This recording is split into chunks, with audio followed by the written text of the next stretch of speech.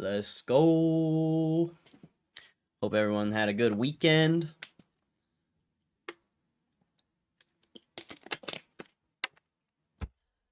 I'm curious if anyone... I see a lot of possible fake power pack polls out there. It's kind of interesting how their interface is so much different than mine. They have sound. When they do that, when they buy a pack, the whole action of the card is different. Like, my Pokeball isn't spinning like a lot of people's. Like, there's so many people pulling fake power packs, and it's actually pretty ridiculous. I think it's funny. I'm out here risking my real money. Hey, that rhymed. I'm out here risking my actual money, and these people are out here pulling fake power packs. Now, I can't verify. I don't know if that's real, but it's just weird how different their interface is. Hold up. Phone call.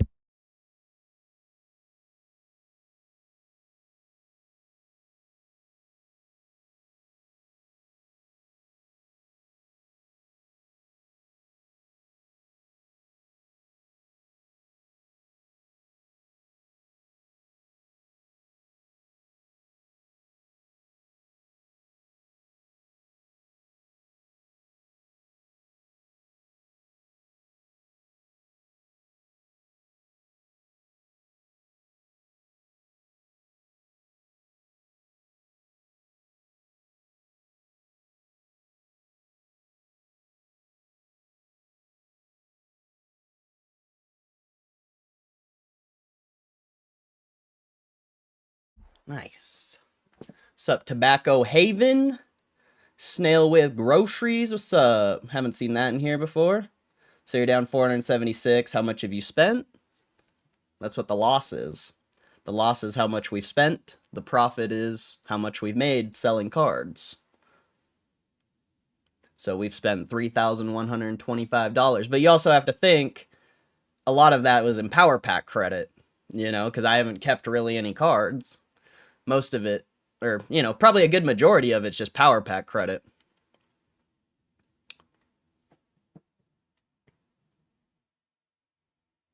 But yeah, we're down 500 bucks so far.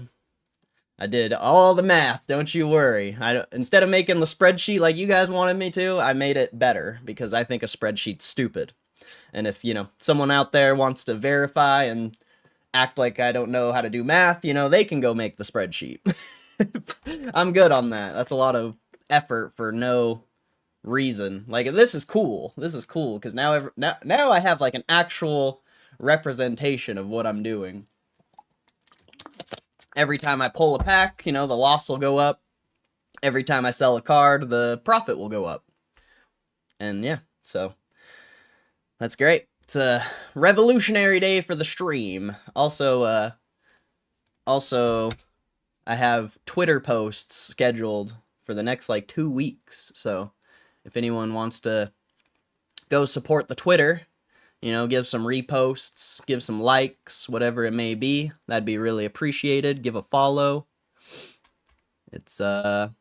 Yeah.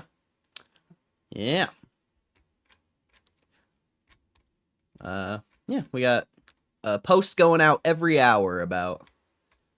So pretty cool. Pretty cool. Let's see. Someone shared my thing. Oh, hell yeah. This guy shared the stream, I think. That's cool. Or wait, no, that's a video. That's the video I posted today. Nobody shared the stream. Oh, I forgot that's what the title of the stream was. Whoops, I was supposed to change that. Oh well. Oh well.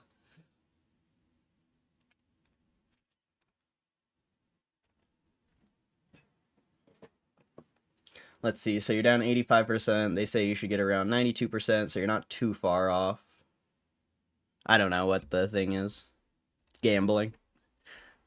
We're also really early in. I mean, we haven't even pulled 100 cards yet. So I don't even think that's a good... This isn't even a good, accurate representation of what Power Packs actually is. Like, we've only done 88 pulls so far. That's nothing. Once we get to 1,000, you know, then we'll talk. Or maybe, you know, pushing 500. 100 pulls is not a good sample size for gambling. Like, you need thousands of pulls, in my opinion. Like, I don't think 100 spins is a good sample, or an accurate sample. Good luck today. Thank you, Tobacco. What's up? Snail with groceries. Oh, you got Gary as your thumbnail, or your profile picture? That's awesome. Meow. Every time you sell back, they pay you 90% value, and then there's a fees, so if you actually wanted to keep cards, the value isn't bad. Yeah, if you kept the cards, you'd be profitable. I did the math. If I kept the cards, I would actually be up $300, but I wouldn't have any money. I would have spent, $3,000 in spins, and I would have, 3,500 in cards. Like, to me, that's not a good outcome. I'd rather have the money, because, yeah, I just don't. I don't know. I'd rather have the money personally. Even though I don't have the money, I've done spins with the money. Like, you get what I'm saying. Like, and there's no real, it's very unlikely that you're actually going to get the full value out of the card, especially if you're selling it on eBay. You have to pay 13% fees. You have to pay for shipping. So the 90% value is a very accurate representation of what it would be if you sold it off eBay.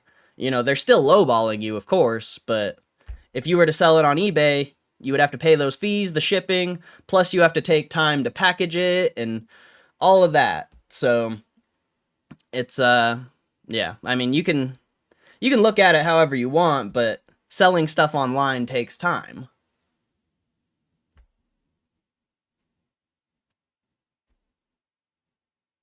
Pretty much any stock over the last few years. Individual cards have, yeah, but not every single card. That's a lot of people bring that argument in here, but not every single card has gone up in value. Look at vintage. Vintage cards are trash. Like, most vintage cards aren't worth, like, anything. Unless they're, like, 9s or 10s, which is a very rare thing. So I disagree with that. Like, sure, yeah, Pokemon cards go up in value, but not every single card. And, yeah. If I kept all my cards, I'd be sitting on 88 cards. And sure, some of them will sell, but it just goes back to what I just said. Like, you have to sit on that product, you have to list it, you have to package it, eBay fees. Unless you're selling it in person cash, you're really not gonna make much more. You're really not. Like, but the time you're saving by just clicking, or just by selling it back to GameStop, is worth it, I think, in my opinion. Not a lot of people agree. I've gotten a lot of comments on the video that people hate that I sell the cards back, and, like, I don't care, dude. I'm not a Pokemon collector. I'm doing this to support my business, or, it's not mine, but I'm doing this to support my investment and give awareness to the power packs and show you guys an actual accurate representation of what this is. Because, I mean, I don't know, I don't know for sure, but the people I see doing power pack live streams on, like, Twitter and stuff, that's not the real website. Like, I don't have sound on my website. My interface doesn't make all these lights, and, like, I don't know, man. There's a weird, I swear there's a fake power pack website out there. I could be wrong, I don't know, but it's just weird, bro. It's just weird. Maybe on mobile it's different. I just really don't know. I really don't know. If PSA sells for you on eBay, you still incur fees? Yeah, I think it's even more if you sell it on eBay. If we go to my collection here, I do have a couple cards. But if we go here, and we go sell on eBay, you can do auction or buy it now. Selling on Golden is available for items worth $7,500. I don't know what that is. But let's see. Where does it say it? Oh yeah, PSA selling fees. PSA will retain a selling fee based on the final selling price. There are no additional fees charged by eBay. Oh, what? Maybe it's cheaper to sell through the PSA eBay. Let's see. PSA consignment. eBay rates. So under $100, 13% plus $3 flat fee. Okay, so it's literally the same as selling it through your account, except $3 flat fee. That's actually cheaper than shipping. So technically, selling through PSA's eBay account is cheaper by like $1 or $2. Technically. So I guess that's decent. But either way, you know, you're still paying the fees. At least you don't have to ship the product. Like, that's nice. But I just truly think, like, the only way... I mean, think about this. I thought about this last time. Where does it say? Let's see. How can I have my card shipped home? I think if we go to this...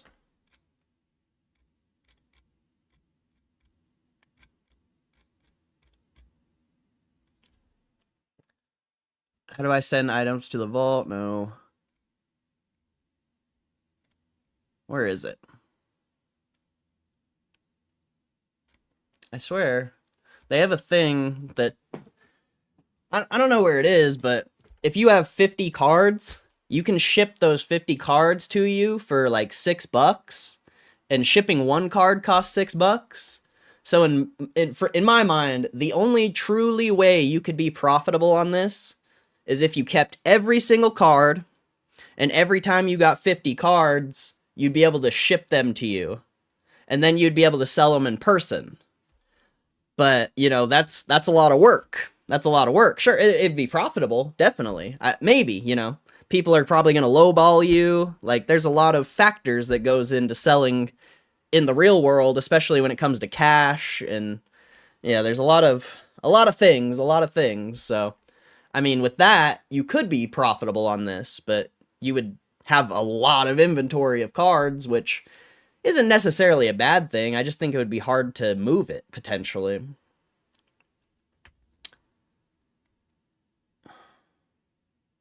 I thought they had a thing.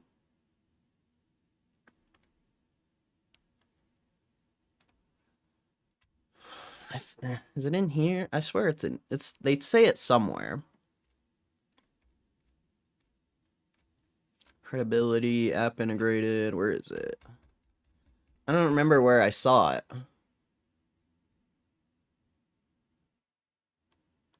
Difference, split partial funds. Yeah, we're gonna do polls here in like 30 minutes.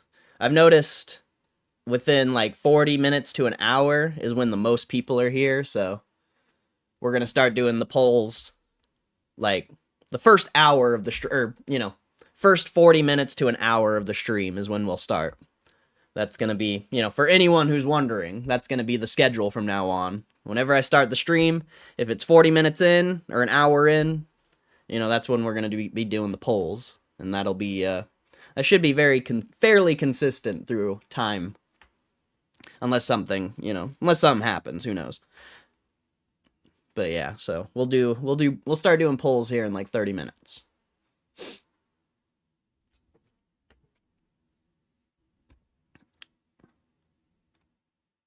Where does it...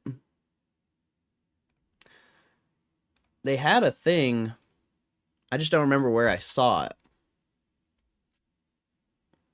Oh wait, I think I remember, actually. I think if you go to your collection, and you go to... Come on! And you go to one of your cards, and then you can't see it because the GameStop price is in the way, but there's item actions up here, and I think you click ship from vault. And let's see.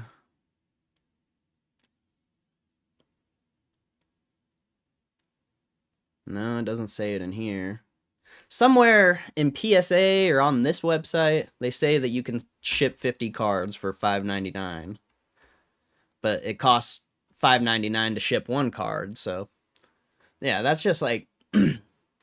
That's really the only way I think this could be profitable, is if you're... You know, every time you get 50 cards, you ship them back to yourself. But then, you're sitting on all that product. Who knows how long it's going to take to move. Like, there's a lot of factors there. So it's like you either do what I'm doing, basically, you collect, or you get the card shipped to you. I think those are like really. I mean, sure, you can sell the PSA and sell them on eBay, whatever. I just don't think like you're gonna get any better of an outcome. You can always leave them stored in the PSA vault. I mean, yeah, you can, but then you're gonna have thousands of dollars of product sitting in cards. And if you're, I can't do that. I can't do that. I really can't. And I don't want to. I don't want thousands of dollars worth of cards. If I wanted thousands of dollars worth of anything, it would be GameStop stock. Like I don't want thousands of dollars in cards. I want thousands of dollars of GameStop stock, Like I'm not. You think cards are going to outperform GameStop? I mean, maybe, but doesn't I don't know. That's a tough argument. That's a tough argument. I don't think so. I don't think so.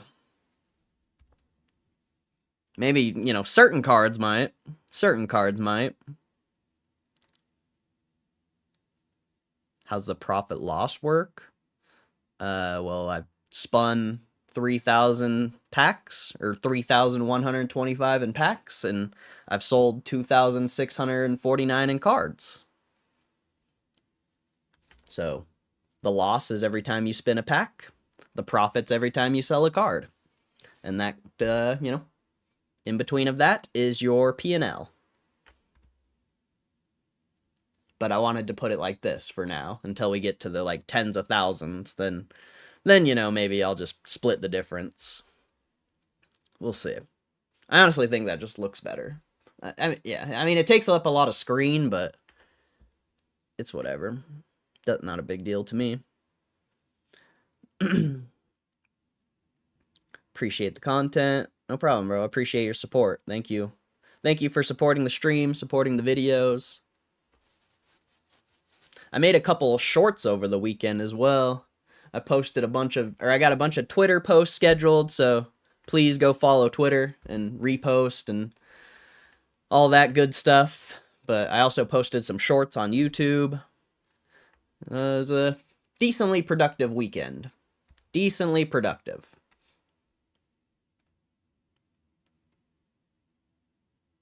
What's up, MB? Wait, can you go through the selling process through Power Packs just to see what fees they show? Wait, what? I don't know what you're asking.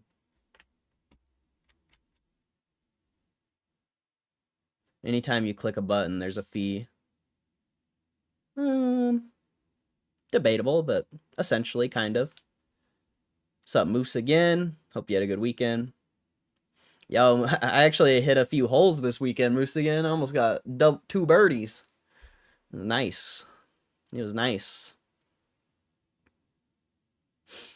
Oh, I got 1 birdie, and then the other one, I hit the hole and it bounced out, or it didn't bounce out, when you don't hit it like perfect, it just rolls away from the hole. Or, it hits the hole and then rolls out, basically. Like, that's what happened. But, it was interesting. Just my suggestion, maybe put the profit and loss smaller and in the corner somewhere. It's a little too big. Nah, that's fine. It doesn't block anything, trust me. And I want it like that because meltdowners will, once we start approaching higher numbers, people are gonna start screenshotting that little piece of the stream and talking shit. So, it's gonna stay like that.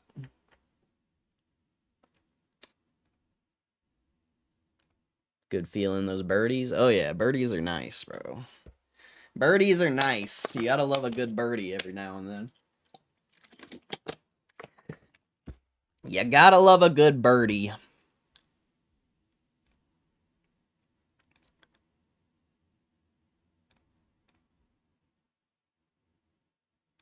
I swear it's in here, dude. I just can't find it. Mail. I think they changed this part of the website, I swear.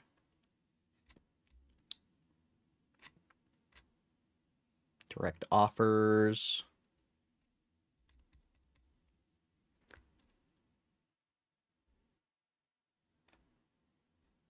I don't think it would be in that, no.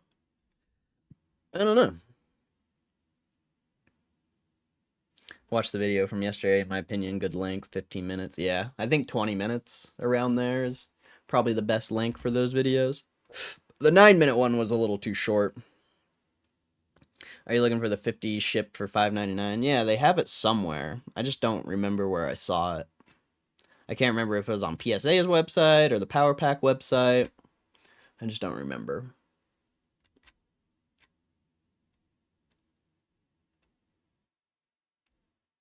How do I send an item? Where do I retrieve items from my wallet?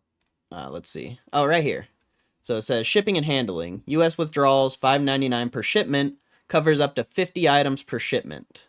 And if you only shipped one card, it would still be $6 or $5.99. So that's, like I said, like if you truly wanted to be profitable on this, you would either have to be a collector or every time you get 50, you ship it to yourself and then sell every card for cash. Because you also have to factor in taxes. Like if you're going to be selling these cards on eBay or, you know, through PSA, whatever, at the end of the year, you have to pay taxes.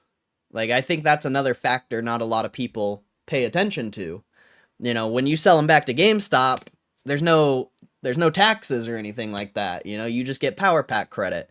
And then if you get them shipped to you and you're selling them cash, I mean, not financial advice, you know, you probably should do, you know, you should probably talk to a tax professional, but when you sell something for cash, they don't know. Nobody knows, you know? Nobody knows. So, yeah, you have to factor in taxes, too. Like, if you're going to be selling a bunch of cards, you're going to be paying taxes. Especially if you're not keeping records of your buys and stuff and able to write it off. Like, yeah, there's more, there's a lot more to this than just, you know, buying and selling packs, I guess. Or whatever, you know what I mean? Like, like if you sell a lot of cards, taxes can screw you if you're not, if you don't know, or if you don't have like a tax professional, or, you know, like, you gotta know what you're doing, bro. You truly gotta know what you're doing.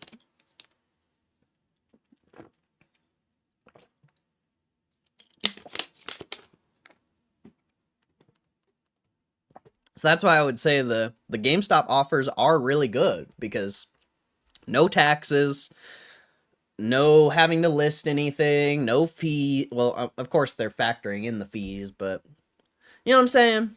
Like, selling it back to GameStop isn't the worst thing in the world, I guess is all I'm trying to say. Like, yeah.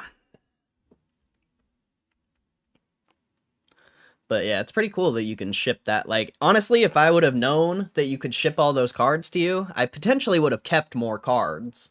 Like, I probably would have kept all the trash cards, potentially. Maybe. I don't know. Very debatable, because I'm still not, now that I know it, I'm still not keeping cards. But, yeah.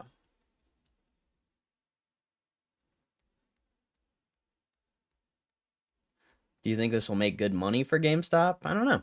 It's going to be good revenue. But revenue isn't... Revenue and profit are two different things. Who knows how much they make? But, I mean, even if they make like 2%, if this becomes big enough, if it becomes like CSGO gambling and they're making $1 billion a year, you know, I don't know the exact math on that, but $1 billion times 2%, you know, that's 20 million profit a year, so no matter what, it should be okay as long as it's profitable. But in my opinion, it's more of a revenue boost than anything.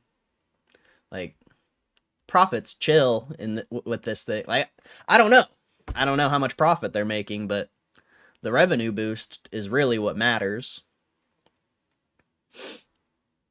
I don't know how much the profit matters in this scenario here.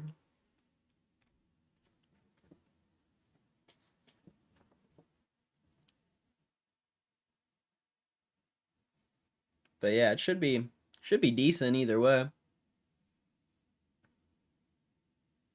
Should be decent.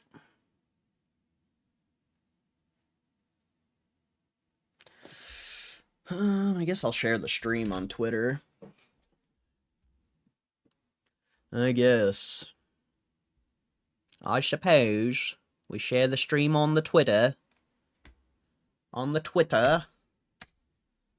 X, whatever. I can't stop calling it Twitter. It's always going to be Twitter in my eyes.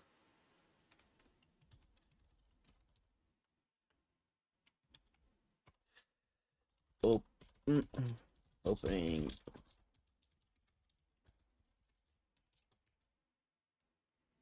In.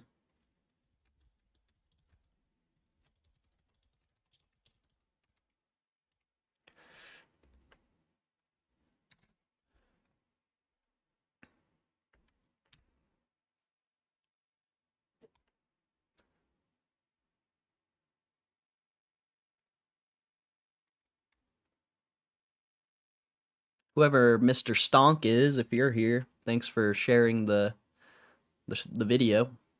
Appreciate that. Appreciate that.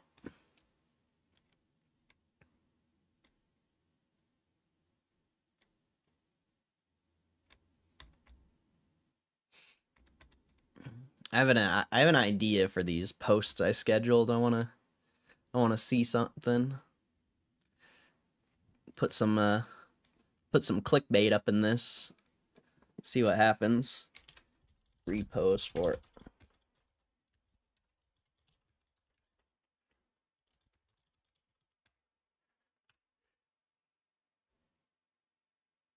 I just want to see how well these fake giveaway posts actually do. I don't give a shit about Twitter.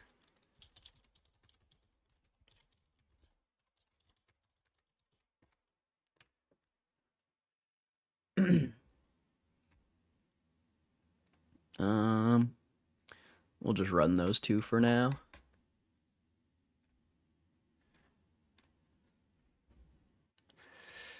Oh, someone joined the membership?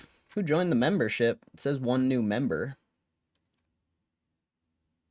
Who joined? Is that a glitch? It doesn't say anyone joined. But it says someone joined. I'm confused. Maybe they joined outside of chat? Or maybe they what's it called? Maybe it was a automatic sub. Someone resubbed potentially. Ah, Devin. Gotcha.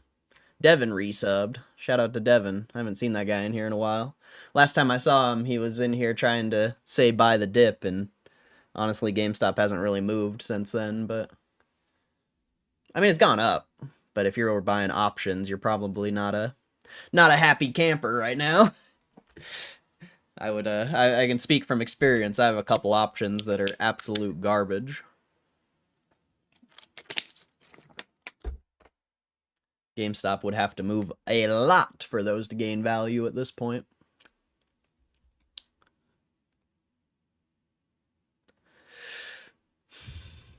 But yeah, we'll be doing some openings here in about 15 minutes, around there.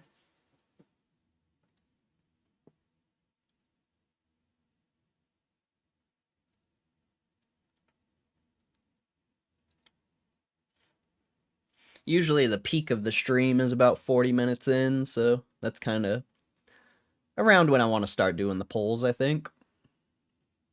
Right now, I don't know. I don't know if it's... A lot of people are leaving in and out, so we'll see. We'll see if more people pile in here in the next, like, 10 minutes.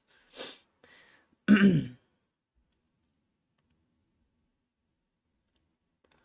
yeah, what else? What else?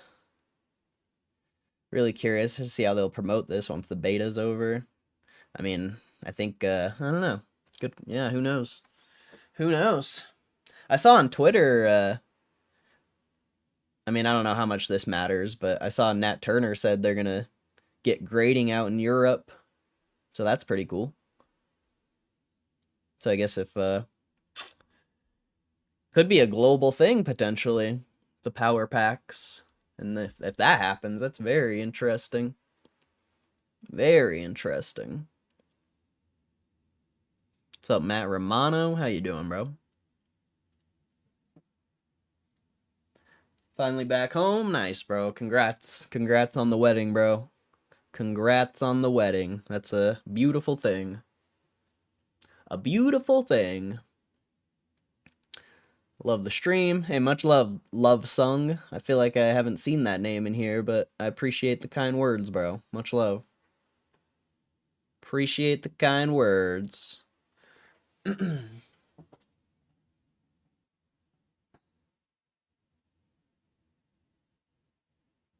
Greatest week of my life. Nice, bro. That's awesome, bro. Hell yeah.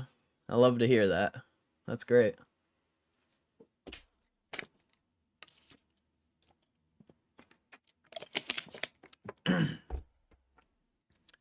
That's great.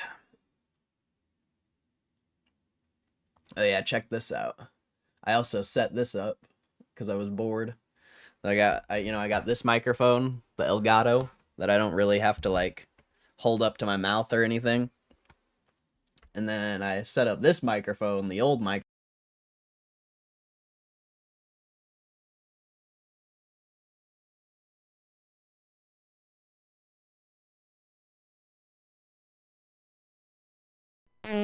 Test, test, test. Now I got this microphone set up. I forgot that's the reason why I don't use this microphone, is because of that. But now I can fucking, I mean, I could do this before anyway, but now, like, if I have someone come play live music or something, I got a microphone for them, because I do plan on having, like, someone come in here and play live music, potentially, one day. But pretty cool, pretty cool. I don't know. Something interesting. It's like I'm a stand-up comedian now. What's the deal? What's the deal with airline food? Knock, knock. So that's cool. That's fun. That's kind of fun. What's the deal with airline food? I still like my Elgato, obviously. But at least we got that mic set up. What's the deal? The Yo Mama joke. Yo Mama. Yo Mama. You guys remember that show, bro? Yo Mama on MTV? Yo Mama.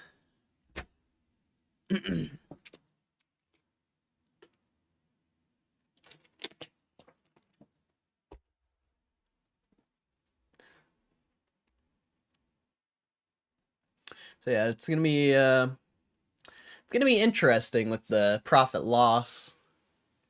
I don't know exactly how I'm gonna. I mean, obviously the video will be easy because I can just cut out any dead space. But somehow I gotta make it flow pretty well with the stream, potentially. We will see.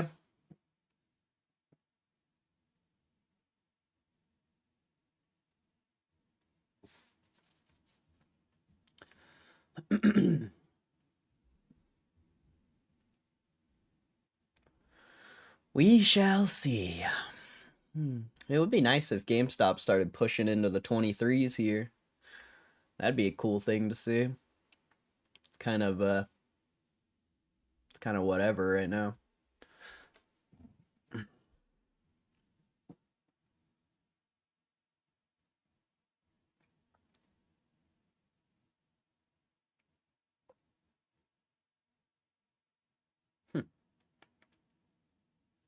Not as many people piling in here as the last few streams.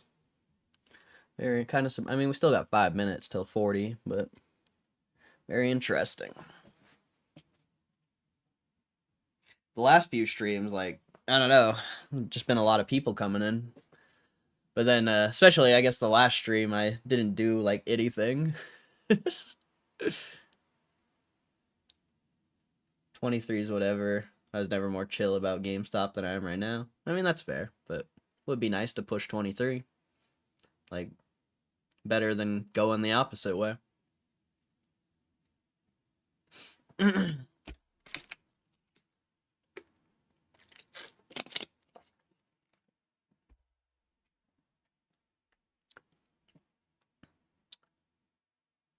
September will boom.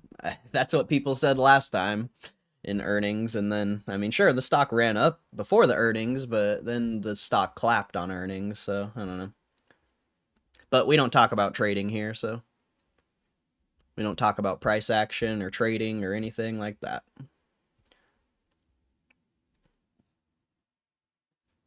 Think they'll do another offer? Yeah, probably. Someone was in here saying, I don't know, but they were saying back in 2022 during the annual meeting, the shareholders approved $1 billion share float or something like that.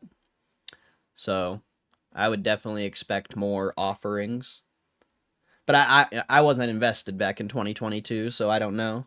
I I got into GameStop last year. So I don't know, but some OG was saying that they approved $1 billion share float, or it's either $1 billion share float or $1 billion in offerings, or 1 billion shares in offering. I don't know. Some OG will have to explain it because I don't know.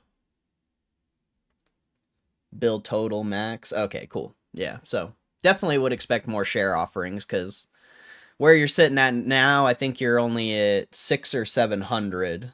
I think it's. I want to say we've done 2 offerings, so yeah, I think you're at 600 right now.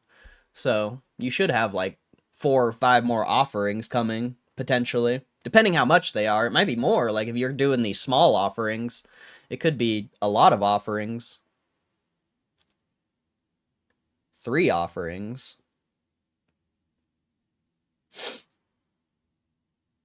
Well, I mean, there's a difference between an offering and an at the money, or a senior note and an at the money.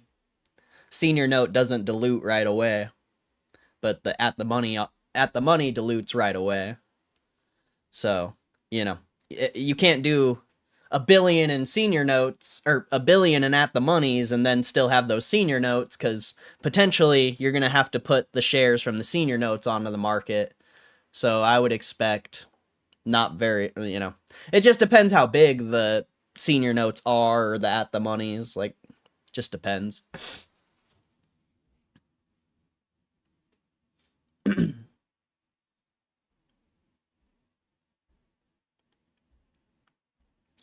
See, I got a power pack on the Bachelor Party 100 hit, a PSA 10 first edition Sizor. They valued it at 120, kept it, and there was a sale that day for 400. Definitely an aspect to look at. That card should have been a chase. Card valued 300 to 500 in the past 2 years. Huh, that's weird. That sounds weird. I mean, just get it shipped to you then, or something. Maybe, potentially.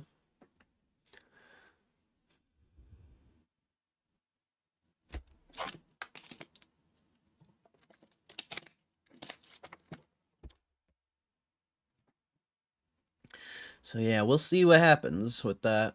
I would expect more senior bonds to come. And then if the stock, like, even though I don't think the stock's going to squeeze, a lot of people do. If the stock squeezes, they'll probably do an at the money. But if it just goes up 20, 30% again, they'll do the senior bonds. And yeah, honestly, senior bonds are, in my opinion, the better way to raise money and put the shares on the market, because there's just a lot more arbitrage on senior bonds, I think. And people are more willing, like big money's more willing to bet against the bonds rather than, the share float getting cut, or, just more shares getting added on, I guess. But yeah. Who knows? Who knows?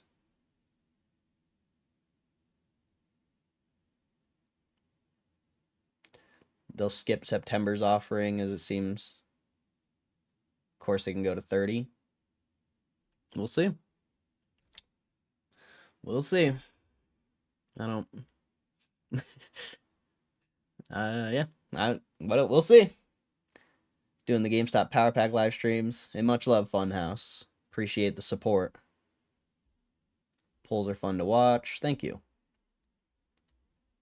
I appreciate you guys watching. Thank you for supporting the channel. You know, the more support we have, more people to watch the videos, the more I can do this. If nobody was watching the videos or coming into the stream, I potentially couldn't even do this. So, I mean, without you guys, this really isn't possible, I don't think.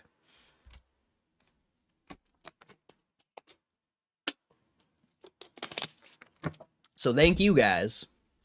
Thank you for, you know, sharing the stream, showing love. If you guys have posted it all on Twitter or Reddit or whatever, I really appreciate that, because I don't have Reddit and I don't have that many followers on Twitter. So, you know, new eyes seeing the stream is very valuable. Or seeing, just, you know, seeing a post about the stream, whatever it may be. That's very valuable. So any support you guys have given, I thank you as well. But yeah, we're at the 40-minute mark, so I guess let's get right into it. I don't know. I never know how I'm gonna start these videos.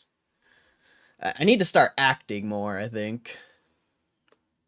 So yeah, if I ignore the stream, it's because I'm making a video. So, you know, unless you give a good comment about power packs, I'm probably just gonna ignore the stream or the chat. But if you bring a good comment about power packs, then maybe I'll answer it and it'll be in the video. But either way, let's get it.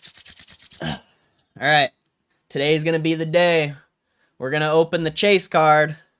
We're opening the chase card today, ladies and gentlemen. We're doing it. Today is the day. We're going to be opening GameStop power packs till we hit a chase card. So let's get it. I've already got that card, the Gloom. We already got that card. Whoa. They didn't offer me that much for it last time, though. Maybe last time it was a PSA 8. I don't remember. I swear I've gotten that card before, though. PSA 9. Let's see. Sold items. Oh, it's because I bet this sale skewed the price. Because, yeah, this card's only worth like 25 bucks. But potentially this last sale today skewed the price. So we're definitely going to take 20 bucks for that. That's a good deal. That's a really good deal for that card, I would say. So we'll accept the buyback there. We'll accept the buyback there. And we're going to keep it going. 25 bucks. Run it. Run it. Come on. We need that chase card. We need that chase card. Hey, thank you, MB. Thank you, bro. I appreciate the donation. Thank you for the dono. A Parasect PSA 8. I imagine that's not worth anything. That's a really cool art, though. Really cool art, but that PSA 8, probably not worth much. Probably not worth much. 15 bucks was the last sale back in December.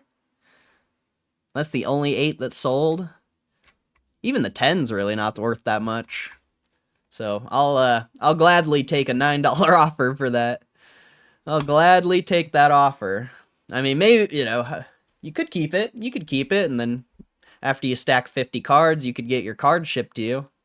Definitely. But I'm not doing that. So let's keep it going. Today's the day for the chase card, ladies and gentlemen. We're gonna get it. Believe it. The Japanese card. Come on, we need a 10 here. A War Turtle PSA 8. That is not the best card. That's a cool card, but I don't think the 8's worth anything. I think I pulled that card already, though, but last time it was a PSA 9. What the heck? This one sold for $38. I don't know how accurate that is. 20. So the 20 still sells for like 25 bucks, potentially. Oh, wait, that's English. Now, why did that one sell for 38? Where's another Japanese one? 15. Yeah, this card's not really worth anything. Unfortunately, if it was a 9, it'd probably be better. But I feel like a $13.50 offer for that really isn't that bad from GameStop. I'll take that offer every single day for something like that. So far, we haven't gotten any good pulls. Make sure you guys hit the like button if you have not. Appreciate everyone being here. Let's get it, ladies and gentlemen. Spam the chat. Spam the chat. Let's get this chase card. We need this chase card. English. Come on, we need a 10 here. Inferno Ape, PSA 9, illustration rare. That's a pretty cool card. It's not worth much, though. Not worth a lot. I guess we'll see what eBay is sold for. 25, 16, 15. Yeah, really not worth anything, unfortunately. Very unfortunate. It could be 20, 25, like, maybe, but... yeah, I'll take the $15 offer. Really not that bad. Really not that bad. Alright, let's buy another one. Another one. Come on. Come on, we need the chase card, baby. Give it to us. Give it to us. Chase card coming in. English. We need that 10, though. We need that 10. Ooh, that's sick. Gyarados GX PSA 9. What? That's not worth anything? That's a dope card. I don't think, like, GXs and Vs are really worth anything, though. Potentially. I'm sure there's certain ones that are worth money, but obviously not this one. Wow, 15 bucks. That one sold for 30, though. 30. This card's consistently sold for 30. It's not Japanese, is it? I mean, it's sold for 15 every now and then, 25. This card's kind of all over the place. How much they're offering me 10 bucks for that card? I might have to keep this one. Because they are giving a pretty lowball offer. Just because it's sold for so cheap multiple times. But it's also sold for like 20 bucks, 30 bucks multiple times. So it's kind of all over the place. I think I might keep this one potentially.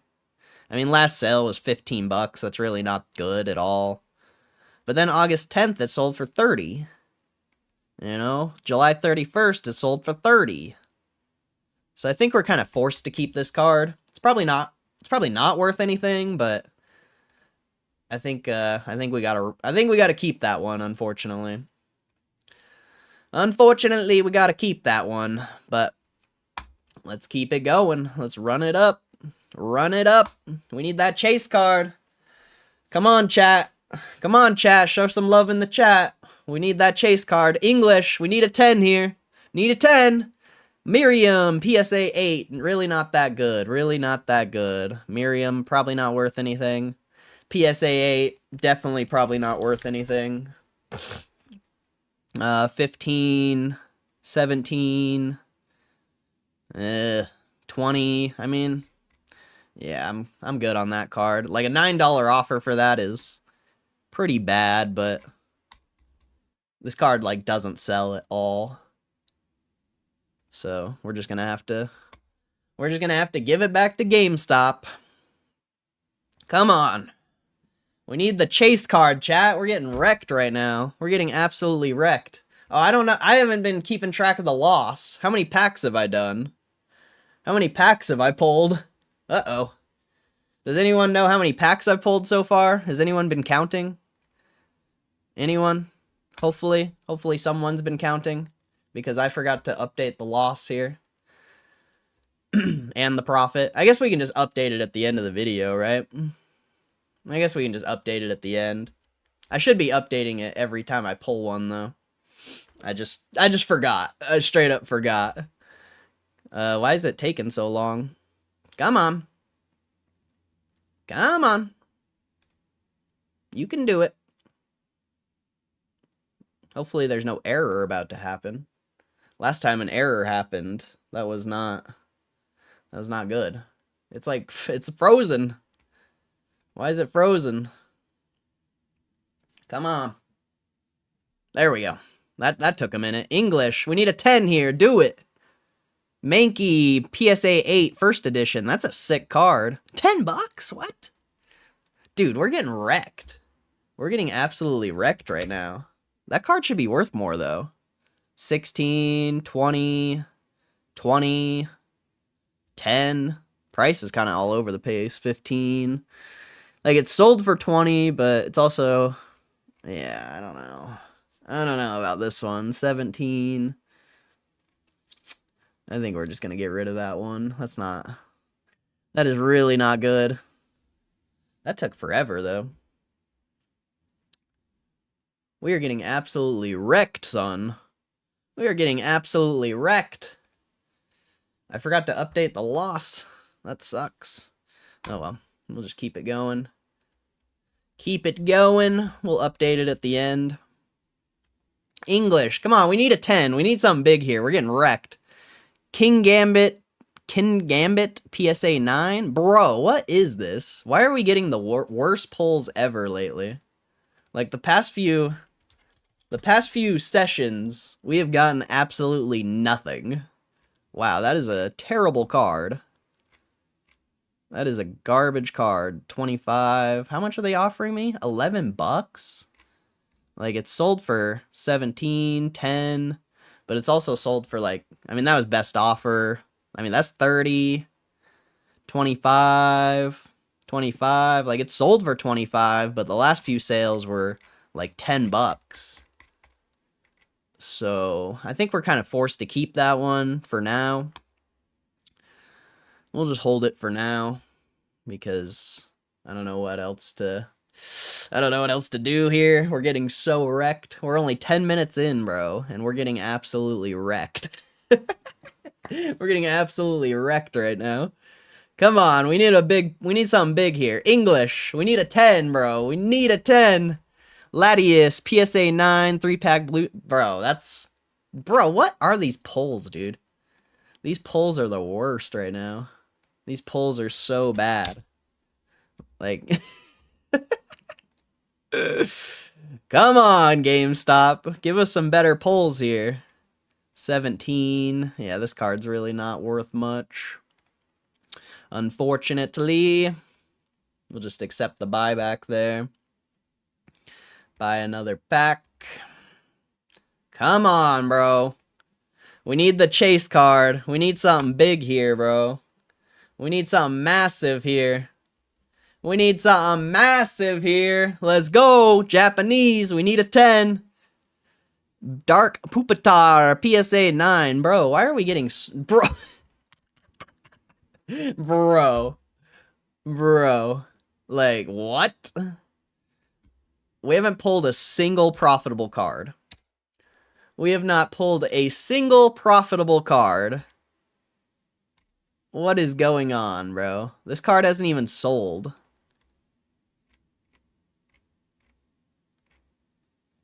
It sold for $5 as just a normal card. I wonder, let's see, if we do it without 9, is any sold? A 10 sold for $500? Wait, this is a $500 card as a PSA 10. I mean, those are English, though. I don't think that's the same card. Yeah, those are English. That's not the same card. This is a weird card, dude. This is a really weird card. I don't even see one that's sold, besides, like, a blank one. Like, there's been no PSAs that have sold. We might have to keep this card, because the English version's a multi-$100 card. I don't see a single Japanese one, though. What? We gotta keep that. That potentially could be a very rare card. That's a weird pull, dude. That is such a weird pull. What is it again? 010 Dark Pupitar. That is a weird pull, dude. And it's first edition. I mean, we're going to keep this no matter what. That seems like a... PSA offers... They're not going to give me a good offer for this. It's never even sold. I don't think. Let's see. Japanese. Let's see if there's any graded ones that have sold. Like, this is a... Consistently, just the card itself is selling for quite a bit. That's such a weird card, dude. No graded ones have sold. That could be very rare. I don't know. That's a weird card. Like, that's a weird pull. It could be good, but that was a weird pull. Very weird pull. Let's keep it going, bro. Hopefully we can actually get a good pull. so we can not get absolutely wrecked. English, we need a 10, bro. Give us a 10, please. Oh, nice. Eternius VMAX, PSA 10. Hey, finally, a profitable card. Let's go. We finally got a profitable card, chat. We finally got a profitable card, chat. Let's go. Finally, bro. It only took, like, what? I don't know how many pulls. Someone needs to keep track of the polls for me. Like, for future streams, if you could keep track of how many polls we've done, I would really appreciate it. Because I don't know how many polls we've done so far. And I need to be updating the profit loss thing, but... yeah. Wow, this sold for 60 bucks. 40. 45. 40. I mean, that's just one. That was back in May, though. That was back in May. This card really hasn't sold much. There's an August 4th, 35. It looks like it sells for consistently like 30 to 40, though. What are they offering me? 34 bucks. So I guess we'll do 45 times 13%. That's 6 bucks, and then you add the shipping, which is about 5 bucks, so 11. So you do 45 minus 11. That's 34 bucks. So that's pretty accurate. A good offer. I mean, potentially this card could be worth more, but it's definitely consistently sold for 45, so I'll take GameStop's offer. It could be a good card to hold, but I don't want to. I want to take the offer so I can do more spins for you guys. I want to do more spins for you guys, so let's keep it going. Let's keep it going. Come on. Let's get a really good card. Like, that was our first profitable card, but we need a good card. Japanese. Come on, we need a 10. Bun LP, a PSA 10. That's a weird card. It's a basic. Whoa, that's a $30 card? What? I was not expecting that. I was expecting that to be worthless. Another profitable card, though. That's nice. Another profitable card. You love to see that. What? They're offering me 30 bucks for this, and this hasn't even sold for that much? What's the difference here? Shiny Star V. Yeah, that's the same card. That's weird. And at least GameStop's giving me a good offer on here. At least GameStop's giving me a good offer here, so... we'll accept the buyback on that one 100%. Thank you, GameStop. I appreciate it, GameStop. I also appreciate everyone in the chat. We got 50 people here right now. God bless you guys. Make sure you hit that like button. Share the stream if you have not. Share any of the videos we made. Go follow us on Twitter. Much love, bro. Much love, everyone. I hope you guys are all having a good day. Let's keep these packs going. Let's keep these packs going. English, come on. PSA 10, baby. Alolan Golem GX. Oh, that's a cool card. Not really worth anything, though. Let's see. What is it, a PSA 9? Yeah, PSA 9, so... I would imagine it's not worth much. Hasn't even sold. The 10 sold for 50. Yeah, we gotta toss that card for sure. That card's really not worth anything. Honestly, a $12 offer for that is very impressive, considering how much the 10 sold for in the past. Alright, come on, chat. We need the chase card, chat. We need the chase card, chat. Let's get it. Let's get it, chat. Chase card. Oh, Japanese. Come on, we need something banger here. Pikachu. What the heck? A PSA 6? What is that, dude? What is that, actually? I imagine that isn't worth a thing. I doubt that's worth anything. Like, what? A PSA 6, dude? Come on. Come on, dude. A PSA 6? That's how you're gonna do me? Yeah, that card's worthless. Unfortunately, that card is worthless. So let's buy another pack. Come on, chat. Come on, chat. We're gonna do a few more here. A few more pulls here. Come on, let's get the chase card, chat. Show some love in the chat. We need that chase card. PSA Sports, what is that? What the heck is that? That is an old... what is that? A Magmar 1999 first edition. PSA 7, bro. What are these pulls, dude? What are these pulls, brother? 20 bucks, 30, 30. The last sale was 20, but it sold for 30 before, 25. This one sold for 40. The PSA 9 sold for 30.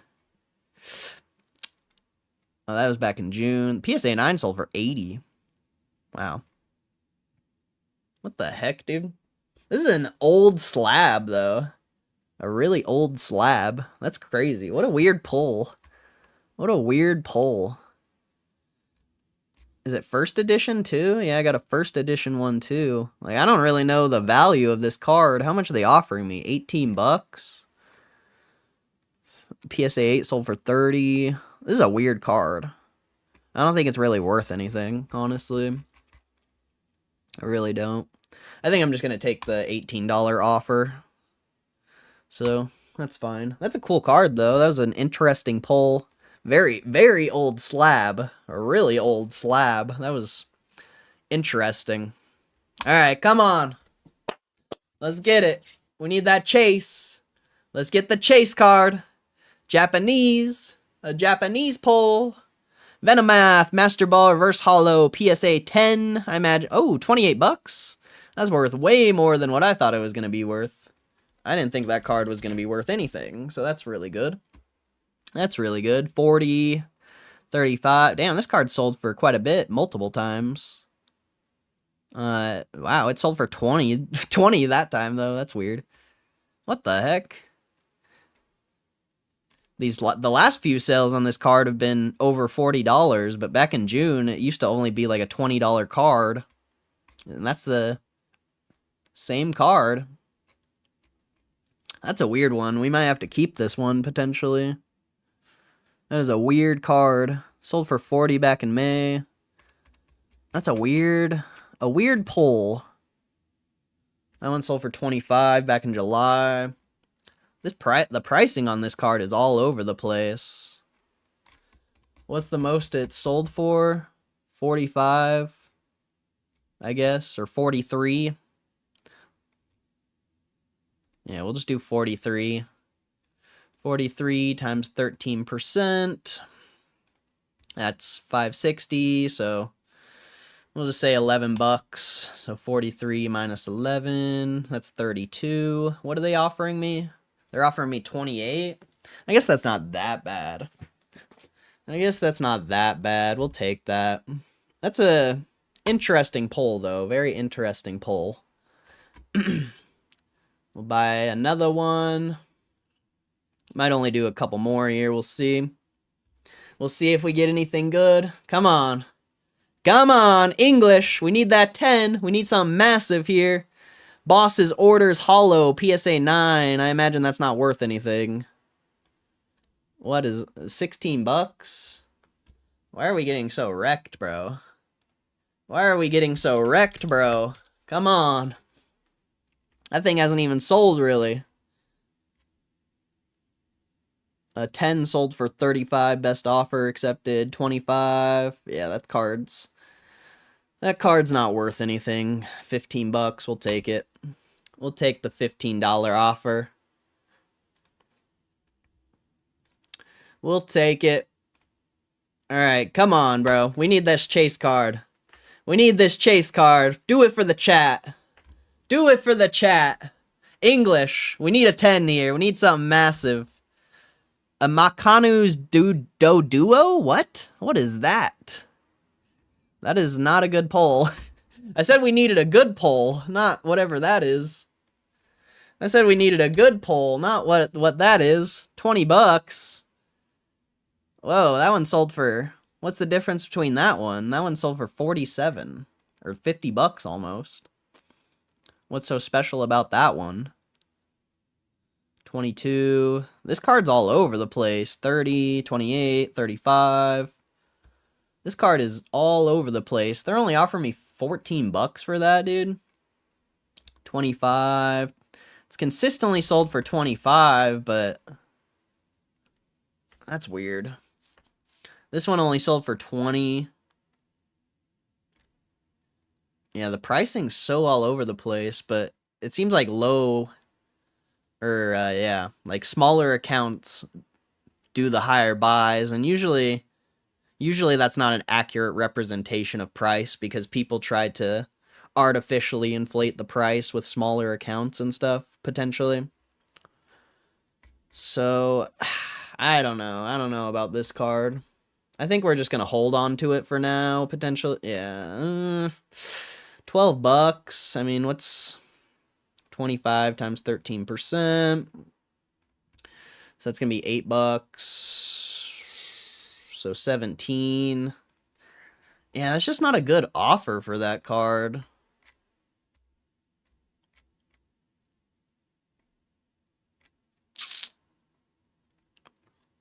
I don't know. That card is weird.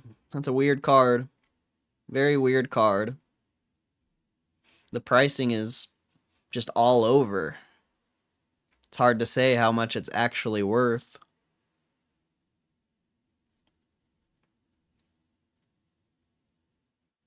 Like a PSA 8 sold for $45. That's not even... Oh, that's a different one.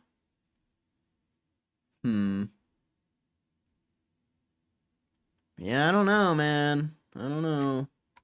I think we're just going to hold that card for now. Because I don't know what to do with that one. That one's weird.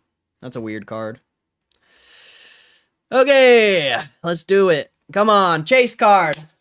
We need the chase card. Let's go. We need the chase card. English. Come on, something massive here. Something massive. What? A PSA 5, dude? Bro, that is the opposite of massive. I'm not even going to look that up. I ain't even going to look that up. That's crazy. That's crazy. Alright, screw this. I'm ending the video there. I'm ending the video there. That was trash, dude. That was actually trash. That was actually trash, bro. Oh well. Oh well. Is what it is. There's that. Another garbage session of GameStop power packs. You gotta love that. You gotta love that.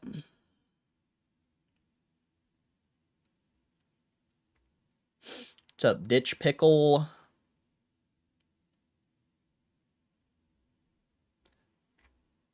It's alright, we're growing. Yeah, we got a lot of people in the stream right now.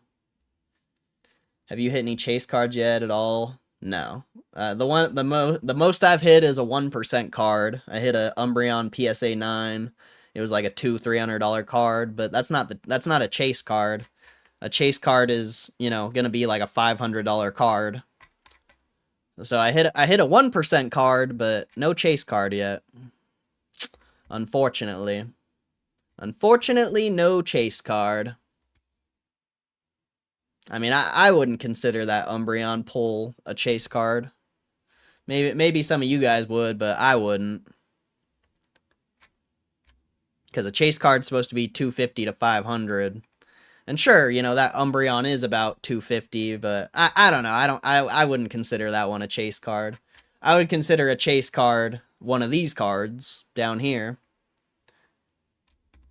And yeah, that card wasn't in here. So yeah, no chase cards, man, but we're going to keep pulling until we hit one. Eventually we're going to hit one. Eventually we're going to hit one. All right. I guess we're going to have to, let's see. We got to see how many pulls we did today so we can add it to the loss.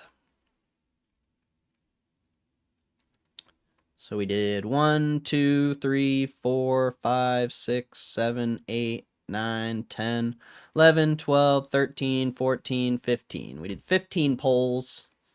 So 15 times 25, that's 375. So we'll add that to the loss. What is that? 3,500, I think. I believe. 3,500. Right, 125 plus 375. Pretty sure that's 500. Yep. Okay. And then, so we sold back.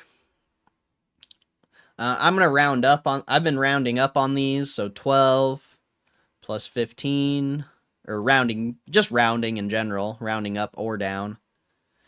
18 plus 8 plus 13 plus 26 plus 32 plus 12 plus 10 plus 15 plus 14 plus 8 and plus 20. All right, so 230 for the 230 profit. So we got absolutely wrecked again. But I also didn't sell. There's a few cards I didn't sell. So you gotta remember that. I'm not factoring in those cards. I factor them in once they've sold. So 230, what is that? 879, right? I think 230 plus 649. I think that's 879. Oh man, I'm so good at math, bro. Look at me. I'm math guy. I'm math guy, bro. So there we go. There's our updated profit loss. We're getting absolutely wrecked. But not really surprised, honestly. Not really surprised. Like, is anyone surprised? Because I'm not. I'm not. I'm the opposite of surprised here. I'm getting wrecked. Getting absolutely wrecked, son. Do you ever get cash from your PSAs? Yeah. It just took a while. It just took a while. What's up, Arca? Just me, what's up? MOT, what's up, MOT? Hope you're doing good. Yo, I actually checked out Max Kaiser MOT. That is some interesting stuff, bro. That is some interesting stuff. Under that hitting chase card, wouldn't even save it right now. I mean, how much are we down? 2879 minus 3500. So we're down 620, but I also haven't sold a few cards. You know, I've got 9 cards in here, or I don't know how many exactly, because my vault's a little glitched out. But I got 1, 2, 3, 4, 5, 6, 7, 8 cards that I haven't sold yet. So we're probably down like 500 bucks around there. But it doesn't count until we sell these cards. You know, I can't add these into the profit until they're sold. This Dark Pupitar card though, that's such an interesting card, bro. Not a single person has sold this, and the PSA 10 sells for like $400. So potentially this card could be worth quite a bit. I don't know. We should research it, probably. We should try to see what we can find on this card. Because that is such a weird pull. A very weird pull. See, someone's trying to sell it for $175. That's the only one on here, is that one. Selling for $175. That's crazy. But there's no other graded ones. Let's see what the population looks like. Yeah, there's 13 PSA 9s, 16 PSA 10s, 1 PSA 8. That is such a weird card, dude. That is such a weird card. See, this card could potentially be worth something, just because it's low pop. I mean, sure, it's not the PSA 10, but the PSA 10 sells for like $400. Or it's sold for $400. So this card could potentially be worth something. That's a weird pull. That's a really weird pull. But this is why someone in my comment section told me I should research on like some website or something, and like this is why I do eBay, because I get an accurate representation of what's actually happened. If I'm just getting some estimate or average or something like that, that doesn't benefit me in any way. Like if I would have got an estimate for this card or an average, I probably would have got rid of it, and then I would have potentially got rid of like a $100, $200 card for like 20 bucks. So the eBay research is very important, and that's why I leave it in the videos and stuff. Well, also because I need to, make the videos longer. That's also a reason why, but the eBay research is very important. If you're not researching on eBay, then I don't really know what you're doing, honestly.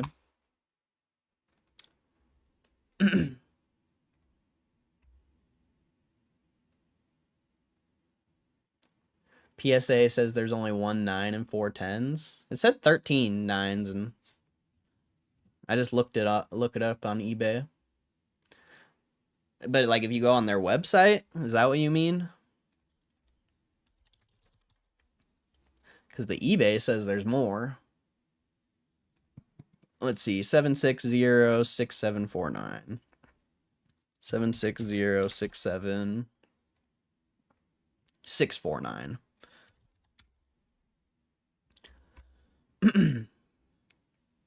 Yeah, see, it says 13. It says 13, so I don't know where you're getting that from. And then the 10 has 16. Not sure where you're seeing that, because mine says 13 and 16, and then 1 PSA 8. So that's an interesting card. I mean, hey, I guess I'm stacking up cards. I guess potentially I'll have enough card. Wait, when did I get this card? Where did this card come from? What? Where did this come from? Wait, I never even pulled this. I literally never even pulled this card. Where did this come from? I don't think I pulled this. I don't remember pulling that.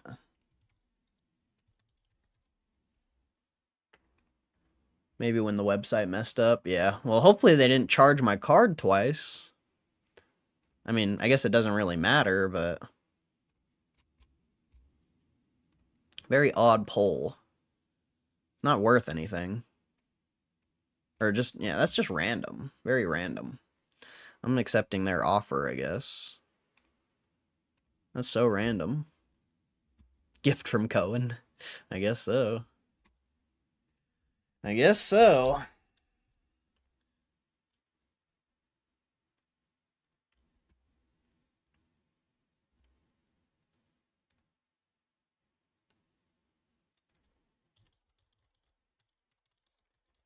Maybe it's because I've been getting absolutely wrecked. I don't know.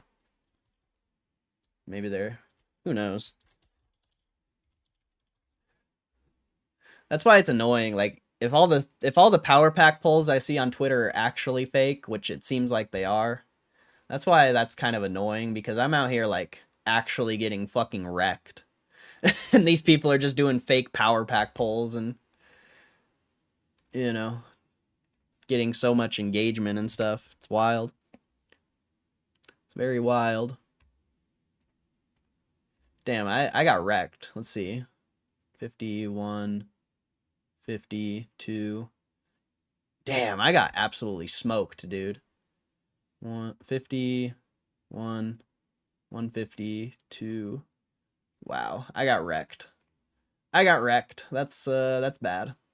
That's pretty bad. That was that's the worst pulls we've done, dude. That's the worst pulls we've done. I got absolutely clapped. I guess I have... Yeah, that's crazy, bro. That's crazy. But I also kept more cards than I usually keep.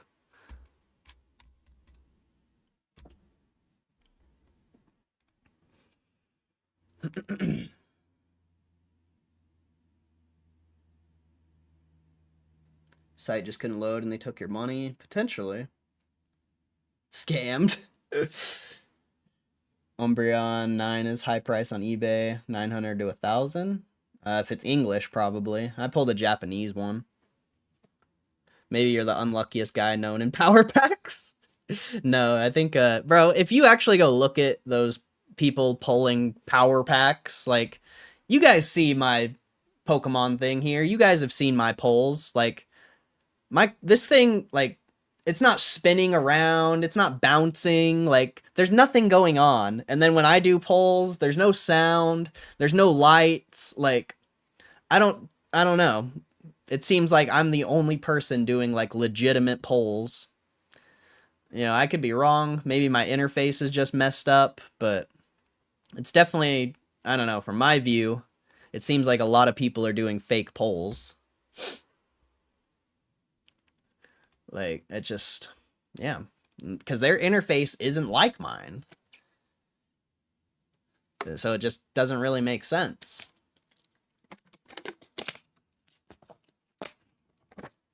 Doesn't really make sense.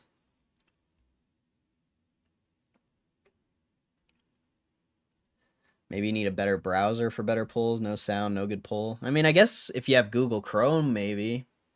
Maybe on Google Chrome it's different, but I've even logged on my phone and there's no...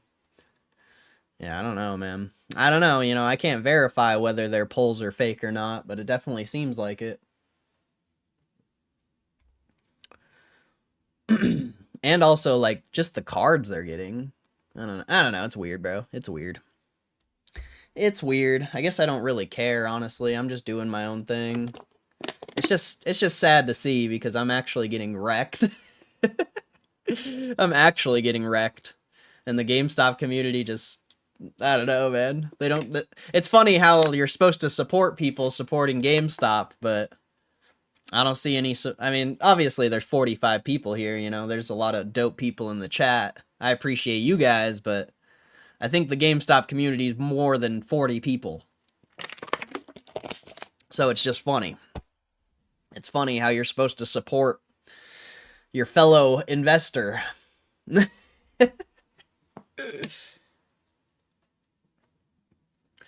Try using Lucky Charms? Nah, I don't believe in that stuff. I don't believe in that stuff. I'm sure, you know, gambling is...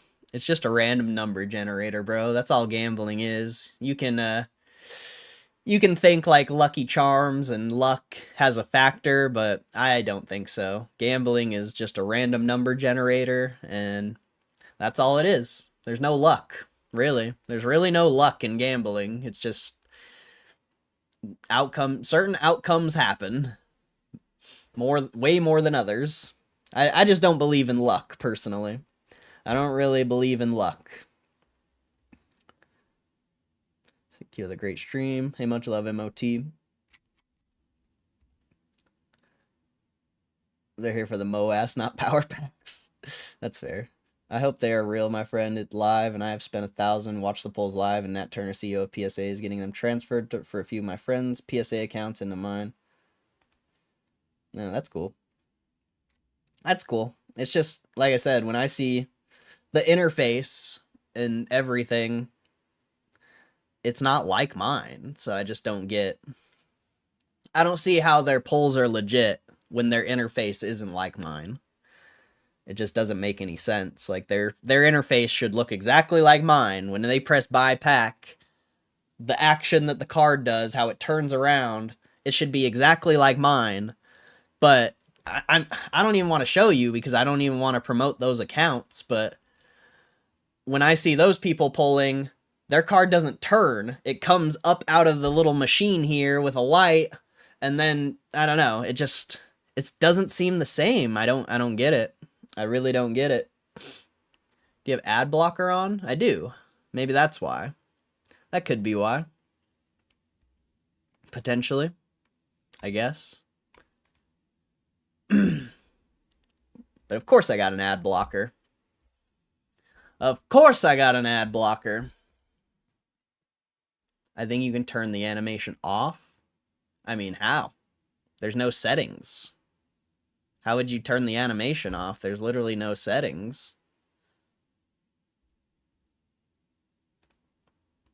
You know? I don't... There's no settings. I don't have a little sound bar down here to click to change the sound on and off. Like, I don't have anything those people have. So, like, I just... From my perspective, it doesn't seem like they're doing real polls. And look how much money I've lost already. You think someone out there is as psycho as me?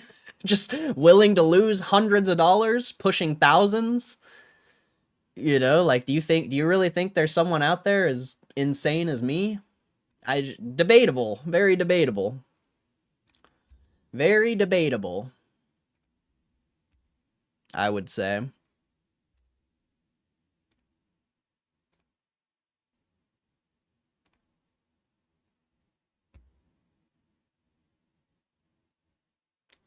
I don't have beta access, but when I try it in Firefox, I don't get the message with Buck, but in Chrome I do. Well, I get the message on Firefox.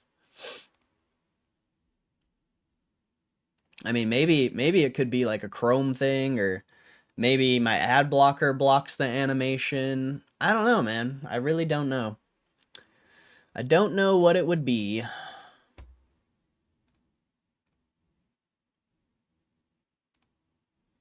I mean, I hope they're not doing fake power pack polls, but just from my perspective and my experience, it just doesn't seem like they're doing real polls.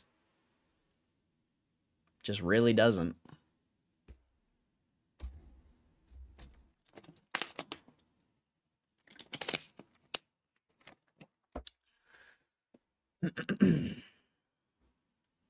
But either way.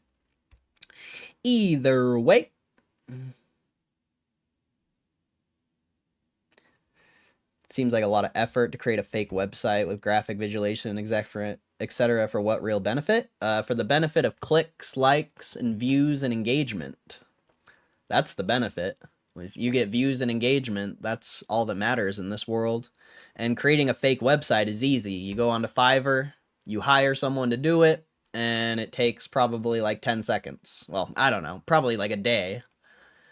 Like, it wouldn't be hard. No way. I don't think it would be hard to create a fake website. Go and hire someone from fucking India who it costs like 20, 30 bucks.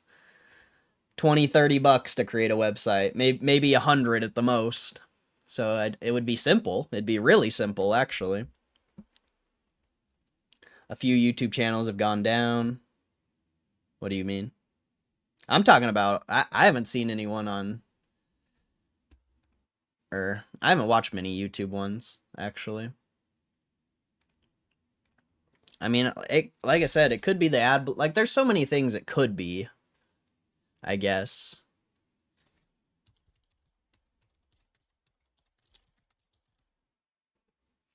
I mean, let's try to find, I haven't watched this person's video. Hey guys, welcome back to Poketech. Today's an for collectible. Maybe it's the ad blocker, because this looks fine. Slot machines kind of thing, similar to Courtyard.io, which I've covered in the past. Maybe.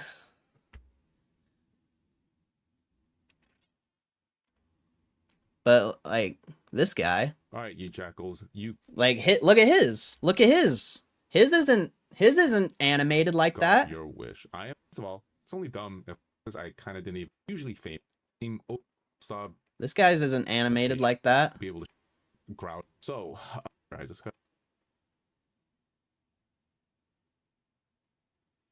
I guess it does have this animation. See, mine doesn't have that animation. Isn't this? Mine doesn't have that animation. So maybe it's the ad blocker. Maybe it's Firefox. I don't know, bro. I don't know. Who knows? I don't really care, actually. To be honest. I really don't even care. Those people can do their own thing. It just seems weird, bro. It just seems weird.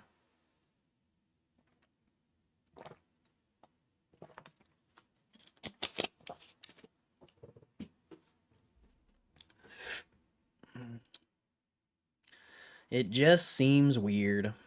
Like I said, hopefully they're real. You know, I hope I'm wrong. I hope I'm wrong.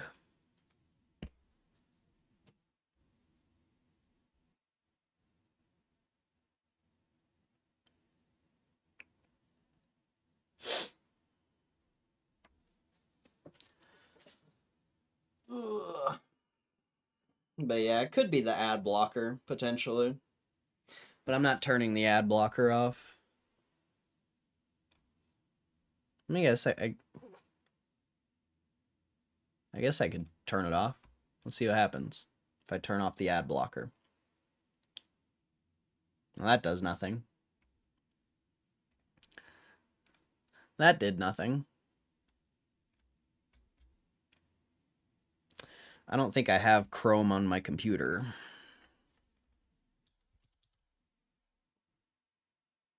No.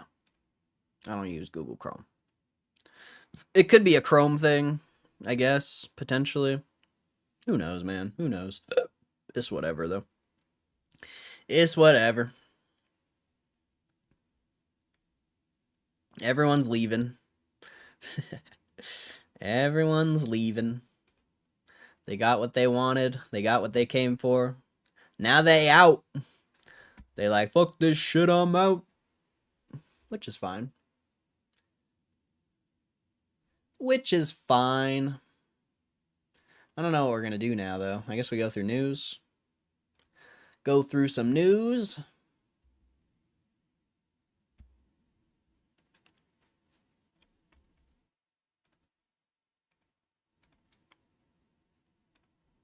Yep, Palo Alto, After Hours, Blink Charging.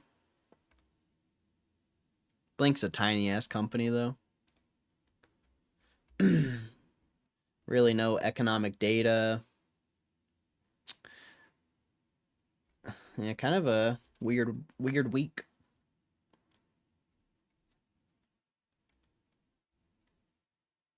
Yeah, FOMC minutes on Wednesday. That makes sense. You got home sales on Thursday. So nothing too special. Everything's pretty flat right now. Any insider buying?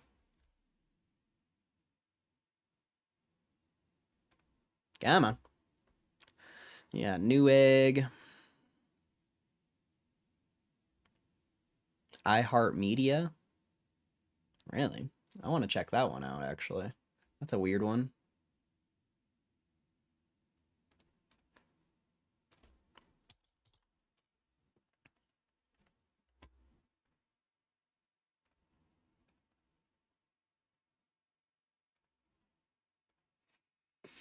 Losing $1 billion a year. Oh, that looks terrible.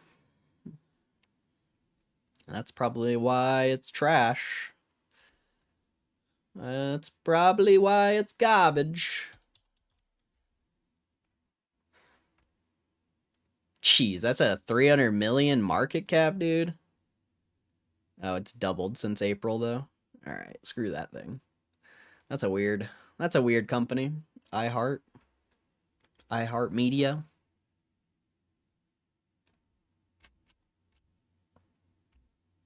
Any whales on GameStop?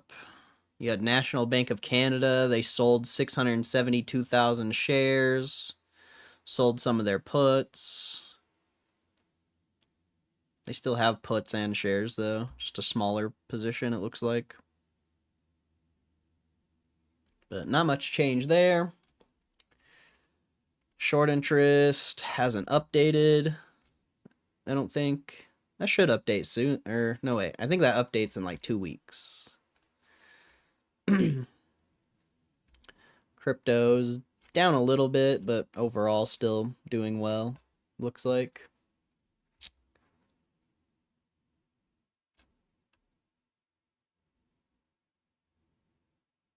Novo Nordisk offers diabetes drug Ozempic for less than half the price for cash-paying U.S. patients. Interesting. TeraWulf stock jumps more than 10% as Google boosts stake.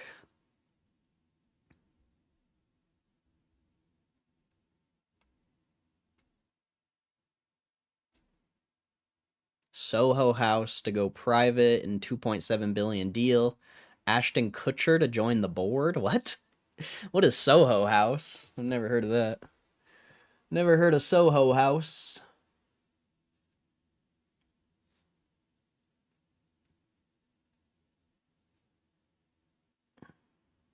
Air Canada suspends third quarter and full year guidance following unlawful strikes. Novo Nordisk shares pop after Wegovy receives U.S. approval for liver disease drug. I assume. Trump puts onus on Zelensky to end conflict with Russia.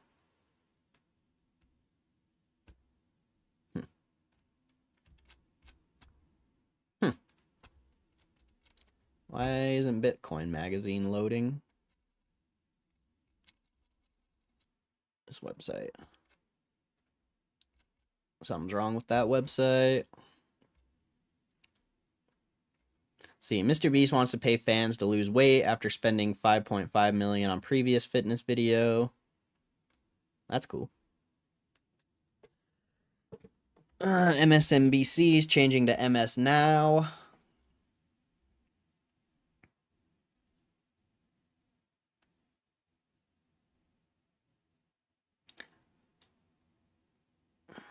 Valve's Gabe Newell commissions 300 million deep sea research vessel.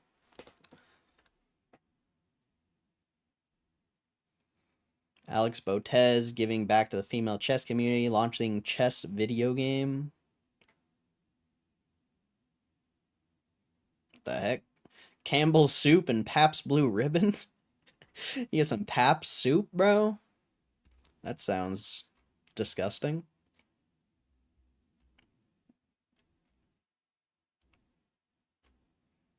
Some Pabst chicken soup? That's gotta be disgusting. Yeah, Volkswagen gates a new vehicle's full horsepower behind monthly sub. That's crazy. Petition to remove Roblox CEO reaches 100K signatures.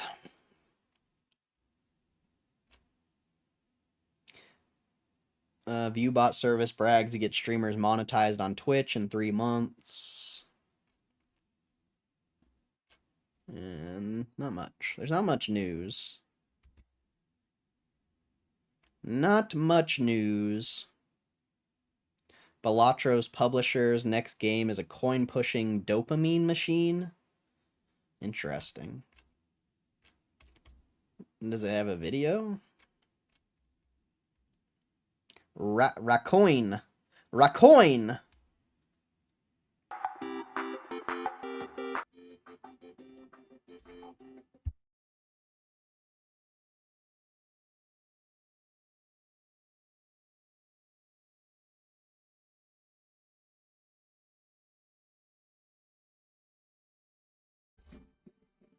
What a weird looking game.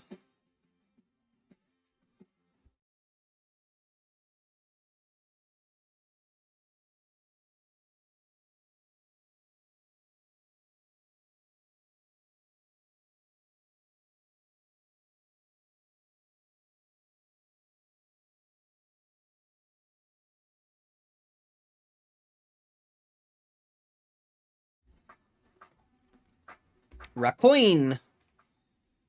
Huh. The Balatro creators are so interesting. That's such a weird game. Google announces first nuclear site to power its data centers. Oh, Kirby Air Riders. Someone was talking about that. I forget who. I don't think it was anyone here, actually. I think it's someone I know in real life. They were excited about Kirby Air Riders. Can-Am's first electric ATV can haul more than its gas models. Oh, that's dope. Electric ATV.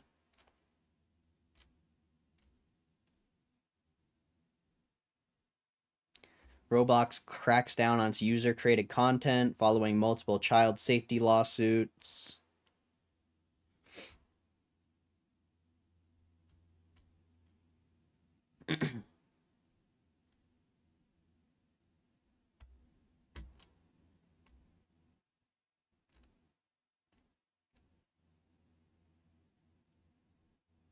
Oh yeah, I gotta do something on my...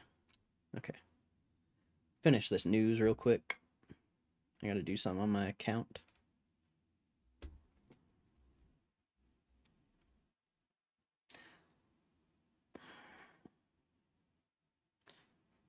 Kirby Air Rider set for big reveal tomorrow.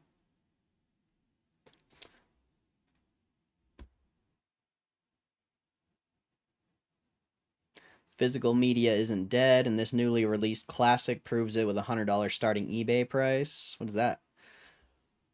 When Disney first announced it, I thought nobody would care about the Master and Commander.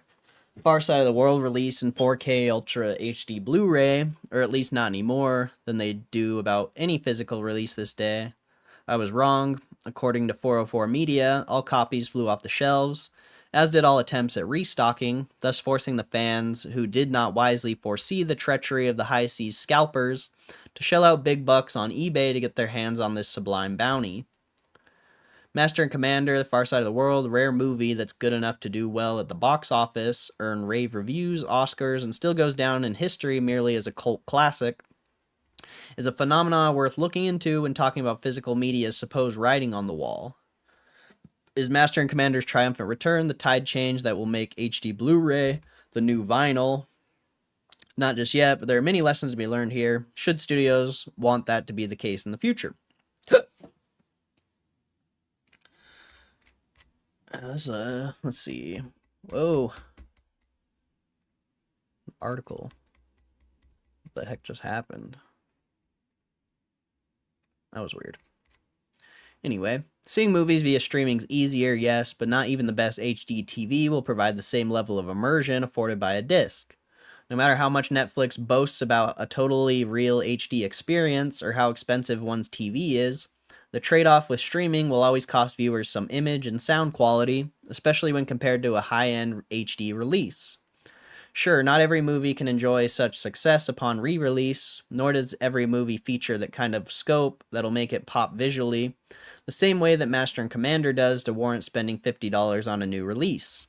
Still, it's the type of film that stands to shine with this kind of release and gets deserved treatment. Releasing a bad product will invariably harm physical media's campaign for survival more than not releasing anything at all. In 2024, James Cameron infamously came to the defense of recent Aliens and True Lies 4K HD restorations, which employed AI to upscale the beloved classics into something that looked straight out of the 90s video game cutscene.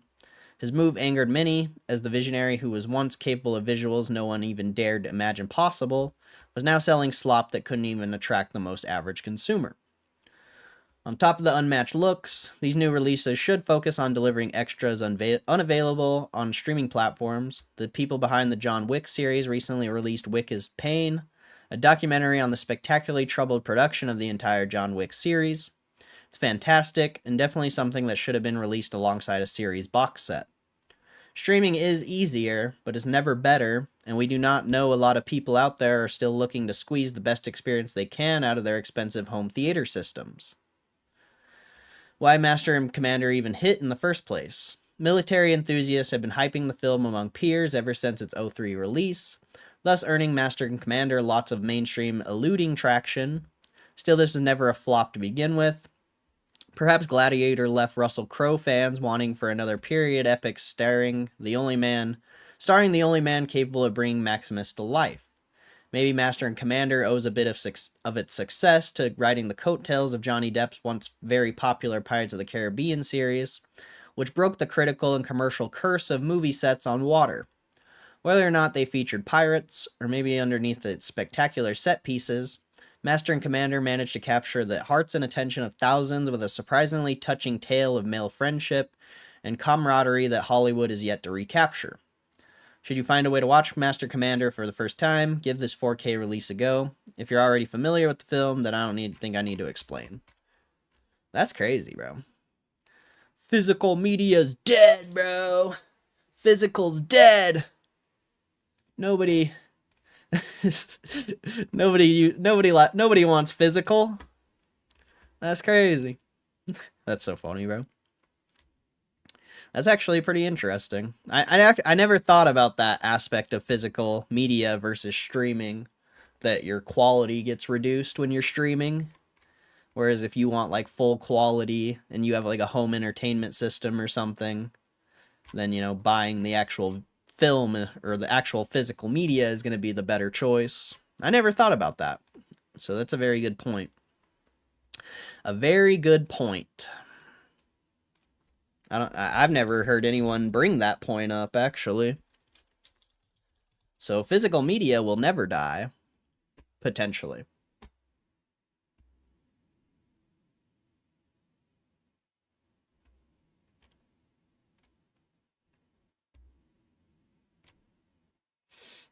Okay, no news releases on GameStop, I imagine, or filings. Nope, nothing there. So that's lame. That's lame.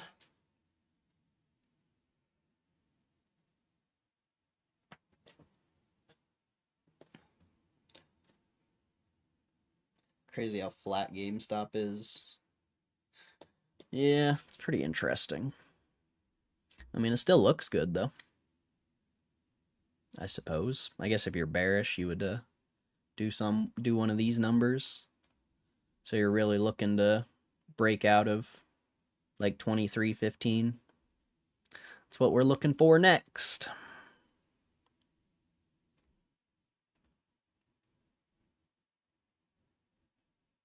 And if you extend that to the left, it goes all the way back up here to the last the last little resistance zone. So should be a good little technical thing, I guess. I suppose.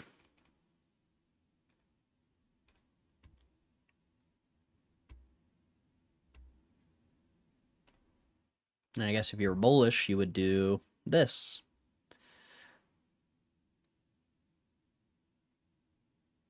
Something like that. Something like that. Something along those lines.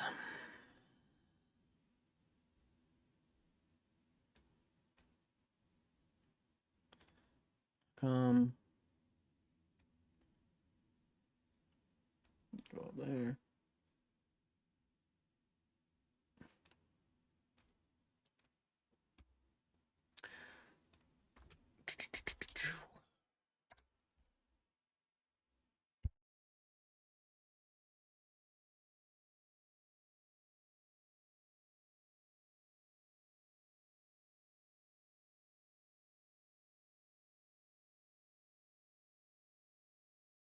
That was more than... Okay, whatever. At least I have that ready then.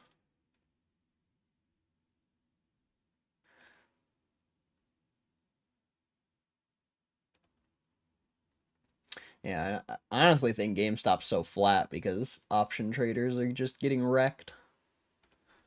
Because I still have those leaps and they're down, even though GameStop is up since I bought them. It's kind of weird. They're just really killing the premiums on options, it seems like.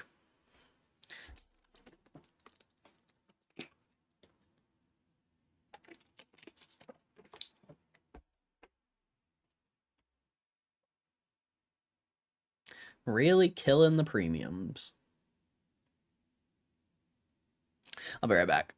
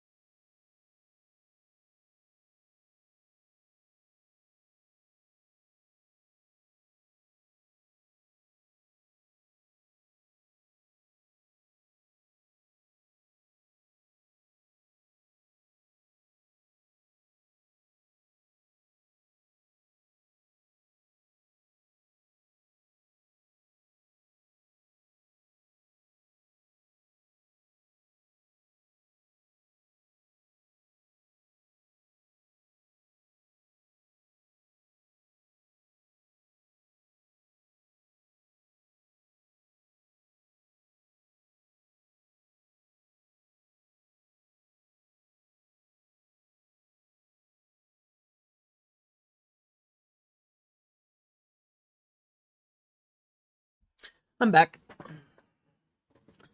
I'm back. It says there's still 15 people here. Hope you guys are having a good day. Much love to the people sticking around. I have no clue what we're gonna do for the rest of the stream. Probably just edit the video, most likely. I would assume.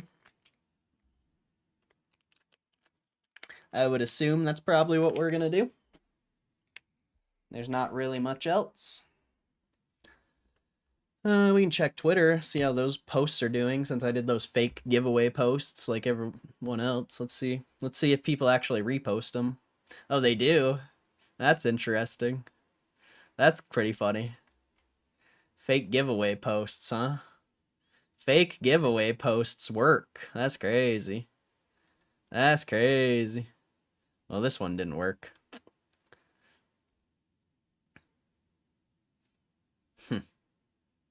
Kind of interesting.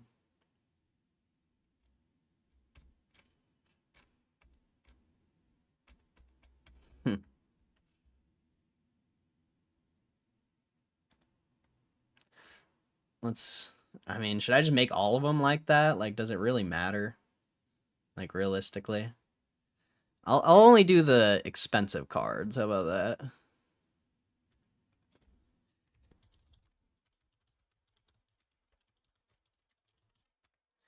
I'll just be a fake giveaway person like everyone else on Twitter.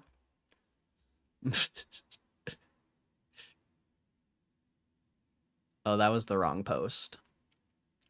That was the wrong post.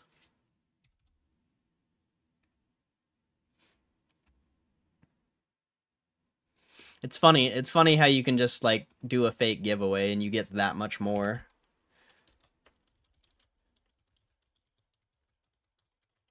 You get that much more engagement.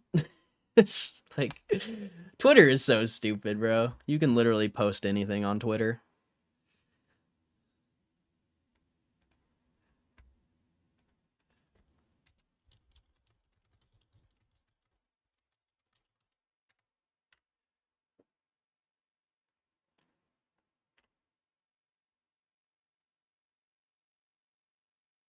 I'm not gonna do it on all of them, but I'll do it on the expensive cards, I guess.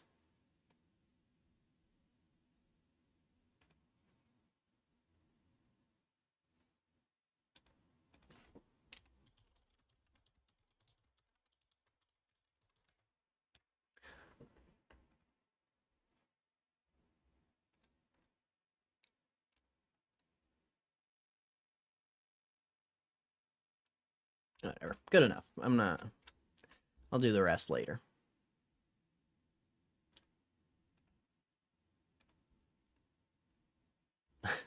That's wild, bro. That's wild.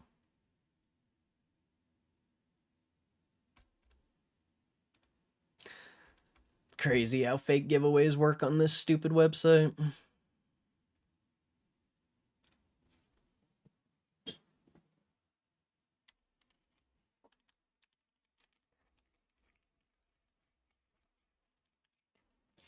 Why is the stream so dead, bro? We had 50 people. It's funny. It's funny how many people come in here just to watch me lose money. It's actually pretty funny.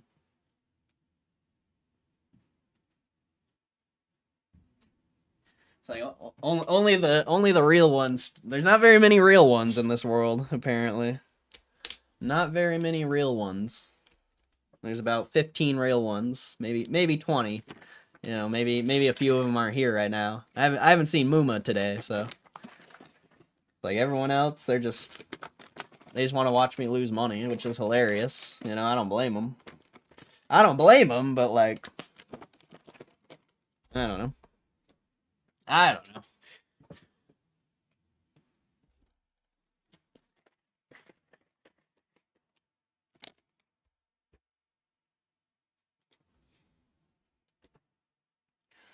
What to do now? I have no clue. Is the stream buffering for anyone? I need to get an Ethernet cord soon, but it keeps like buffering on my end. So hopefully that's not Hopefully it's not buffering the crazy.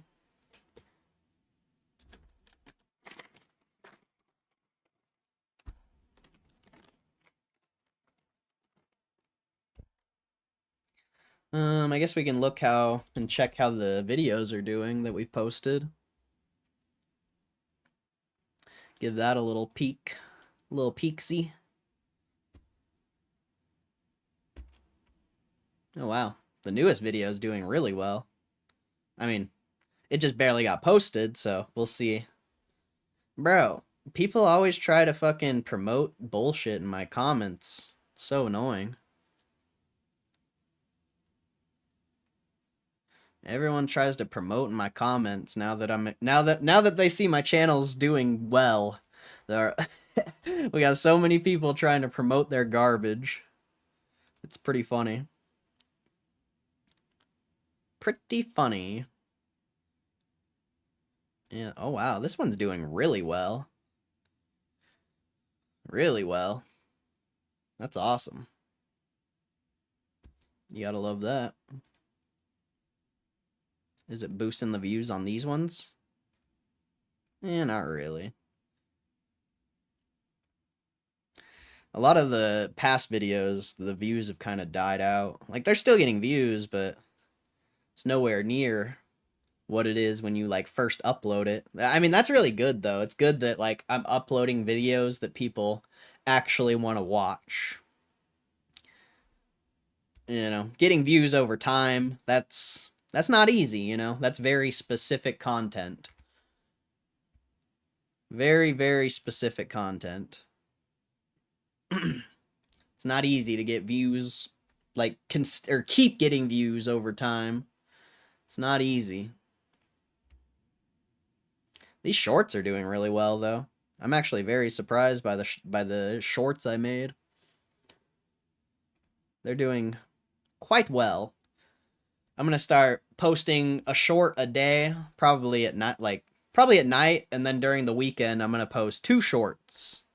Unless I have a video, then I'll post, you know, a video and a short. But yeah.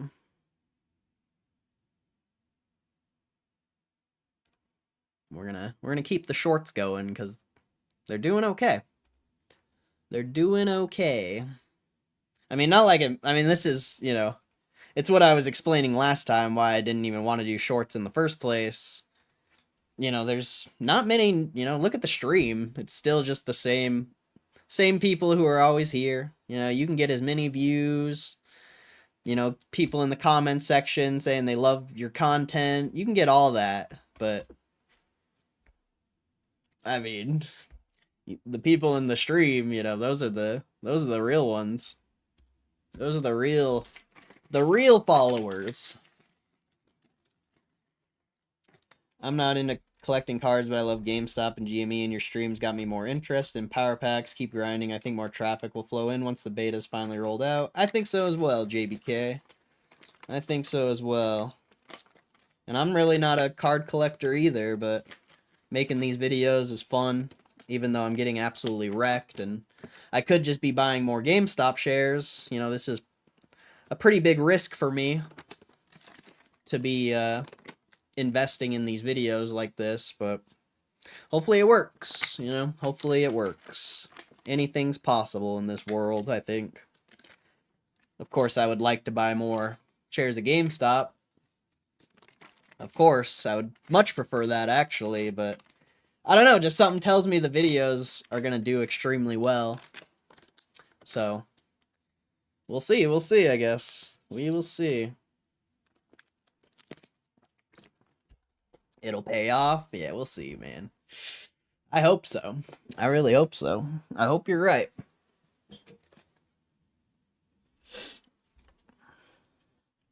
I mean, at least we have something else going besides just the stream. So that's nice. That's nice.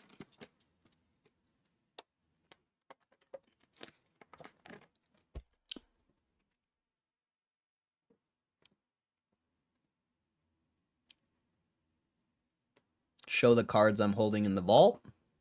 Okay. Not many. Well, I guess a few. I got that weird duo. I got Mr. Pupitar, which, I mean, hopefully this card's worth more. Like, I can't believe they're offering me $12 for this card. That's crazy, bro. Like, if you didn't research, like, anyone who's gotten this card and didn't research, I don't know. Like, that's crazy, bro. They might have got screwed out of, like, a potentially $200 card for $12. Like, you have to research. You have to. And then I got this card. This card was decent, if I remember right. Oh, they're only offering me 11 bucks. Wasn't this like a $30 card or some shit? I don't remember. Someone's selling it for 30, 25, 25. A lot of listings for 25, 30. Last sale was only 15 though, 10. Ugh. Why did I keep this card? 17. Oh yeah, because it's sold for really cheap, but it's also sold for really expensive. It's sold for 30, 25, 25. That's why I kept it. Potentially. 25. What are they offering me again? 11 bucks for that? Oh yeah, that's why. That's why I kept it.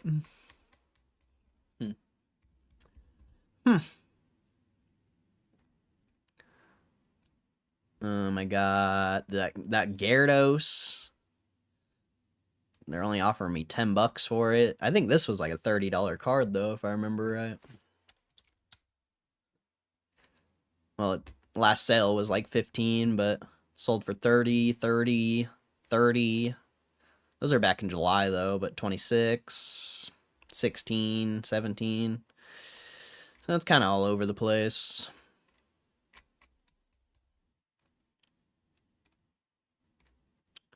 And then we got the Umbreon, of course, that we pulled last time. It says this card's worth a decent amount, but they're only offering me 20 bucks. And if I remember right, it is worth a decent amount. I mean, that one sold for 100 bucks, but that's probably not accurate. 36. Yeah, this thing sold for like 40 bucks. Yeah, I kept this because they were lowballing like crazy.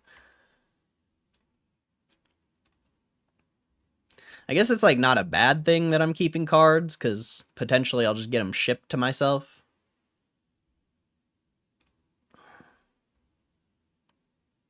Once I get enough. Why is the Steelix? Wasn't this like a $50 card, if I remember right? Oh, it's a 10 too. I think this is a $50 card that they're trying to offer like 20 bucks for. Yeah, that's best offer accepted, but 47. Best offer accepted, 40. Yeah, this is like a $40, $50 card that they're trying to offer me like 20 bucks for. So, yeah, sometimes you have sometimes I feel like you have to keep the cards. Unfortunate. It's unfortunate, you know. They should give you a good offer on these expensive cards, but you know, there's been times I've gotten a complete shit card and they've given me a good offer, and then, you know, there's times where I get a pretty good card and they give me a crappy offer. I guess it just depends. And yeah, this Palafin sold for like 45 bucks. I'm surprised. Yeah, they're only offering me 19 bucks for that. That's crazy, dude. This is a $45 card. I mean, it's sold for cheaper in the past, so I get why they're giving me such a low offer, but it's sold like the last 3 sales, last 4 sales, 5 sales were around 40 bucks. So that's weird. That's weird. But I guess, you know, how many cards do I got? 1, 2, 3, 4, 5, 6, 7. And I don't know if these ones are actually in my vault or not. I think it's just glitched out. So, I mean, you know, I stack up to 50 cards. I just get them shipped to myself and then potentially sell them in person, maybe. I don't know.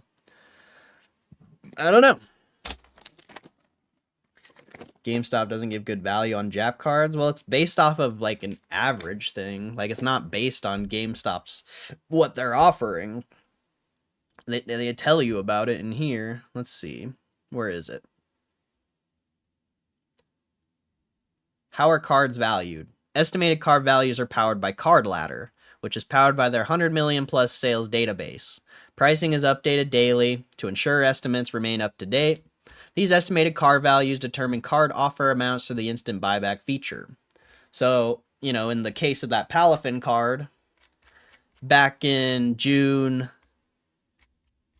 whatever, you know, it sold for 26. Of course, there's still over 30 sales. So this one's weird, but it sold for 20, 23, 23, like 25. So it's had really low sales in the past, but it's also had really high sales. And the database is going to go off of the average, I would say. Even though it looks like there's more high sales, it's a database of cards. I don't think it matters if it's Japanese or English. It's card specific. Like, yeah, it's just card specific.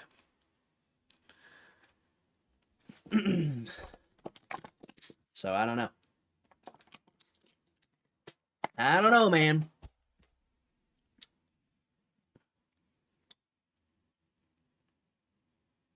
And like there was that one card I sold. I forgot what it was. Maybe I can find it. I sold it for like 28 bucks. I think it was, no, it wasn't that one. It was this one. The 296 Benelby. They offered me, they gave me 28 bucks for this card. But if you go on eBay,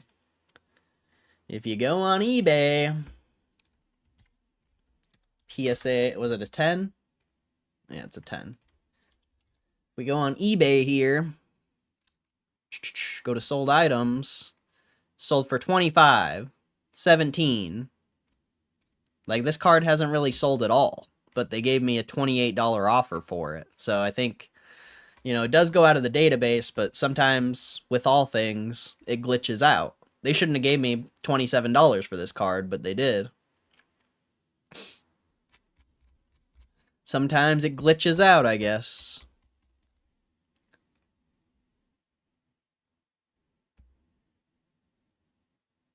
Do you have any like that as Jap? This card is Japanese. It's Japanese. It says it right there. Japan, Sword and Shield. Like I said, it's just going through the database. It doesn't...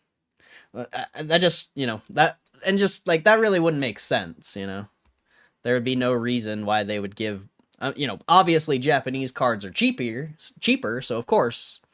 But they're not going to give a $50 Japanese card or a $50 English card. They're going to give the same offer. Like, if they have the same, like, sales history, they're going to give you the same offer. It doesn't matter if it's English or Japanese. I would say.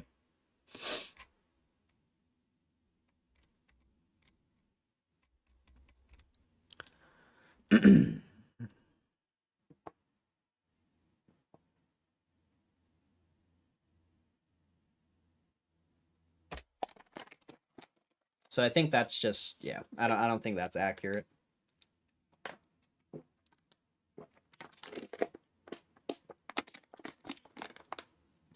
I don't think that's accurate.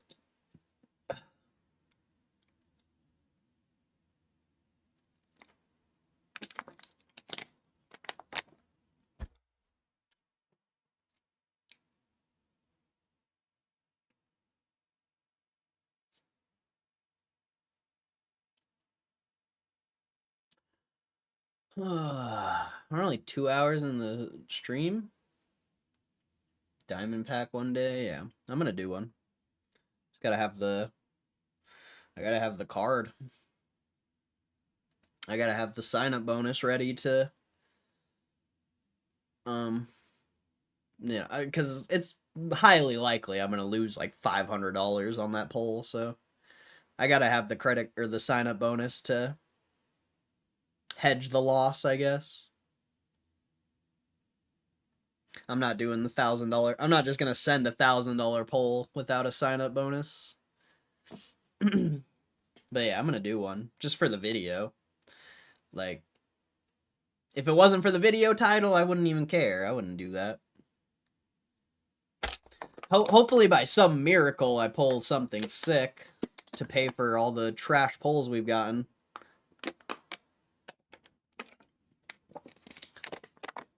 Hopefully by the grace of God, we pull something at minimum worth like $200-300 more than the $1,000 pet, like you know, minimum pull a $1,200-1,300 card.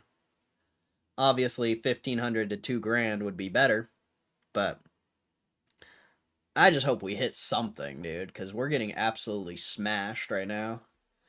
I mean, let's think about it though. We got, I mean, I'm not gonna sell any of these cards, but $20, $100, 20, 20, 40 potentially. I mean, I gotta put it in the calculator. I'm forgetting all this shit. So the duo, we'll just do 15 for the duo. I don't know how much that's actually worth. Pupitar's potentially $100 card. King Gambit is, I think it was a $30 card, but we'll just do 25. The Gyarados was we'll just do 20 on the Gyarados. The Umbreon will do 40. The Steelix will do 40. And the Palfin will do 40. So I've got like almost $300 in cards potentially. Well, you know, 250 to 300. Who knows how much I actually have in cards. But 3,500 minus 2,879 minus 280. Or wait. Yeah. So we're really only down potentially like $350 to $400. That's actually not terrible. But the only way is if that Pupitar is actually worth something. If that Pupitar is not worth anything, we're more down like over 500. Which isn't terrible for how many pulls I've done. I think we're, at this point, over 100 pulls. I think 104. Well, I don't think that counts the ones that are in my vault, so we're pushing like 110 pulls. Not bad. I mean, it's not ideal, obviously, but not bad. But it all depends if that Pupitar is worth anything or not, I would say. Because, yeah. That's wild. The Pupitar. That was a weird card. A very weird card.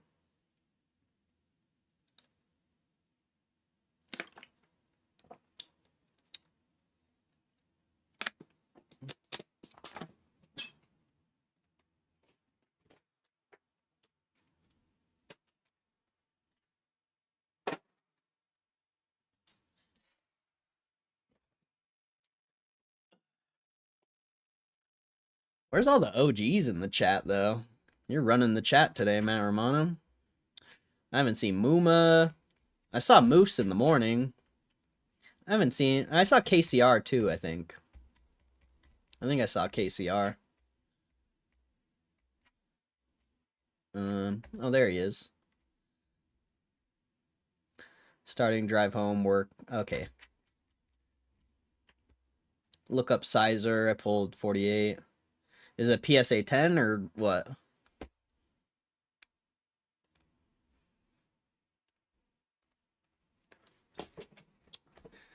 $48 Sizor PSA 10. Which one is it? Is it this promo Pokemon League Black Star? Or is it... Which one is it? Is it the Art Rare? Or is it Reviving Legends? Is it the Reviving Legends one? Is it this one? This card? Yeah, this one? Okay. So we'll do... we'll leave it like that. That's fine. Let's see what's sold. See what's sold. Nothing sold. August 12th, someone bought one for $500. Jeez. Well, $4.95. So 495 times, oh, that's 795. 495 times 13%. 64 bucks, so 70. So 495 minus 70. So it's definitely around like 420. Definitely around 420. But let's see if any more have sold. That one sold for 200 back in May. So that's your most recent sold, August 10th, or not that one. August 12th for 495. That's your most recent sale. But since then, I don't think you've got any sales. Well, you've had this one back in May for almost 200, but I wouldn't really count that one. This one back in July, 275, we'll just say. July, 300. So it's probably $300 to $500. Anywhere from $300 to $500, I would say. 250. But it's all going to depend on the buyer, I would say. It'd be a tough card to sell, I would say. Damn, someone bought one? Oh, that's a PSA 9. I was like, whoa. Yeah, probably $300 to $500. I mean, like, it sold for 200, but that was back in May, June. It looks like the more recent sales are in above 300. And obviously, August 12th. And that's a bid, too. Like, that's a bid. 43 bids, 495. That's pretty insane. Like, if you could sell that thing for 500 bucks, that's a steal. That's a steal. That's a cool pull, though. How come I'm the only one who gets fucked over? How come everyone else gets good pulls except me? That's crazy. I just get absolutely wrecked. Everyone else gets all these cool pulls. They pull like 2 or 3 power packs and pull a $500 card. I'm over here, pulled over 100 packs and haven't gotten shit. Got like that one Umbreon and a couple $100 cards. That's crazy, bro. That's crazy. They just like watching me get wrecked, I guess. Asked my brother to pull it too. Don't even have an account. Aw, you fucked his RNG, bro. You stole his RNG. That's funny, bro. You stole his RNG, bro. Oh, he's got to be pissed. Or he doesn't even know. You straight jacked the boy's RNG, bro. That's messed up.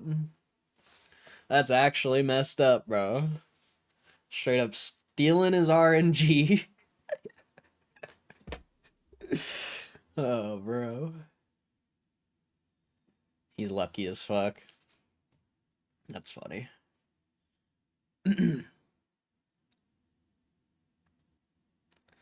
That's a sick pull, though. I hope I pull something like that soon, bro. Like, we need a chase card. If I don't pull a chase card soon, then that's just bad.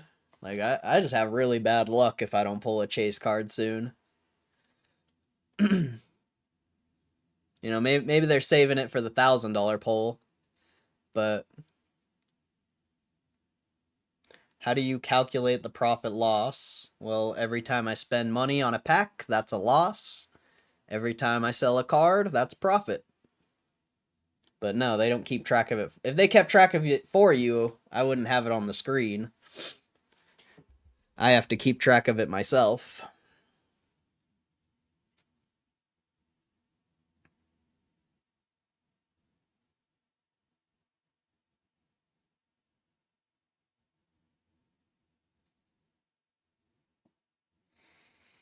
Kind of dumb. I think so as well. That's the feedback I left them. I was like, you should have a P&L. You should have a market cap for the PSA marketplace. I think that was pretty much my only feedback. I wish GameStop would ditch the beta, do a massive inventory update, and go full launch mode. Well, it takes time to post inventory, bro. You can't just post all that inventory tomorrow. They have hundreds of thousands of cards. You can't post all that like in the snap of a finger. It's not how life works. That's not how life works.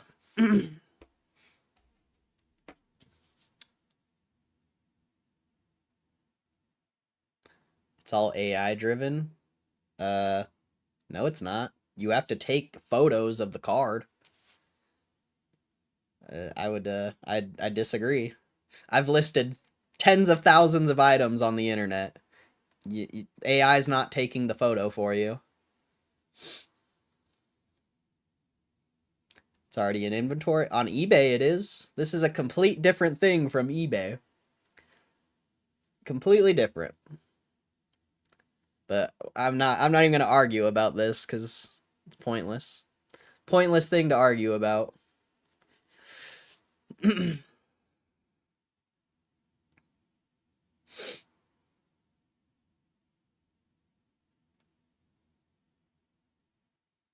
AI is not taking the photos for you, though. You have to take a photo of every single card. Every single card you have to take a photo of. Because they all have individual certifications. They all have to have... Yeah. It's not... I don't know, like... I just don't think that's a reality. You can't post hundreds of thousands of hundreds. I keep almost saying dollars, but you can't post hundreds of thousands of cards in the snap of a finger. You just can't. Like, sure, they probably, if it's already on eBay and they're getting the inventory from eBay, whatever, it already has photos and stuff. But you still have to, take the listing down from eBay and put it into the Power Packs infrastructure or economy. I don't even know what you would consider this. I don't even know what you consider this, but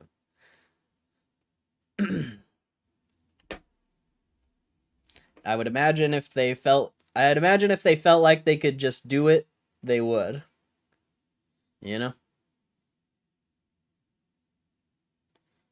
Don't you think if they could just release this globally and do it, they would? Because I do. There's a reason why it's in beta. There's a reason why they're limiting it.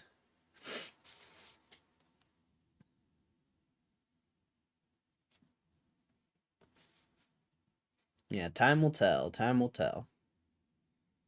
Who knows? And maybe they don't want to release it. Like, if they fully released this and it was successful, they'd be getting so much revenue, which is valuable, but you don't want the market to just like suddenly, especially if you're trying to get people to continue to short the stock, you want to have a slow rise in profits, revenue. Like you don't want to show your hand, I guess. You don't want to show your hand. So the longer they delay everything, the better. Honestly, more time to buy shares at a low price. Like, if they released this and it was successful and they made $1 billion or $500 million in revenue, like, I don't think that's what you want. Like, I don't. I'm sure a lot of people would, but if you're thinking it the same way I am, where people shorting this stock is very beneficial, you don't want to post a extremely profitable, awesome revenue quarter. Like, you want to keep it, making it look like it's not that great, If they just post this extraordinary quarter with insane revenue, insane profit, people are going to stop shorting. I mean, people will still short because that's just, what people do, but it's going to decrease the amount of shorting, and obviously, in my opinion, the more people who short, the better. The more people who are holding short positions, the better. Because if this works out and starts to rise, they have to close, and, it should artificially increase the market cap, potentially. 40 chess, exactly. You got to think about it like that, honestly. You really do. I know a lot of people want it to squeeze tomorrow, but if you really think about it, squeeze tomorrow is not the best play. A nice, slow, steady rise is the best play. A nice, slow, steady rise.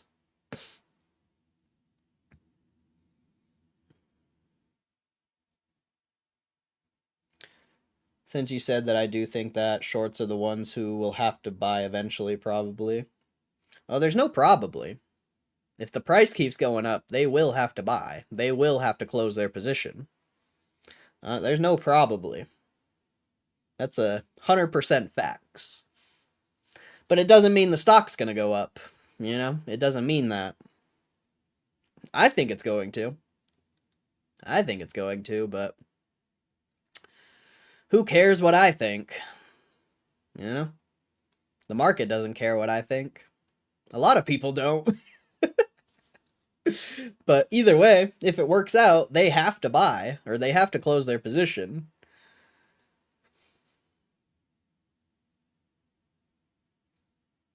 I care what you think. I appreciate that, KCR. I mean, it was kind of a joke, but I appreciate that. Waza! Waza! What's up, Muma? How you doing, bro? I was wondering where you were.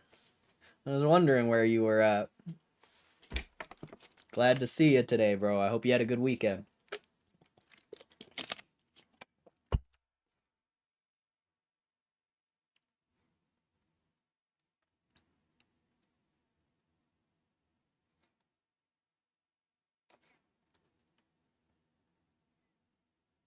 Tough times hitting. We surviving though. Ah, that sucks, bro. That sucks to hear. Hopefully, stay on that grind and get out of the tough times, bro. Stay on that grind, bro. You got this. You got this, my boy.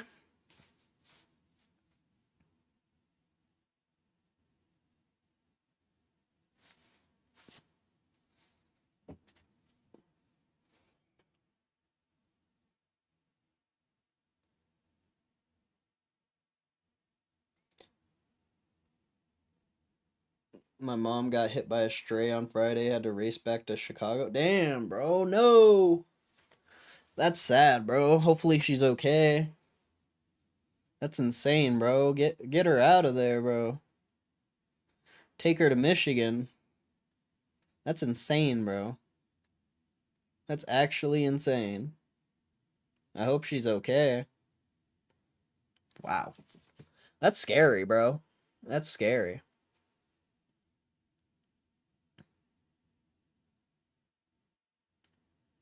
Fuck. That's insane, dude. That's actually insane.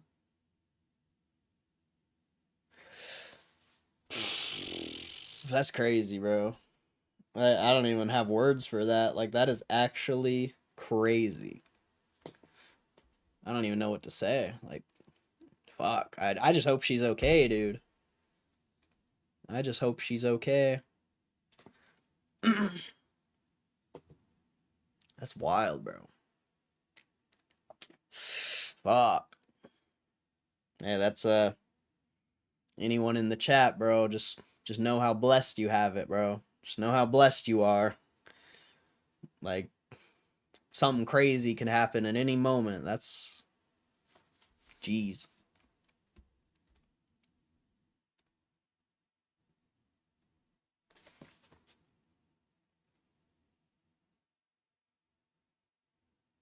That's wild. I don't even know what to say. Like, that's actually fuck, bro. Pray for Muma's mom, bro. Pray for Muma's mom. I'm in and out. That's what's getting my attention. Oh, you're good, bro. Don't even worry about the stream, honestly. Like, do what you gotta do, bro. Do what you gotta do. Like, the stream is not that important. I promise. I promise the stream is not that important. Make sure your mom's good, you know, check on the fam. Do it, just do your thing, bro. Don't even worry about the stream.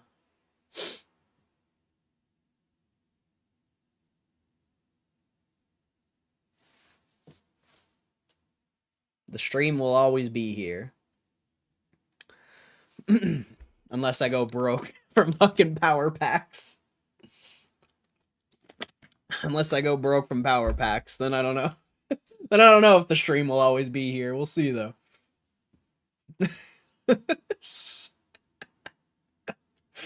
Oh shit.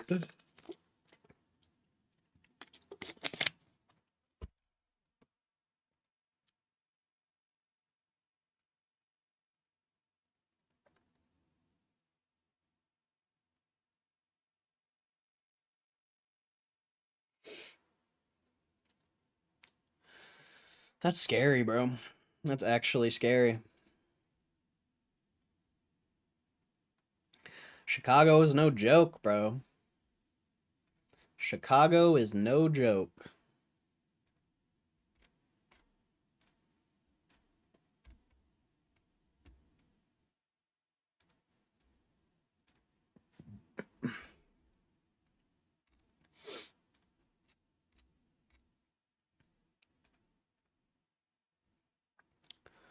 No whales. There's just nothing going on right now as far as like markets and news.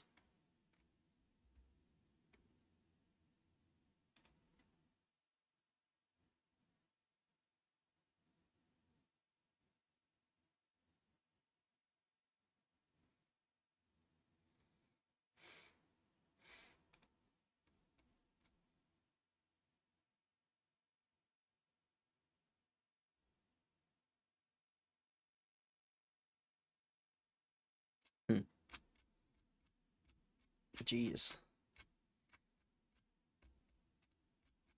This is a long article. Maybe I'll read this. This looks interesting, kind of. We'll see. If there's nothing else, I'll read that. Any sick polls? I got this. Nothing really, but I did get this dark Pupitar. For some reason, GameStop's or PSA is only offering me like $12 for it.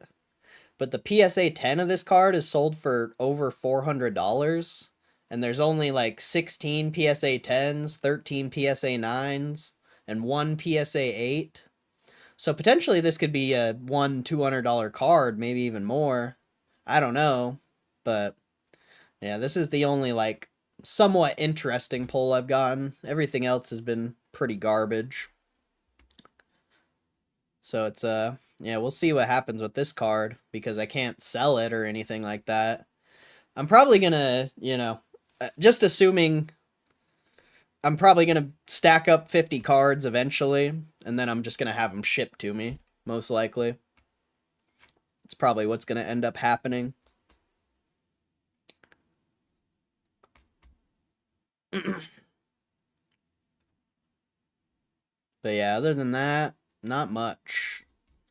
Not much. We actually got pretty wrecked today. Today might have been the worst stream besides the Pupitar.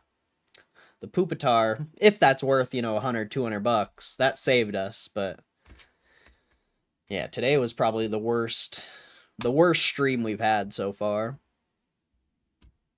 Well, as far as getting wrecked. We had like 50 people in the stream earlier, which is pretty crazy, but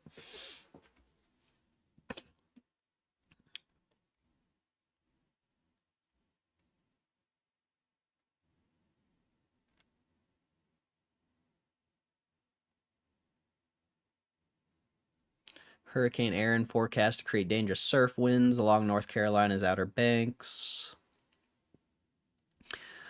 Conservative network Newsmax pays $67 million in defamation case over bogus 2020 election claim. OpenAI's Sam Altman sees AI bubble forming as industry spending surges. Oh yeah. Versant to rename. Okay, we already read that.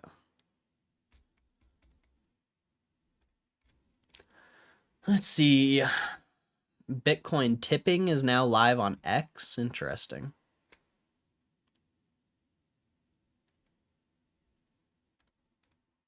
That could be an interesting article.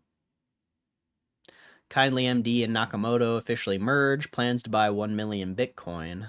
That's crazy. You know, it's funny. Kindly MD's in Utah is where you get your like medical cannabis license. It's kind of funny.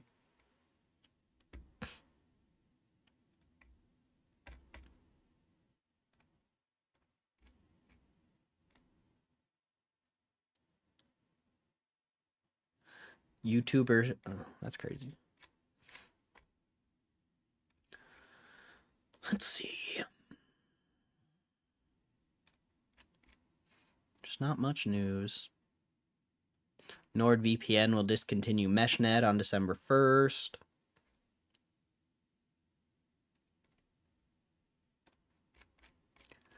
Just not any news. I do have 2 articles to read, though.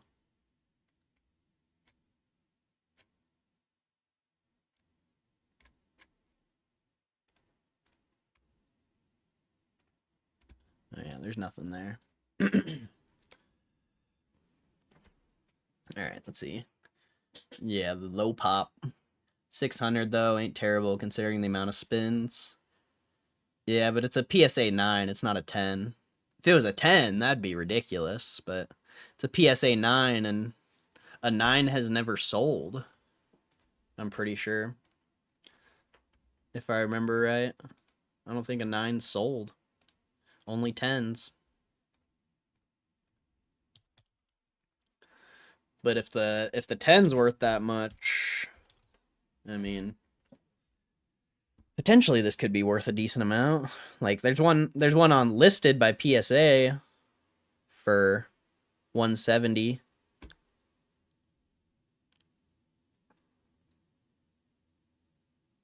This person has 3 of these cards though.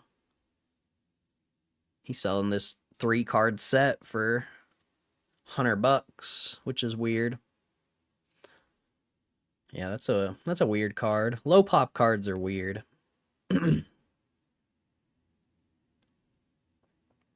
Someone selling the English one for 100.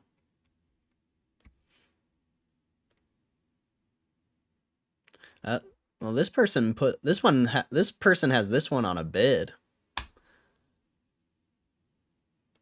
We'll have to keep track of this. See how much this one goes for. The auction ends in 3 days. How do you keep track of something like this? I'll just have to remember. We'll have to keep track of that, see how much it actually sells for. It's good that I got a guinea pig, I guess. We'll see. We'll see if it's actually worth anything.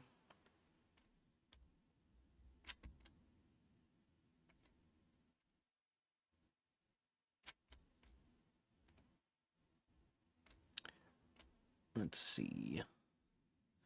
But yeah, the card just itself sells for pretty cheap. But it's also a 2004 card, so I'd imagine like anyone selling just the card, it's probably not a grade 9 or 10. They're probably in bad condition. Pretty old card.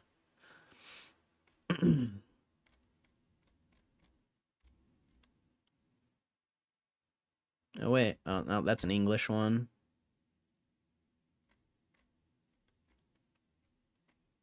Yeah, I don't know, man. I guess we'll see what happens with that one that's already posted. Hopefully they bid the crap out of it. Pulled the Team Rockets Moltres EX yesterday morning from the starter pack. Nice, Matthew. That's sick, dude. Below the bid button. I just wasn't logged into my account, or else I would have clicked that. But I won't forget about that. I won't forget.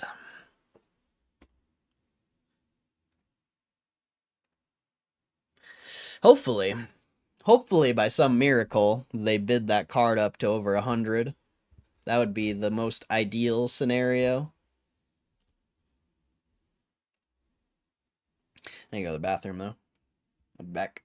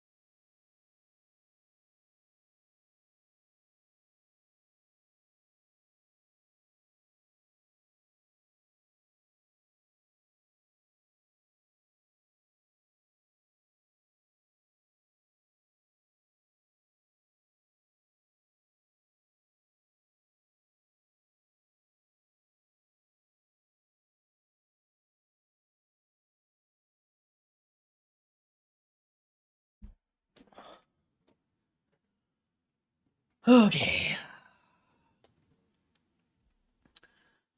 The chase card? Oh, nice. I didn't know that was one of the chase cards. That's cool, dude. That's dope. Oh yeah, it's not there anymore. I think it was there. That's funny, bro. That's funny. I hope I get a pull like that soon. I'm getting destroyed, as you can see. As you can see, I'm getting absolutely wrecked. So hopefully I pull one of those soon.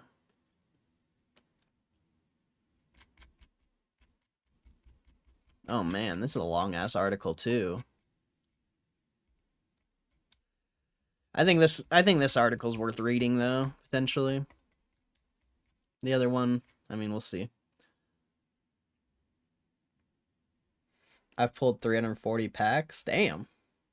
That's more than me. I'm surprised. I'm surprised someone out there's pulled more than me. I've only pulled 104, I think. But I've also pulled some 50s, a 500. Are all your pulls just 25s or what?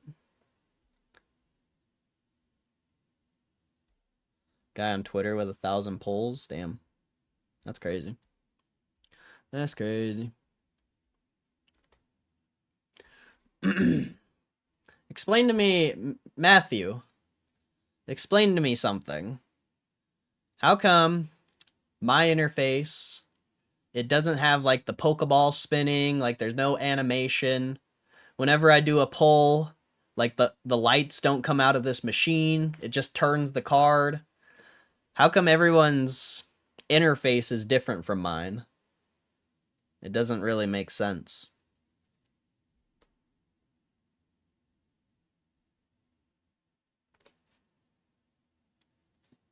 It's weird. Like I thought a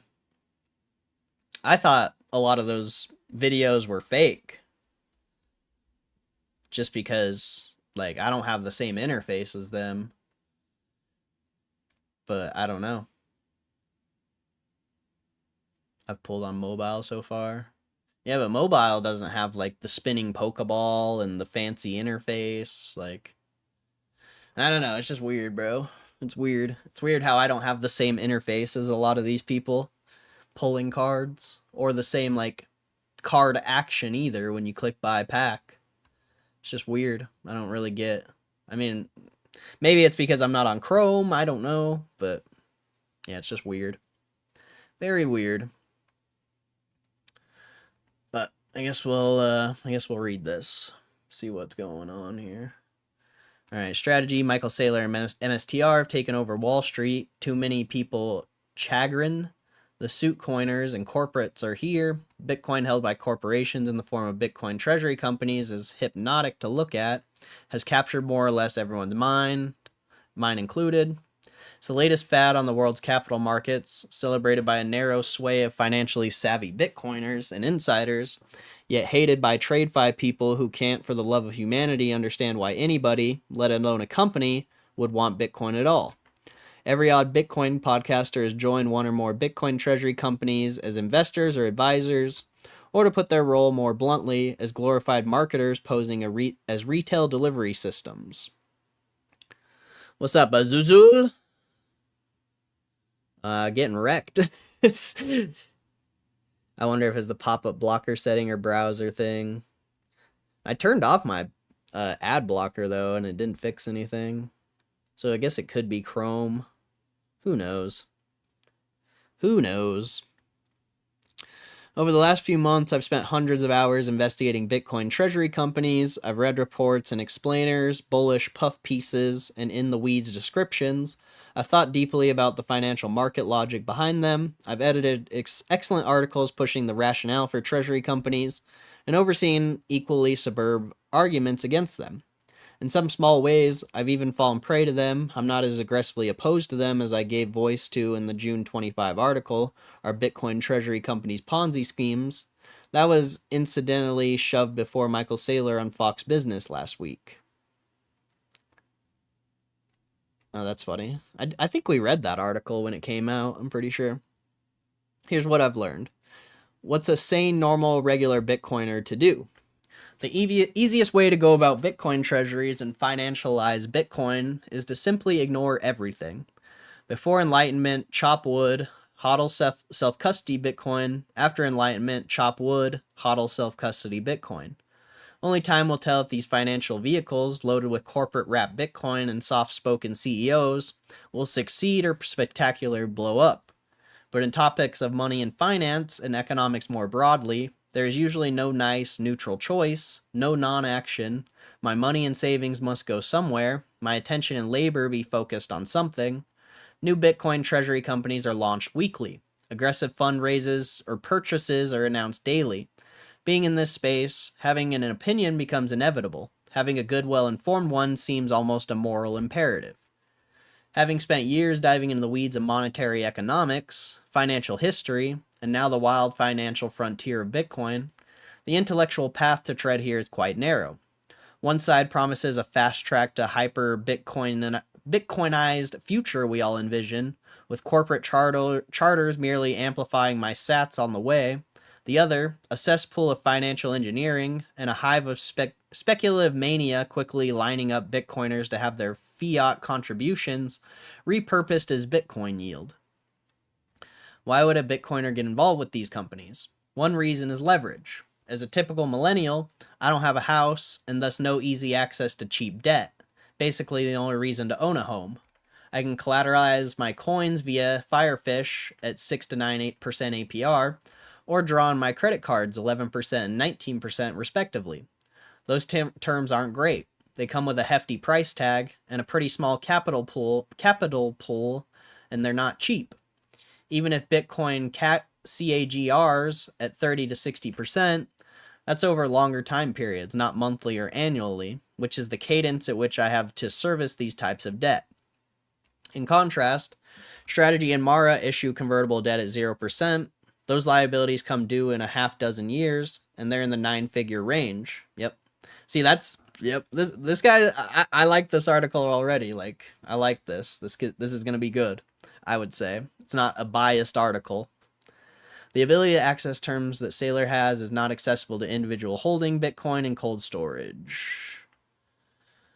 For most Bitcoiners, getting in on this action is proving too juicy to resist. Even if you need to fork over control and ownership, and additionally pay a hefty premium over their current Bitcoin stash for the privilege of owning some of these shares.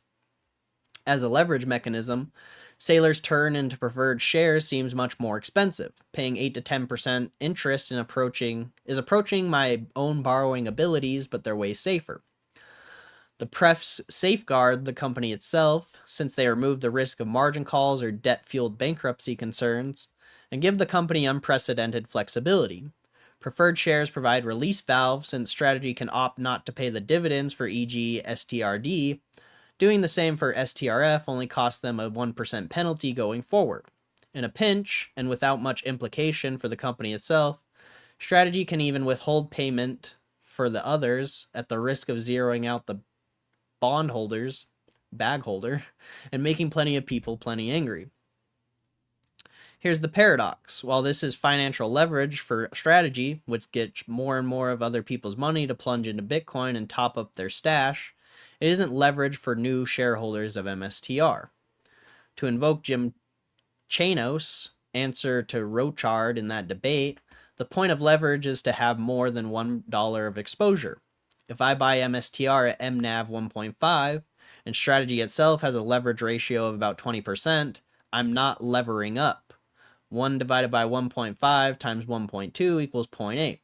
Thus, for every dollar I plunge into MSTR, I'm getting about 80 cents of Bitcoin exposure. And the corporation, of which the share is a portion, still needs to pay about what I pay my financiers for the pleasure of using someone else's money. The calculation for most of the other treasury companies gets even worse, mostly because their excessive MNAV, you are the yield that the Bitcoin treasury companies are chasing. When we invest in these companies, we play fiat games, and we play them directly in proportion to how expensive the MNAV is. I've asked many times, how can Bitcoin, wrapped in a corporate charter, suddenly be worth double, triple, or 10 times the most liquid, observable, and obviously indisputable price on the planet? Indeed. What extreme value added transformation does our orange coin undergo the moment you take it under your financially leveraged wings and promise to issue debt, preferred stock, and equity against it? In the waves of credit bubbles, we hear the ghost of the Satoshi faintly whisper. Yep.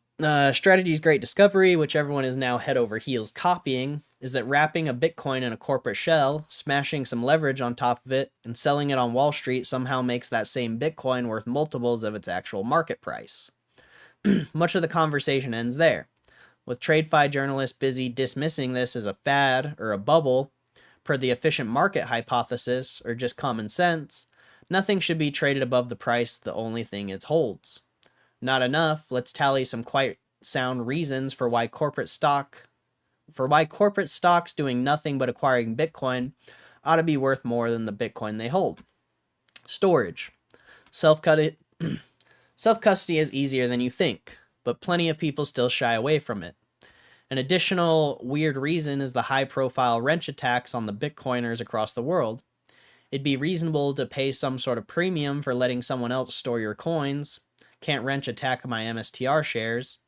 Saylor seems to know what he's doing, though custodying with Coinbase has raised some eyebrows. So let's store our Bitcoin with his company, 10%. Futures.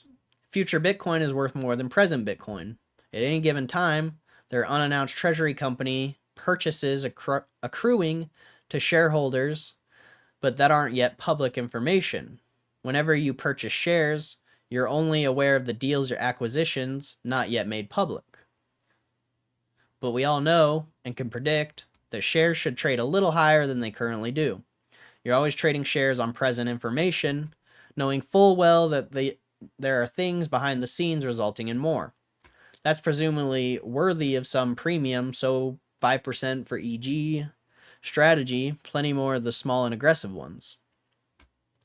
Regulatory arbitrage. Look, says the bulls, there's all this money out there, desperate to buy Bitcoin, but just aren't allowed to. I don't quite believe that. Not that many people or institutions are keen on orange, and even if they were, whatever premium we wish to attach to this taxation mandate 401k regulatory hurdle, it'll decay with time and adoption. The same financial incentives and laws of gravity that justify Bitcoin treasury companies working at all also work to undermine the very regulatory obstacles that give them value in the first place, 20%. For some, such as Metaplan in Japan, where Bitcoin investors face excessive capital gains taxes, that arbitrage premium is worth more than that. Ah, that's interesting. 4. Catch-all. I'm probably missing some additional reason. Some of these companies have residual, real-world businesses too, for why a bag of Bitcoin ought to be worth more than the Bitcoin inside the bag. So let's just add another 20% here. So 10/5/2020 is 55, and conveniently about where MSTR traded when I first hand-waved together these premium justifications. At a Bitcoin price of $122,500, the 628,791 Bitcoin on Strategy's balance sheet is worth about $77 billion, but the market cap of the firm is $110 billion, 45% premium. That's interesting. Okay. Strategy is a bank, the economic vision. Not the kind that takes Bitcoin deposits and issues Bitcoin mortgages, but another more deeply economic kind. You can think of banking as one of society's risk-sharing mechanism. Society advances loans to some risky ventures and capital markets, of which the banking system is one part, distribute the levels of risk stemming from them. A financial who gets what and why, basically. A bank, economically speaking, is an institution that takes on risk having some non-public information about the entities involved.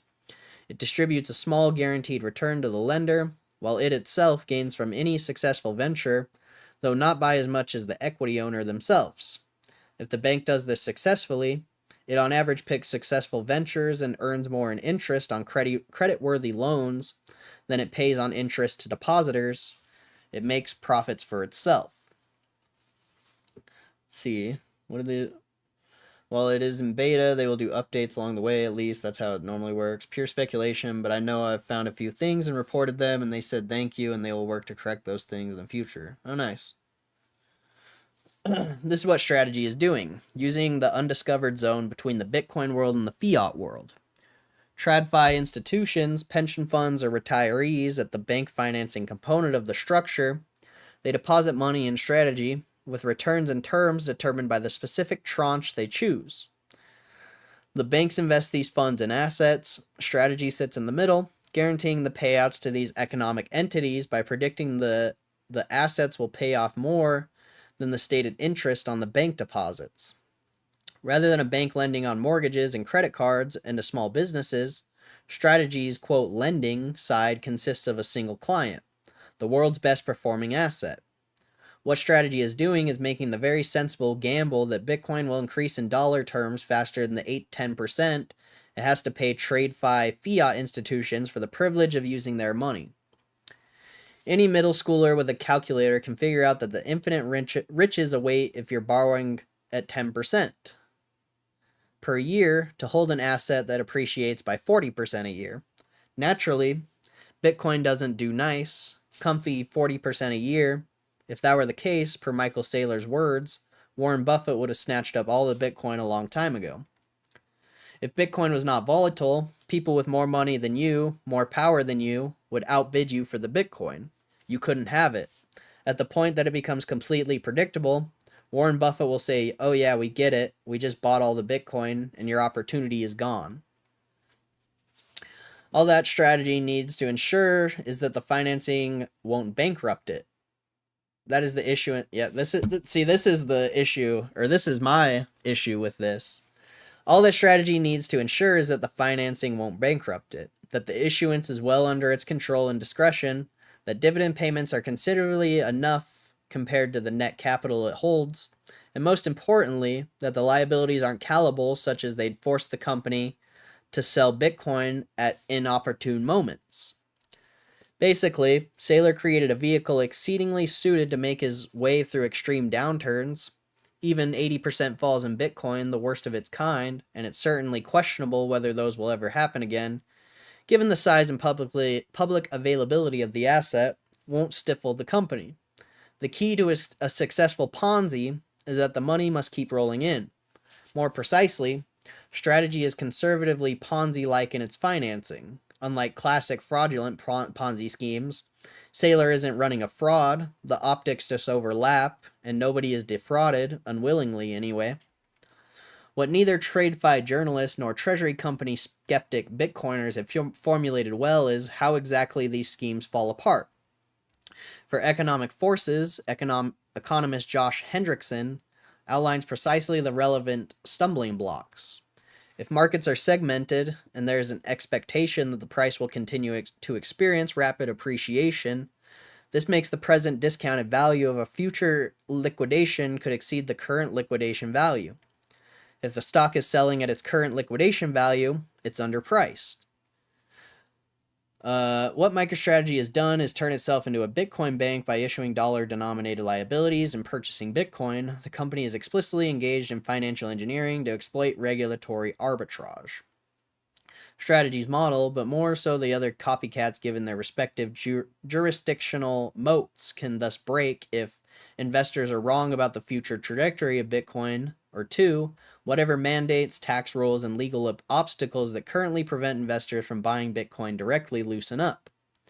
The flywheel effect, so imaginatively dubbed by the Twitteratus of the Bitcoin world, is the ability to exploit regulatory arbitrage, which in turn is contingent upon investors maintaining this expectation that Bitcoin is going to be worth considerably more in the future. Shareholders and buyers of the preferreds won't be happy in the event of non-payment of the dividend. Shareholders of MSTR itself will be unhappy if they're diluted merely to satisfy bondholders, or worse, the Ponzi-like pay-to-interest to preferreds, but so what, it doesn't break strategy. What will break the model is the disappearance of these TradFi to Bitcoin obstacles. It's the regulatory hurdles that propelled so many of these companies forward, turned them into financial bridges between the new world and the old, made them vacuum up unproductive, low-yielding capital from all over the world and suck it into Bitcoin.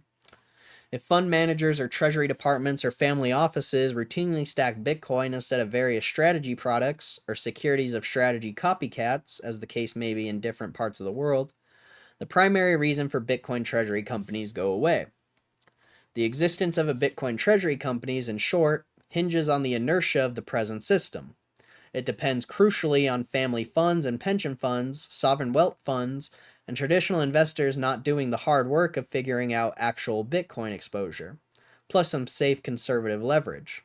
If they don't do that, and instead prefer to overpay 50% for the privilege, then yes, the Bitcoin treasury companies' business models are forever sustainable.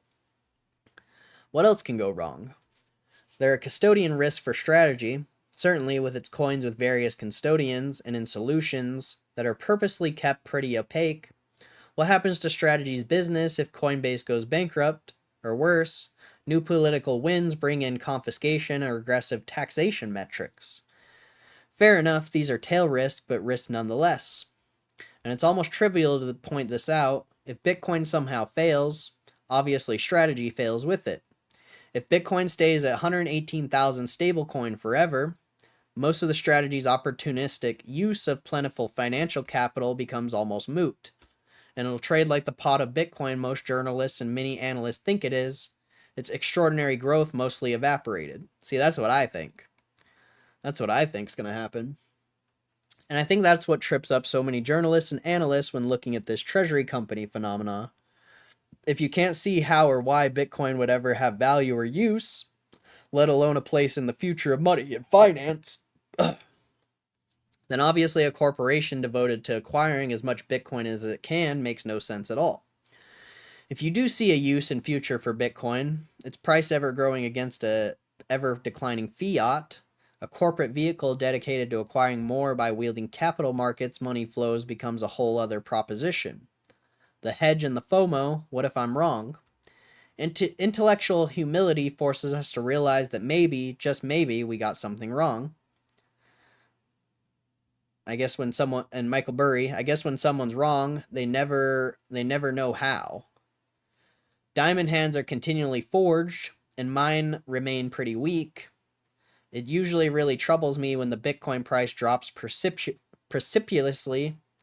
It's the sudden extreme of it, I believe, that's a big deal, and I find it hard to account for it even in hindsight. I act recklessly, lash out, and not infrequently YOLO into lows with rent money or other pools of spare cash that really shouldn't go into Bitcoin. In bull markets, that kind of behavior usually works to my benefit, but one day it won't. Morgan Rochard, one of these endless appearances on the Bitcoin podcast circuit, hammered home this point. I sometimes say that mortgage has paradoxically convinced me to hold less Bitcoin than I do, sleep calmly at night, be stoic in the face of price moves, etc., etc. The more I learn about strategy, the more I'm warming up to its many specially catered products. It makes some semblance of the sense for me to own STRC for short-term cash, STRK for muted Bitcoin exposure with cash flow. STRK, financially speaking, is like holding Bitcoin twice financially removed. Short-term movements in short-term price would be much less extreme, and it would pay me a bit of additional fiat side income. See, that's inaccurate because the way they pay a dividend is they take it out of the stock price, so that's really not an accurate statement. And you have to pay taxes on dividends, so yeah, I disagree with this part of this article. Given that my net worth and professional engagements are mostly tied to Bitcoin and correlated to Bitcoin price, having slightly less of my net worth in this one-stop shop area makes sense. Why not just hold cash and high-yield savings? Good question. 2 reasons. They don't yield much. Check notes, 4% on my high-yield dollar account. Saylor's equivalent product, STRC, targets a rate hundreds of basis points above that.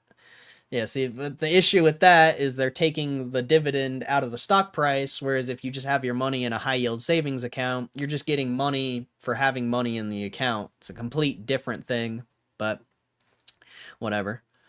Saylor's equivalent STRC targets a rate hundreds of basis points above that, and STRK, which is the medium term, approximates Bitcoin itself, discounted or amplified by changes in MSTR's MNAV. Since a MSTR equals 1,000, 10 STRK converts. Currently yields over 7%. Second, knowing myself, I'm pretty sure I'll just plunge cash balances held in a fiat bank account into Bitcoin at the first sign of significant price dump. Holding STRC or STRK in a brokerage account would at least raise the barriers to that sort of imprudent behavior. I mean, that's fair. That's fair. Hedges everywhere. Since I'm already structurally short fiat per the original speculative attack, I hold debt in Bitcoin, so I'm leveraged long. It makes sense to deep breath, diversify just a little bit. I already routinely max out the pension contributions that my jurisdiction local mafia already forces me to pay into. The funds inside the permission wrapper invest broadly into stocks and bonds, roughly 75-25 portion. Compared to any sort of Bitcoin comparison, these of course perform awfully, but in case I'm somehow, for some imaginable reason, wrong about this whole money printing, central banking end of era thing, at least I won't starve in old age. I like this article so far. It's really good. Second, contributing to it comes with the massive tax perks. Maxing out the contribution gives me some 1.5x the money right off the bat, while those additional funds will be outgrown by Bitcoin's routine 40% CAGR in less than 2 years. They also come with tax-free mortgage perks. Should I want to get myself a house, real-world shitcoin someday, I can use this pot of money for the occasion. The Bitcoin opportunity cost is real, and over time quite deliberating, but this isn't a matter of conviction. Real-world practicalities rule. It makes a world of difference for how you live your life if hyper-Bitcoinization happens in a week or 100 years. What has any of this got to do with Bitcoin treasury companies? Plenty, because the hedging mentality of what if I'm wrong about this prevails here as well. For all the fluff and fancy verbiage, all the new metrics and futuristic moon dreams, I still can't get past why a Bitcoin, when wrapped in a corporate charter, should be worth more than a Bitcoin. Yes, net present value of future growth, yield, capital arbitrage, speculative attack, and bet on hyper-Bitcoinization banking, but really? Okay, so what if I'm wrong? Plenty of people I trust in the Bitcoin space vouch for these things, more by the minute it feels like, and there's some logic to them. Cheap leverage, speculative attack, tapping into fiat pools of money to flow into Bitcoin. So I FOMO'd into 2 treasury companies recently, blah, blah, nobody cares. It's nice to have stocks again. Okay, I don't... I guess I'll read the rest of this. No, man. There's this one girl that I met. I think about it. She's an elementary school teacher, pretty sweet person that I might give a go. Nice.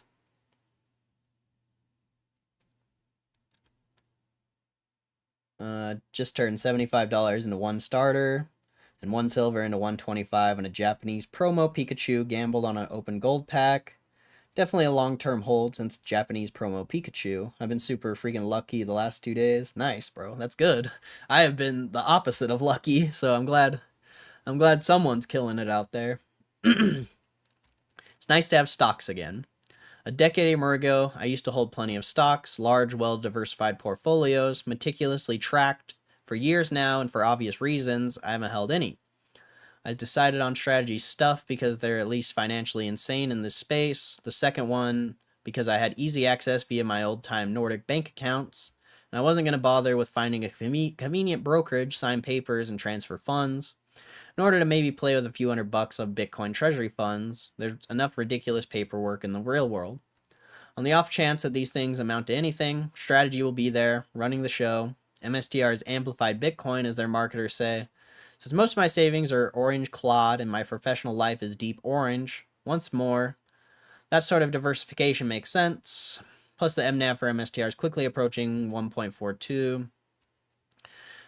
With Emil Sandsted's words ringing in my ear, I understand that I am the Bitcoin yield thereafter, but at the 25-ish Bitcoin yield and 20% safe leverage via the preferreds and convertibles, I'll be back at even exposure about this time next year. My $150 worth of MSTR shares currently provide about $120 worth of Bitcoin exposure. I'm happy to throw in an extra $30 for the financial empire Mr. Saylor's erecting, and the potential growth in Bitcoin per share. That's interesting, bro. It's interesting how he get all those good points. Yeah, I don't know. Because, like, I get wanting to speculate on this stuff, but the reason why, like, I'm in GameStop personally is because in my like mind and with all the research I've done, I don't know how like speculative it's actually is. I think if anyone knows how to analyze a balance sheet and can see the future, I just don't see how speculative it actually is. But something like this, I don't know, it's just kind of interesting. It's kind of interesting the different ways people invest. Like some people know there's a possibility of losing and they still invest. It's like with GameStop, like I don't know if there's a possibility to lose. Straight up. I don't know. Like, you know, not financial advice or anything like that, but I really don't see how you could lose on GameStop. Does anyone want to enlighten me? Because I don't see it. I don't see how you could lose at this point. Alright, second, H100. The MNAV here was also pretty acceptable. First fall, fairly nimbling, fast moving, blah, blah, blah. Alright, I don't think I'm going to read the rest of this. Or not so nice to have stonks. I quickly got myself a few reminders of the intransparent, altogether ridiculous, and bureaucratic nightmare stock ownership is. After I had transferred funds to the brokerage last month, found STRK and pressed buy, I received an error message. This security is not available to you. Turns out I wasn't eligible to own American securities through that brokerage. Okay, so whatever. I don't want to read that part. Okay, just how will Bitcoin treasury companies fail? There's a real possibility we have like a dot-com style boom and bust cycle in the public equity world. Strategy's bulletproof. As Lynn Alden's question in Strategy Q2 earnings call illustrated, even in an 80% Bitcoin drawdown, Strategy will be high. See, I don't know. I don't agree with that. I think that's so inaccurate. That doesn't even seem like a reality. The company was in a much worse position during the 2022 bear market when its Bitcoin was directly tied to margin loans and collateral for bank debt. That's not the case in 25 when preferreds run the show.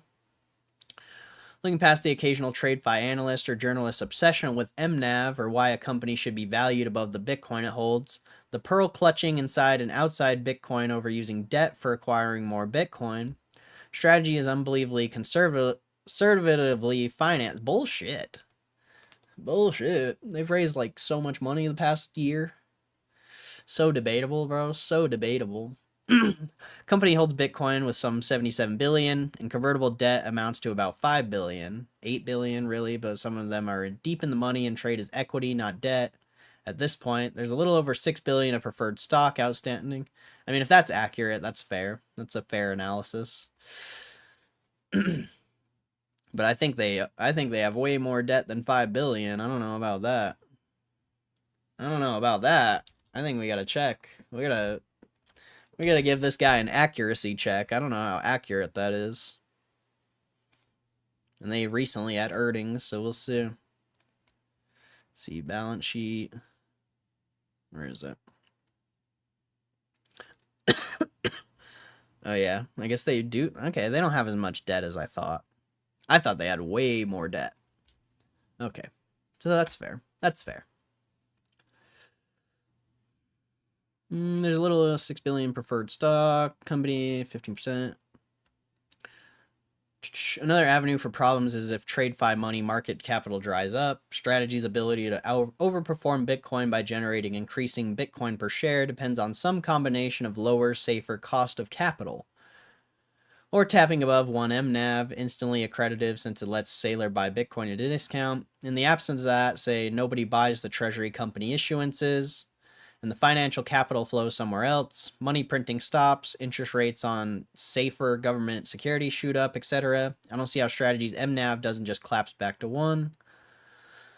Last, there's a custodian risk for Strategy specifically, being the biggest player around with some 3% of the total supply. Honeypot risks abound. This probably won't be an issue for the smaller ones, distributed across very different jurisdictions. Strategy keeps its gigantic pile of coins with Coinbase custody, and solutions that are purposely kept pretty opaque. What happens to Strategy's business if Coinbase goes bankrupt, which it probably won't, or worse, new political winds bring in confiscation or aggressive tax. We already read that. Closing thoughts, sell out, Ponzi got to your head. Have I intellectually sold out? Am I a corporate slave? Has David Bailey's musings and the fact that Nakamoto loosely affiliated with Bitcoin Magazine via shared ownership and marketing services rubbed off on me, and now that Naka is merging with Kindly MD and can unleash its flywheel Ponzi scheming in full, First, it'd be a deep betrayal of journalistic integrity, and it tells me our in-house legal counsel illegally to use media platform to pump securities owned by its owner, though in the age of Trump, who can tell? But I certainly wouldn't be doing my job if I weren't seriously investigating the pros and cons of these entities mushrooming up everywhere. Second, and as an illustration of my very low conviction in all of this, I hold about as much in treasury company stocks as I do in custodial lightning wallets for zapping and convenience spending, ergo not much. Third, for full transparency, here's the experience detailed today. Okay. Few things stand out. Choose the Bitcoin treasury companies carefully. Okay, I don't want to read the rest of this. That was a long article. Trump and Zelensky meeting with European leaders right now. We will discuss on the level of leaders during trilateral meeting, and President Trump will try to organize such meeting, and he said that he will come or not come. Ukraine will be happy if you will participate. Want me there, I will be there. Yeah, thank you. And I think this is very important. Yeah, so security guarantees, bringing kids back, and all our people, not only warriors. First of all, It's really quiet.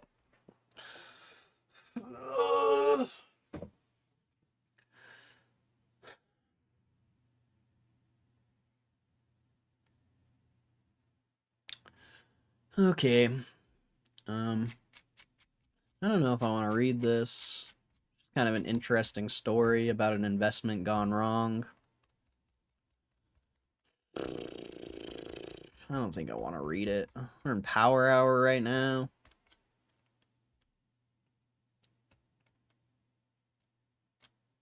Yeah, I'm good. I'm good on that. Hey, GameStop's trying to break out of 23.15. That's what you want to see. That's what you want to see.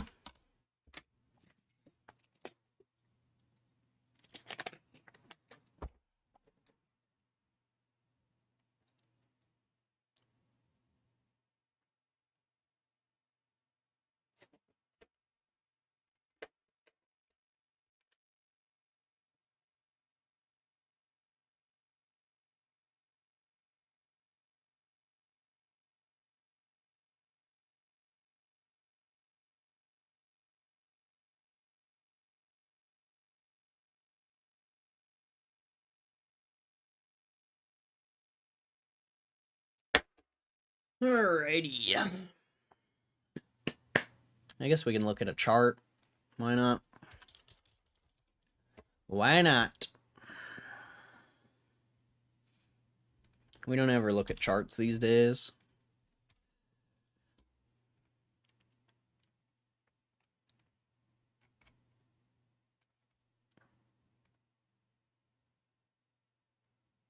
Or was it on an hour? I don't remember. A 4 hour? I think it was a daily. I don't remember. I don't remember.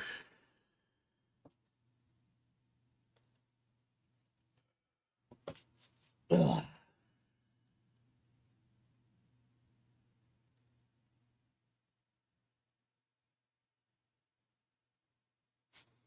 I guess I can do that.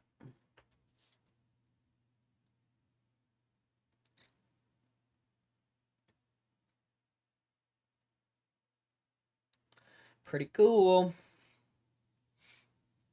Just slowly filling out that profile.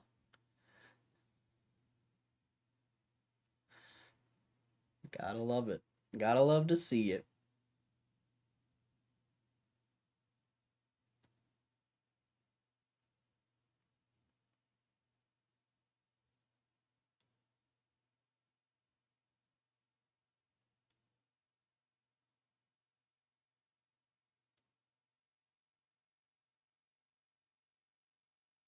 Nah, I don't know what to do now. I don't know what to do now.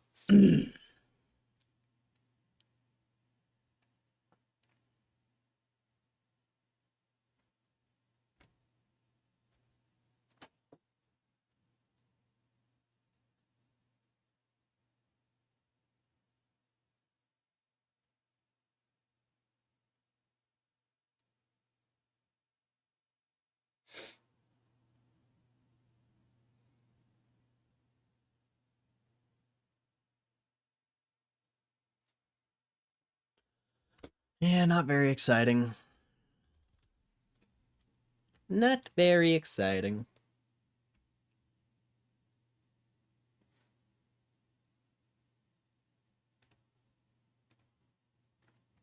How's that video doing? Yeah, this video's doing decent, man. It's doing decent.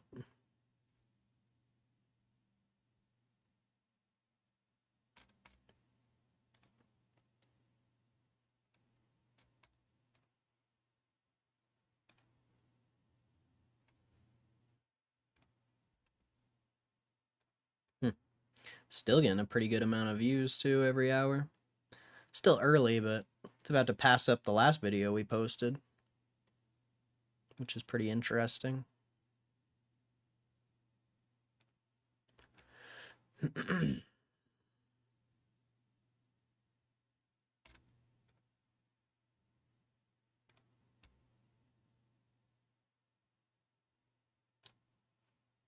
Content.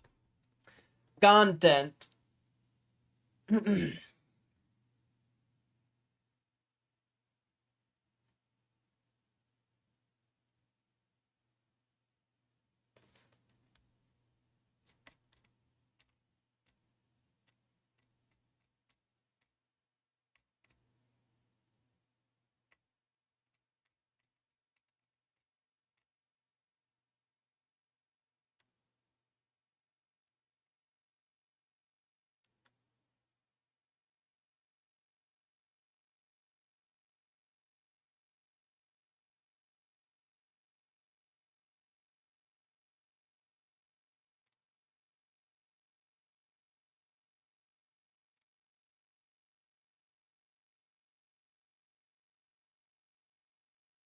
Should have a live power pack counter alongside the profit loss updating in real time.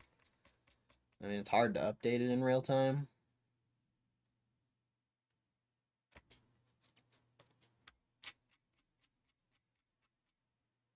I mean, if you just, yeah. Too many things to keep track of. Like if you just do the loss. If you just do the loss divided by 25, you can get a pretty good idea of how many we've done. I mean, obviously I've done the 500 pull, so it's a little skewed, but you know.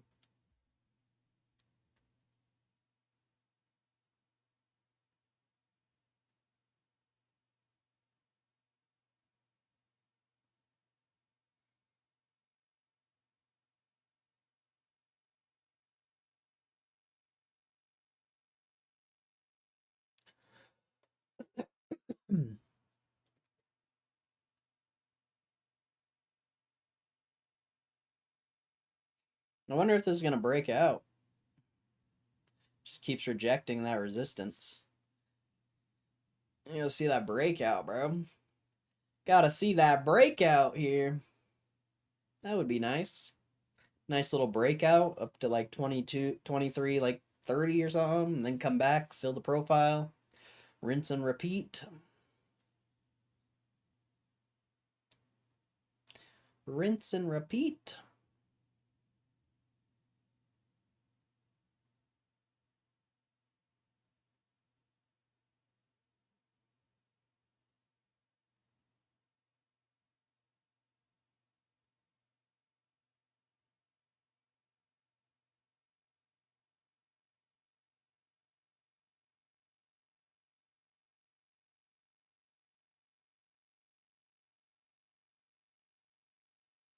Theory, couldn't you make the YouTube channel a business and the cost of power packs be write-offs? So you use that to pay less in taxes should you sell stock, or is my logic flawed? You wouldn't be able to write off stocks. You'd be able to write off the purchases of the power packs to the gains of the power packs. And I mean, I guess you kind of in theory, I guess you could, but I can't change my YouTube channel into a business. You have to when you create your YouTube channel, it's either a business or a personal account. I don't think you can change it. you'd have to have your EIN number attached to the YouTube channel, and I've already have, you know, my personal stuff attached to the YouTube channel. So it wouldn't work for me unless I started a new channel, which I'm definitely not going to do. And I'm not going to sell stock anyway, so it doesn't really matter, I don't think, for me. But in theory, I guess you could.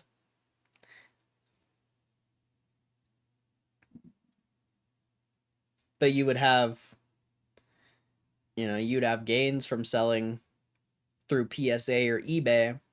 So you would have to pay those off, or, yeah, I don't know. It's honestly like, unless you're doing like hundreds of thousands of dollars, or I guess 20 plus thousand in write-offs, you're better off just taking the whatever it's called. There's like a preset write-off that the government gives you. It's like 13 grand or something. I actually think they upped it this year. I forget what it's called. It's like the basic write-off or something like that. Yeah, the standard. So if you're not making more than that, or if you're not selling more stuff than that, it would honestly just be a waste of time to even be a business. But I think you could. I think you could, potentially. I also don't know. I don't know that you can write like something like that. Like if I bought a bunch of power packs, I don't think I'm able to write that off against my gains in the stock market, because that has nothing to do with the stock market, you know? Things you could write off with the stock market would be like a computer, you know, a subscription to something stock related, like stock charts or trading view, you know, something related to trading. Yeah, you could write off stuff like that, like office supplies potentially. But doing a write-off of power packs to your stock gains, like power packs has nothing to do with stocks. So I don't know how the legality would work on that. You would have to talk to a tax professional, but from my tax knowledge, I don't know that you would be able to do that without getting in trouble. So you'd probably just be better off with the standard. Not really sure though. I don't know. I do not know.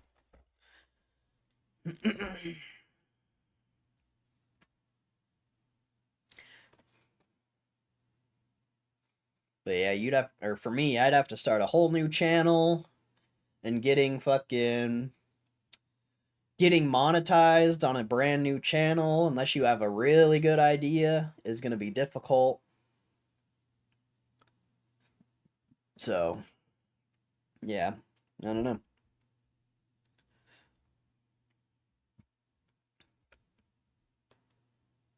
And honestly, I feel like you could just do that on your personal things if you really wanted to. Like, I don't think you need I don't think you need a business to do write-offs.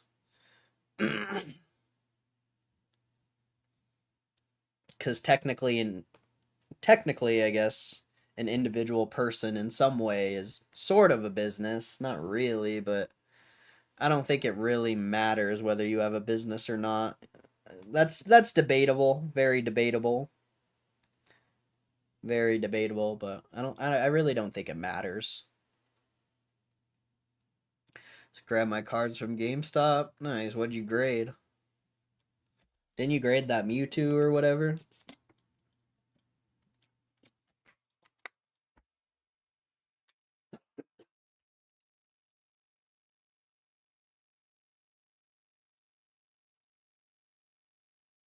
Mewtwo?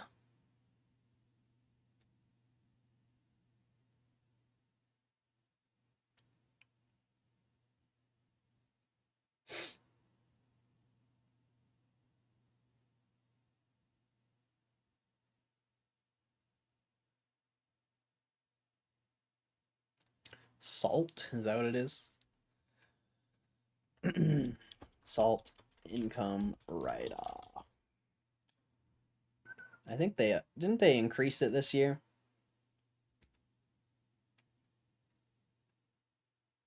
Oh. Only by a little bit.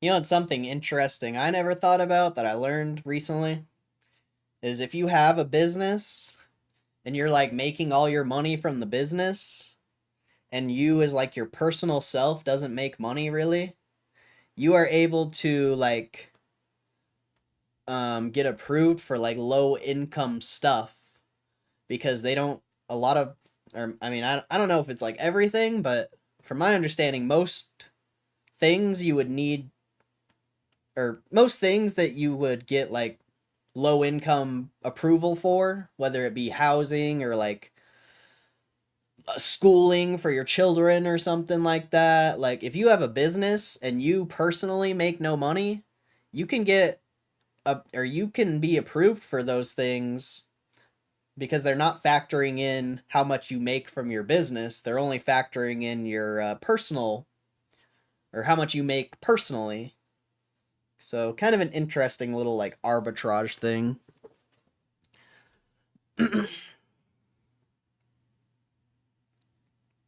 Both Mewtwo's, Moltres, Houndoom, and Yanmega SIR. Well, what are the grades? What are the grades, bro? What's the... Give us the deets. Give us the deets. I bet that doesn't get abused. Oh, I'm sure it does, bro. I actually didn't realize it until my friend's girl was talking about it, because they make all their money through their business, and she is trying to get her kid in school, like a nice, like super nice private school, but since she makes like no money, they're giving her money to put him in this school. It's kind of interesting.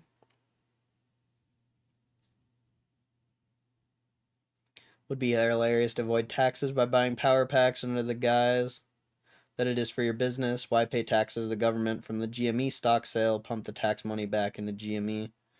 Or you just never sell, because why would, I mean, realistically, why would you sell unless you needed the money? But yeah, I don't think that would work. I don't think that would work.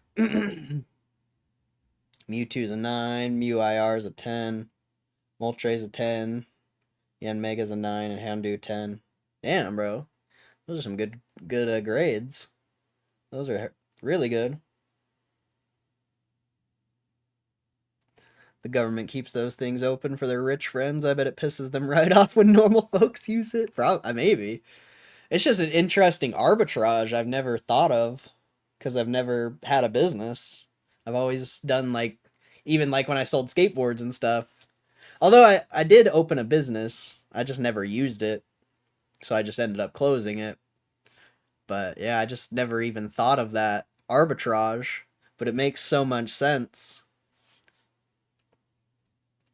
Knowing tax law got to be the strongest education out there. I mean, if you make a lot of money, if you make no money, it doesn't matter. You have to be making enough to make it worth your time. Or you just have a tax pro who knows what they're doing. That's that's the ideal thing, so you don't have to spend your time learning about it and figuring it out. Obviously, it should be good to know, but yeah. Tax education is pretty important.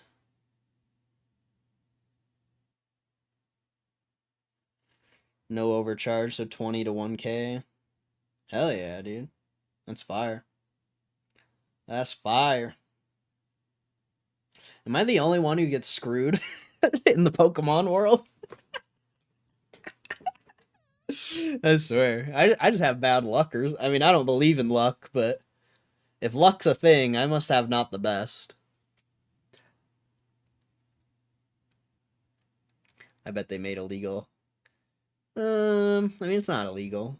They teach it in college and stuff. You just have to go down that route, which most people don't want to be a tax professional for a living, you know? It's just like a lawyer.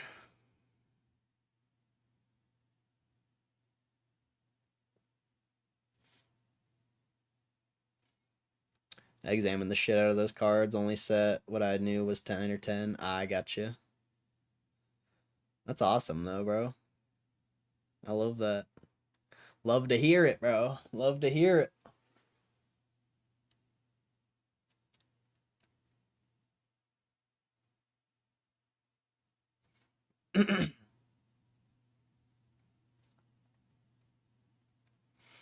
But yeah, I mean, you could dedicate all that time learning about taxes, but I think you're better off just finding someone who already knows and is already up to date and already, just finding someone who's already in that industry is probably better than learning it yourself.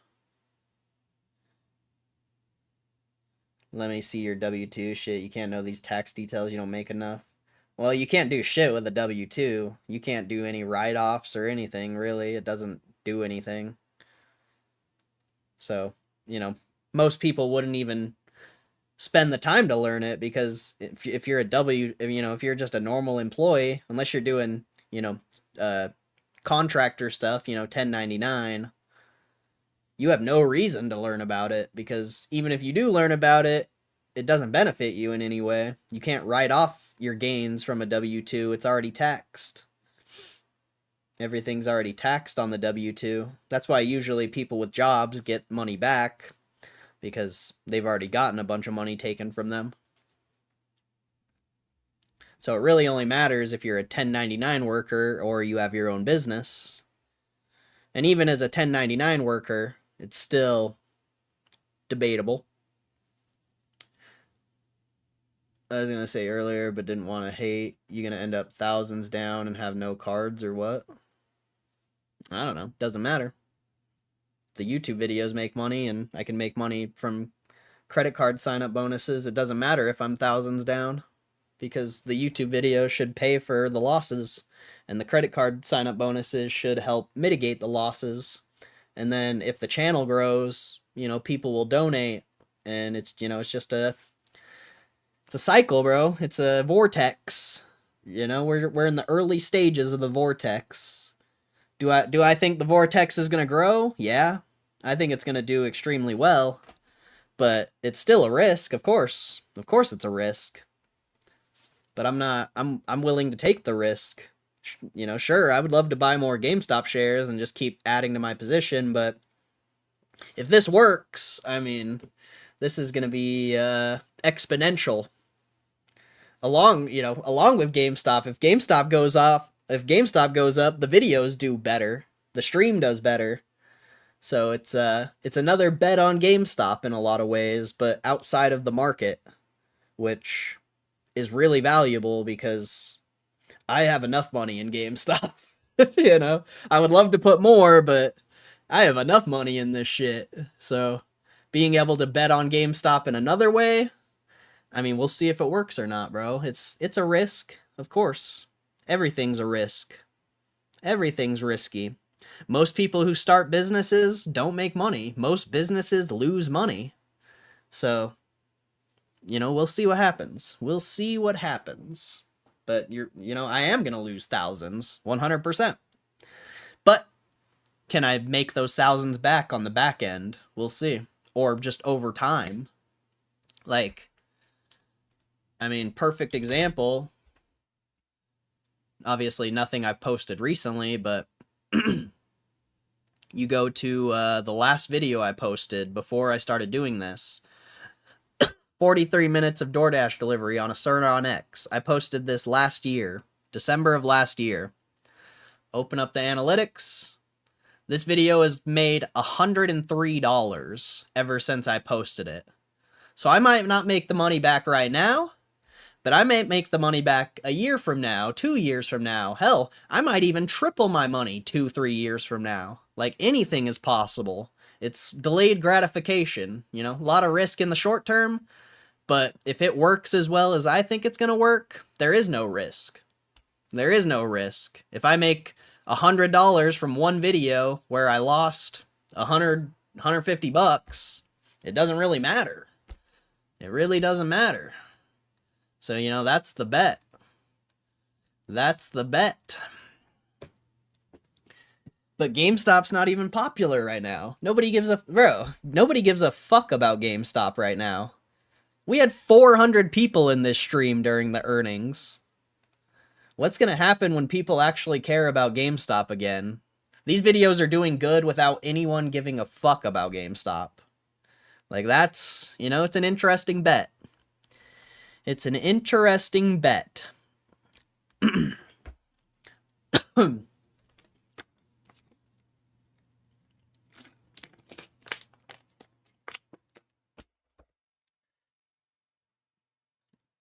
That's why I, you know, if you guys want to see me keep doing this, that's why you got to share the stream, share the videos. Like, the better this does, the more we can do it. You know, the more money I can lose. Like, I don't know. You know, if I lose $10,000 but make $10,000 on the back end, it doesn't matter.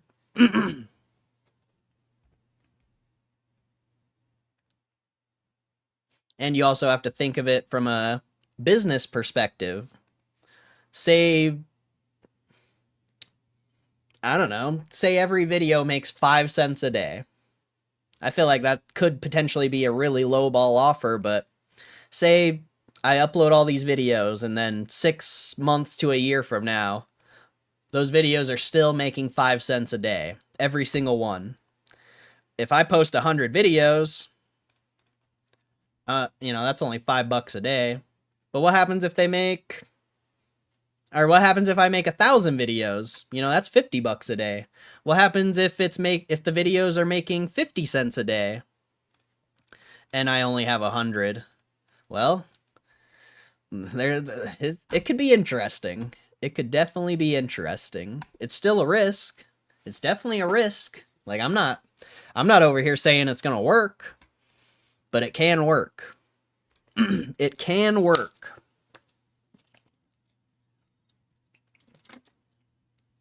And maybe, you know, maybe I blow my money on all these videos and then they stop getting views and I lose money.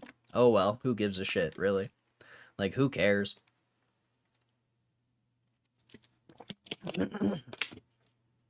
What else am I gonna put my money in, you know? Like, really? Sure, I could buy more GameStop shares, but other than that, they're just gonna be sitting in a savings account making 3%. I think I'd rather take the risk outside of the market. At least, you know, we'll see. We'll see. What's up, Frightened? I have no clue what you're talking about, dude. No clue what you're talking about. And if GameStop goes up, I can lose as much money as I want. You know, I make 6 figures on GameStop. Who cares if I, like, straight up, I can lose as much money as I want if GameStop works out. Like, on God, I literally, like, if GameStop works out, like, money isn't even going to be a matter anymore.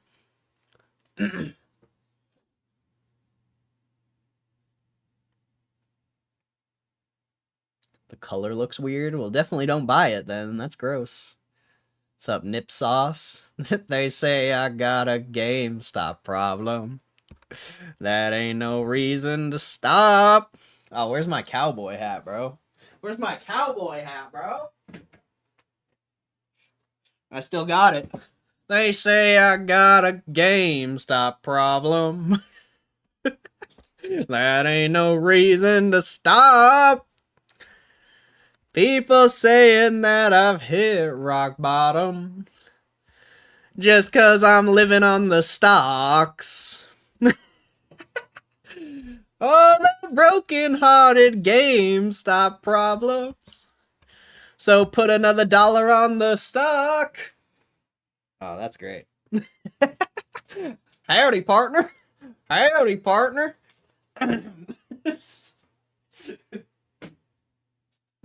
Howdy, partner. That's some good shit right there. That's some good shit. See, that's a clip you gotta post, bro. That's a clip you post on Twitter or Reddit, and you're like, look at this cringy ass motherfucker. That's a clip right there. That's a clip. If I've ever seen one.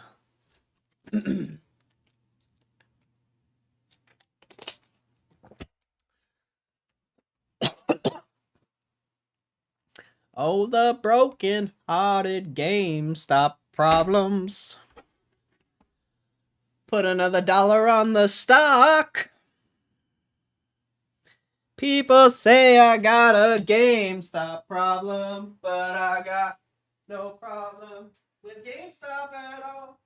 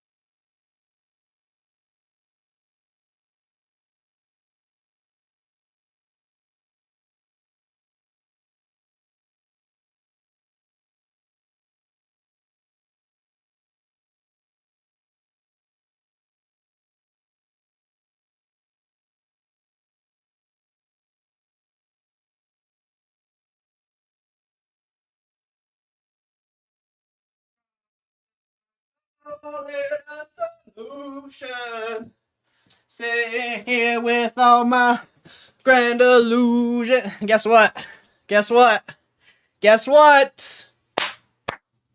The card came. The card came. So that means $1,000 power pack pull tomorrow. $1,000 power pack pull tomorrow. Oh shit, son.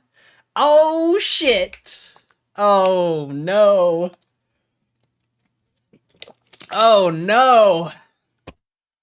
$1,000 power pack pull tomorrow? Shit, son. Oh man, I hope you guys are ready. I hope you guys are ready. That's gonna be fun. That's gonna be fun. Or it's really gonna suck. See, that's a video I probably shouldn't make. That's a video I probably shouldn't make. Like, because if it goes bad, there's no way. There's no way that video's paying back. But we'll see. We'll see. We'll see. Maybe, maybe the sign-up bonus will pay for it. We'll see. Any luck I was away? Nah. I got an interesting card that could potentially be worth something, but it's a really low population card. So, yeah, we'll see. We'll see. The 10 version of it sold for like $500, $600, something like that. I think it's 500. So if the 9's worth anything at all, it could potentially be worth like $100, $200. We'll see. There's someone who actually has one on auction right now, but the auction doesn't the auction doesn't end for like 3 days, so we're gonna have to keep our eye on it. Low pop is always good. Debatable. Debatable. I like nice liquid things. I like things I actually know the price of, Like things I have to kind of guess the price on. I'm not the biggest fan. I like knowing what I'm buying or, what I have. That's why I like stocks so much, because, I can buy and sell instantly and the price is right there. Nice and liquid. Nice and liquid. Yeah, I've low pops. Very debatable. Very debatable. We'll see. We will see. But I'm due. I'm due for a chase card. I'm due for a chase card, that's for sure. That's the gambler's fallacy right now. I'm due, baby. I'm due. Made huge profits on low pop PSA 10s. Nice. Just flipping them or what? Doing more polls? No. We did our polls. We did our polls this morning, my friend.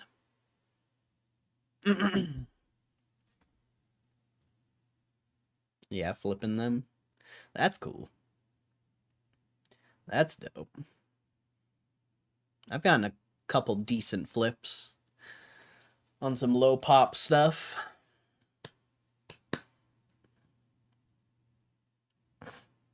But nothing crazy.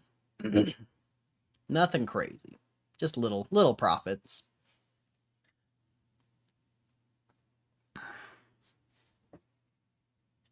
Call it a problem, I call it a solution. Oh, man. They say I got a GameStop problem. That ain't no reason to stop.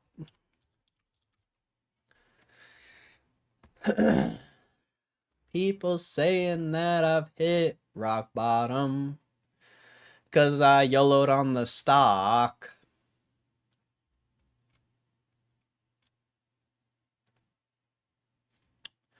Oh, you'll have some broken-hearted drinking problems when Ryan Cohen does a corporate bond.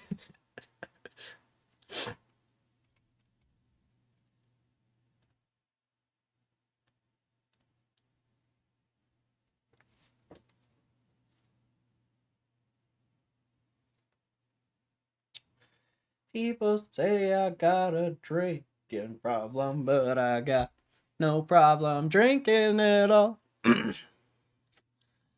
What a banger. What a banger. We got 20 minutes till the market closes. That's exciting. That's exciting.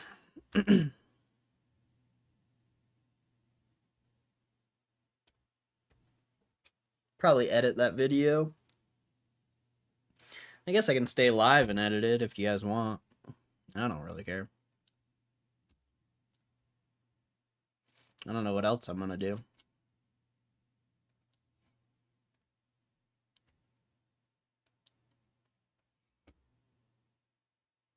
Oh yeah.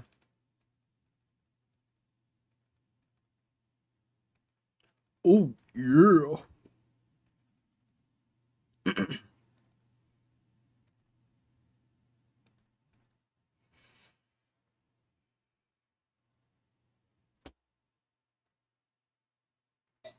Today's gonna be the day. We're gonna open the chase card. We're opening the chase card today, ladies and gentlemen. We're doing it. I think that's a good way to start off the video. Opening the chase card today, gentlemen. We're doing it. Today's the day. We're gonna be opening GameStop power packs till we hit a chase card. So let's get it. Another. I've already got that card. The Gloom. We already got that card. Whoa. They didn't offer me that much for it last time, though. Maybe last time it was a PSAA. I don't remember. Alright, sick. Sick. That actually is a good way to start off that video. If I just talk about, like, the chase card and stuff, I think it's kind of like, I'm taking, like, the gambling approach to it. I think gamblers are always like, yeah, we're gonna get the big hit. Or they're like, we're due. Like, if I just start doing that, like, we're gonna get that chase card, I think people will find it more entertaining, potentially. Just a little more acting, I guess. Because the first few videos, I was just chilling, just being myself. But I feel like if I just start acting a little bit, the videos will be better. Because nobody likes me. I'm just kidding. I would say like 10 to 15 people potentially like me. But yeah, I would say most people don't like me, so I gotta like act. I gotta become an actor.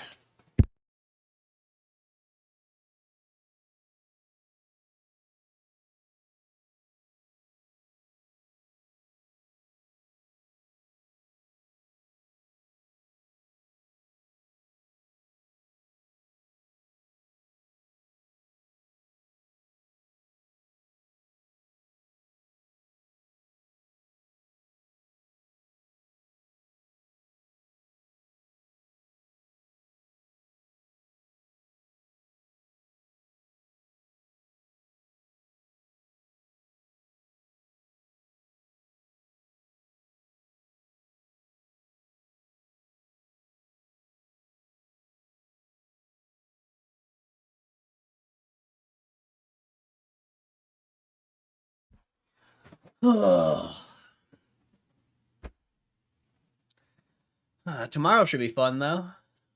$1,000 power pack. Just thinking about it, I'm like, oh. I hope by some miracle we hit something crazy. Just by some miracle we make money, or just don't lose. Like, that's best case scenario. We just don't lose. That's best case scenario.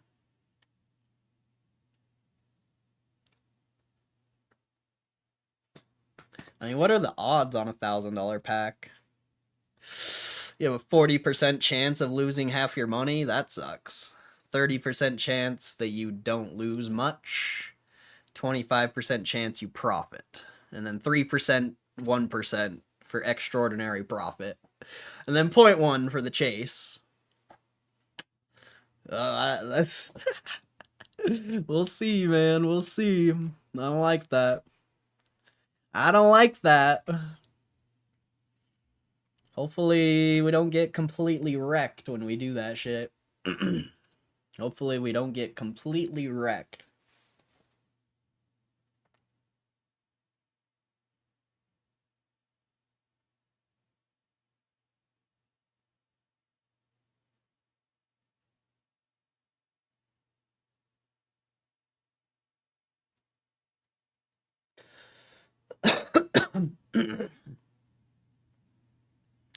They keep on talking, drawing conclusions, call it a problem. Now I'm gonna have that song stuck in my head. Thanks, Nip Sauce. Appreciate it. Thanks, Nip Sauce.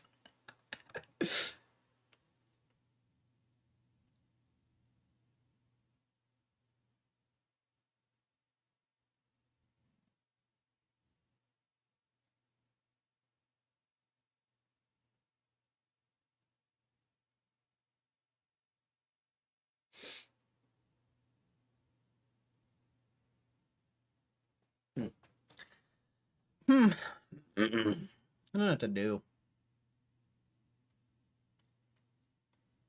I don't know what to do. Pretty tired.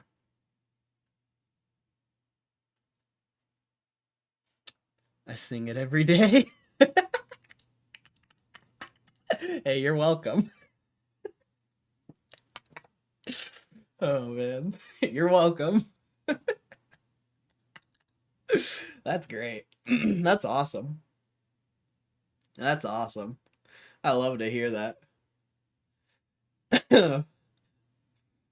That's so funny, dude. Just wait till Christmas comes around. I don't think you were here when I first started the stream last year. During Christmas time, I was singing Gamestop Christmas carols like every day. That shit was funny, bro.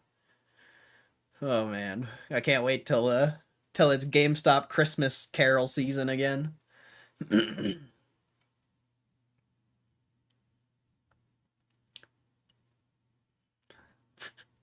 I don't even want to spoil them. We'll wait. We'll wait till Christmas. The album's not out yet. The album isn't out yet. I should make a GameStop Christmas album. That'd be genius, dude. I should make one, bro. I have the setup. Look, I got the microphone. I could just swap off a Elgato. I could start using this microphone, record some video or record some music, some GameStop Christmas carols. I'm not gonna spoil them. I'm not gonna spoil it. That'd be funny, bro. Should I start my own GameStop Christmas album, bro? That'd be so funny. It'd be even better if it like wasn't AI. Like I'd probably have to the music would probably have to be AI, unfortunately. But the lyrics, I could do the lyrics. I just don't know how I'd get the beats besides AI. I think it'd be the only way. But yeah, I got the setup. I'm ready. I'm ready to go.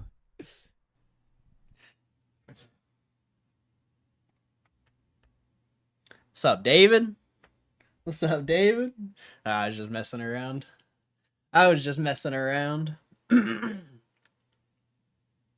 Am I thinking of pulling a diamond pack? Oh, a diamond pack's getting pulled, bro. Not today. Tomorrow. There's no thinking. It's happening. It's already set in stone. The $1,000 pull's happening. It's in the. I don't know what I'm trying to say, but it's happening. There's no ifs, ands, or buts. It's happening tomorrow.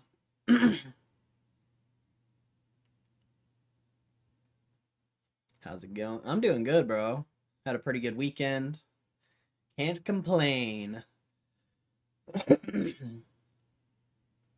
I'm doing great. Gamestop's up a little bit. That's always nice.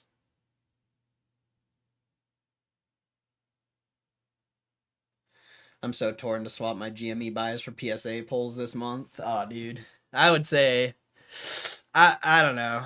You do whatever you want. Like, the only reason I'm doing this is for videos. If it wasn't for the videos, I probably would just buy more GameStop shares. But I'm also not like a Pokemon collector, really. I'm just doing this for fun. But, yeah. So I guess it'd be up to you. General time fine. Will likely be here anyways, but don't want to miss that. I'm going to start doing polls like 40 minutes into the stream. So whenever the stream starts, add 40 minutes to that. That'll be around the time it starts. 40 minutes to an hour. Because that's when you get peak viewership, it seems. At least for my channel. I don't know if there's like a view bot on my channel or something to why that happens, but even if I go to the last few streams we've done, it's really weird actually. It's very weird. But if we go to the last live streams, that one probably this one. Oh yeah. So you can see 44 minutes in was peak. Well, 58 minutes in was peak.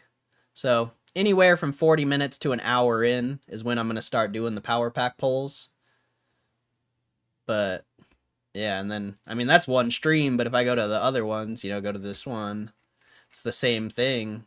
This is 43 minutes in, not quite peak. Peak seems more like an hour in. That's why I say 40 minutes to an hour, because an hour is actually peak for the stream. And it's been pretty consistent ever since I've started doing the power pack polls that's 40 minutes to an hour is peak. So yeah, that's when we're going to start doing polls. So if you don't want to miss any more of the polls, just whenever I start the stream, make sure you're here 40 minutes later or an hour later, somewhere in between that time frame.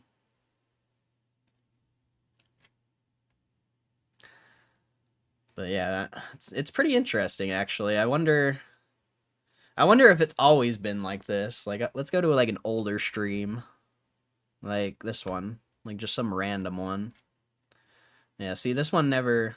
I haven't been getting it's only since I started doing these power pack polls that the traffic's coming in like that. Before the power pack polls, is just our normal stream, just the OGs would come in and hang out. Like, now you're getting maybe a mix of bots and people who want to watch me lose money, I would say. Pretty much once that time limit's gone, everyone leaves, because once I'm not losing money anymore, nobody cares. Only the people who are here every day are sticking around and hanging out, I would say. Well, unless there's like new people who have joined, but yeah, it's pretty much always the same names, I feel like. I've just dropped bags already into this fire sale and sat there wishing I was looking at some cool cards instead. That's fair. All for the same cause. Man's got his plan down. Yeah, I've got it, bro. I'm learning my YouTube routine. That's for sure. and Twitter, I guess. But Twitter, I just scheduled all my posts for Twitter this weekend. I guess we can check Twitter. I made those fake giveaway posts. I wonder how those are doing.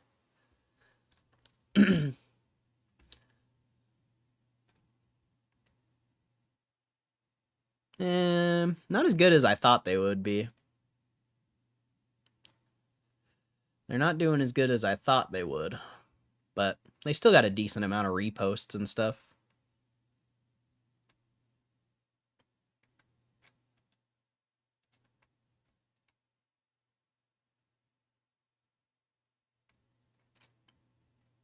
This one really got posted. But yeah, kind of fun. Yeah, it's nice to have the posts already scheduled, so I don't have to like care or worry about it. I don't have to make anything. Like, it's great. I love it. I love it.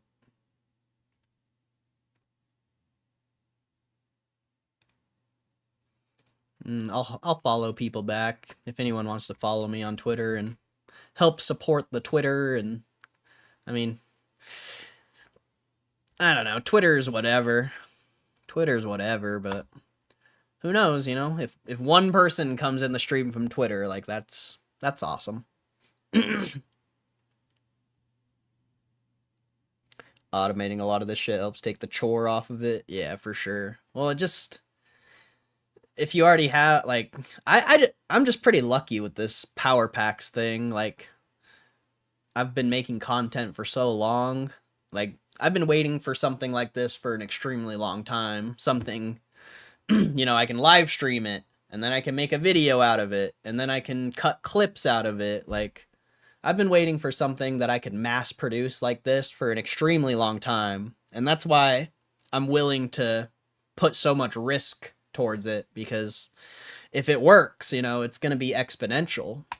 You know, there's no guarantee that it works. Like I said, the videos could die tomorrow and stop getting views, and then I lost a bunch of money. But if it works, it could be very exponential.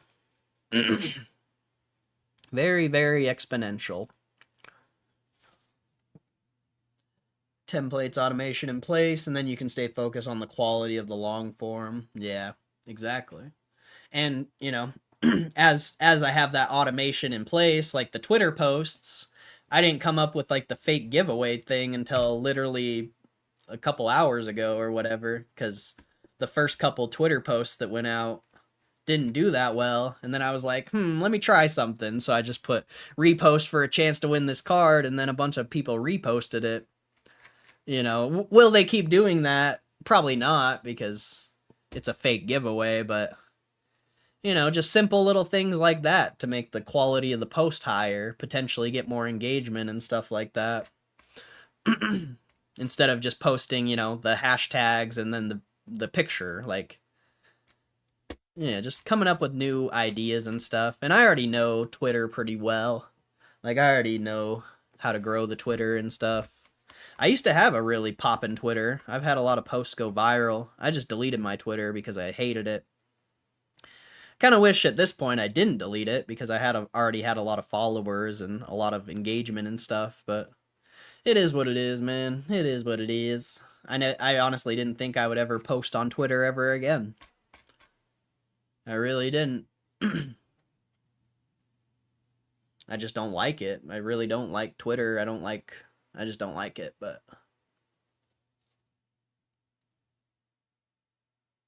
even if it doesn't work, you've negated some losses with the actual cards anyway. But I've sold a lot of the cards. So, yes and no. Yes and no.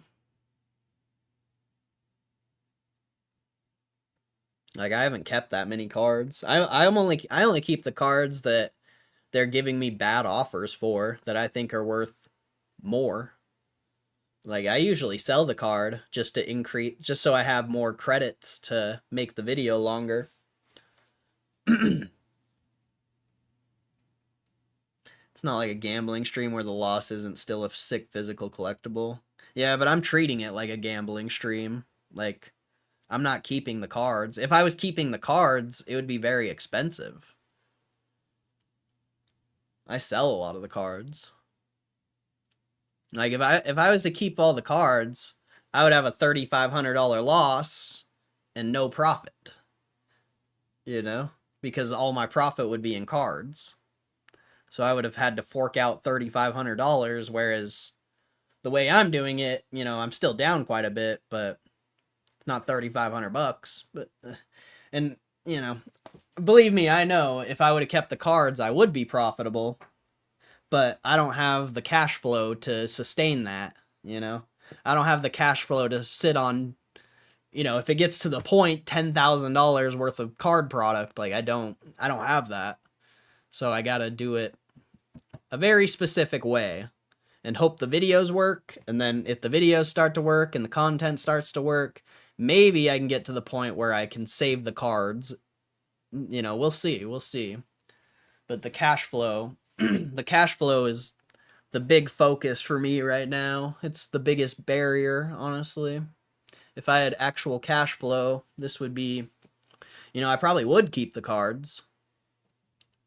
But also you have to, you know, factor in if I was to keep the cards, it's, you know, I have to sit on them. I have to find a buyer. If I sell them on eBay, I'm not getting much more money as if I just sold it to GameStop when I pulled the card. Like, really the only way to profit off of the cards is by either holding them forever or when I get 50 stacked up, shipping them back to myself, because you can ship 50 cards for $6 and then, you know, selling them cash. Like you're not really going to make much more selling them on like eBay or something like that. You're really not. It's like if you had a trading card store or something, this would be clutch. But then you have to factor in like rent and stuff, you know?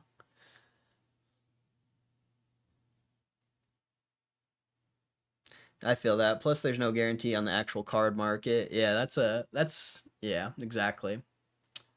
Exactly. And there's no guarantee you're going to get full price. Like, if you were to do that strategy where you get 50 of them and then you get them shipped to yourself, like, there's no guarantee that you're going to get the full cash price of all those cards. You're probably still going to get lowballed. And, you know, after all that work trying to sell it and yada yada, you know, was it more beneficial just to sell it back to GameStop instantaneously? Like, I don't know. You know, that's very, very up for debate. Very up for debate. I obviously think holding the cards would be profitable, for sure. Especially if you shipped them back to yourself. I think it would be profitable, but ultimately, who knows? Who knows? Well, there's your close on the stock, 23.11. Nice close, man. That's a pretty nice close. You know, I really wanted to see that breakout of 23.15. I really wanted to see that, but not a bad close. I mean, we'll take it.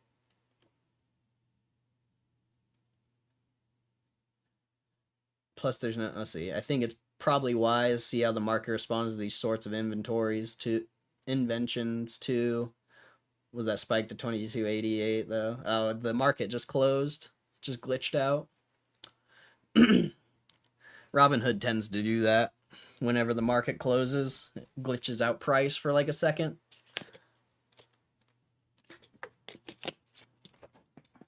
But 23.11 is a good close.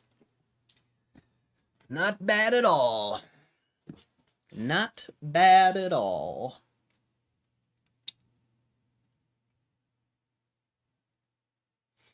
But yeah, we'll see what happens, man. We'll see what happens. Like, honestly, just I hope the videos work, you know? I hope people continue to share the videos, share the stream, support the stream and the videos.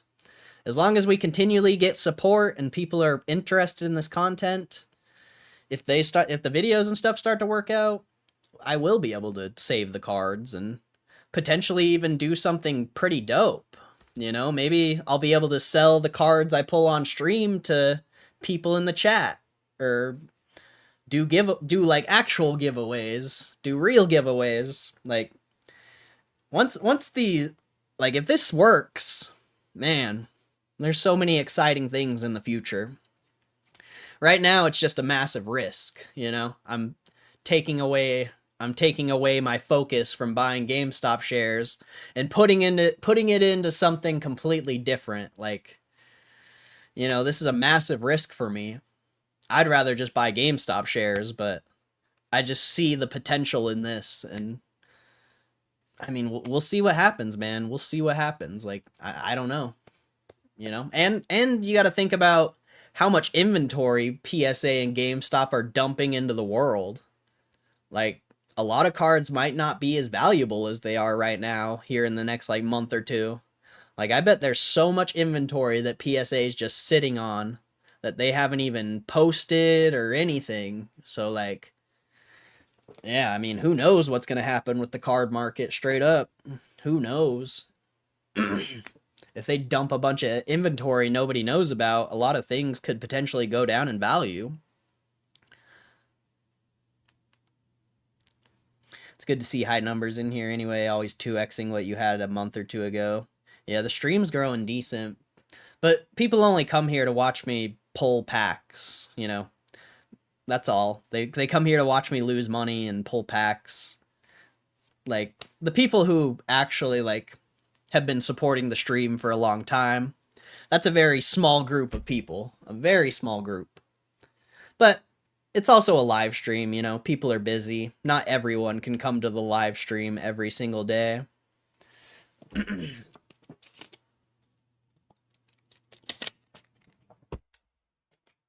There's that aspect too, you know. People have their own lives and stuff. Go buy cheap packs, pull on stream, keep engagement. That's a good idea, actually. I mean, I'll consider that, you know, once the cash flow comes in. That's actually a really good idea. Buy a bunch of Japanese boxes or something and just pull while, like, in, yeah, that's a good idea, actually, David. I appreciate that idea. Film a video, take in the GameStop / get graded, full circle. Yeah, except I don't know how to do IRL streams. I would have to look into that. Because that would be cool, being able to, you know, leave and take the IRL stream somewhere. You know, whether we go to, like, the golf course or something. Like, that would be really cool. That would be really cool. Whatnot streams were gas. Yeah, it's hard to get inventory for Whatnot, though. Hard to get inventory. And then if I was to do it this way, you know, I'd get all the cards, and Whatnot has fees and shipping, so yeah, that would be kind of a waste.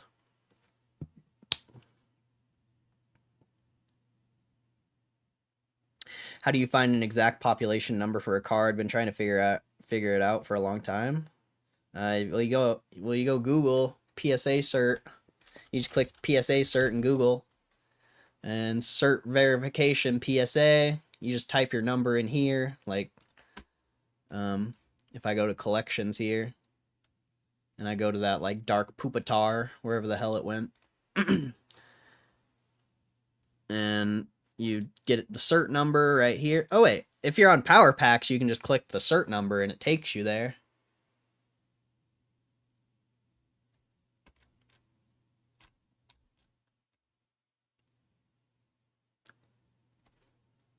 Like the card in your hand, what number it is. Like, how would you know if a card was pop 1 or pop 1 out of 10? I don't know. I don't know what you're trying to say. I don't know what you're trying to say.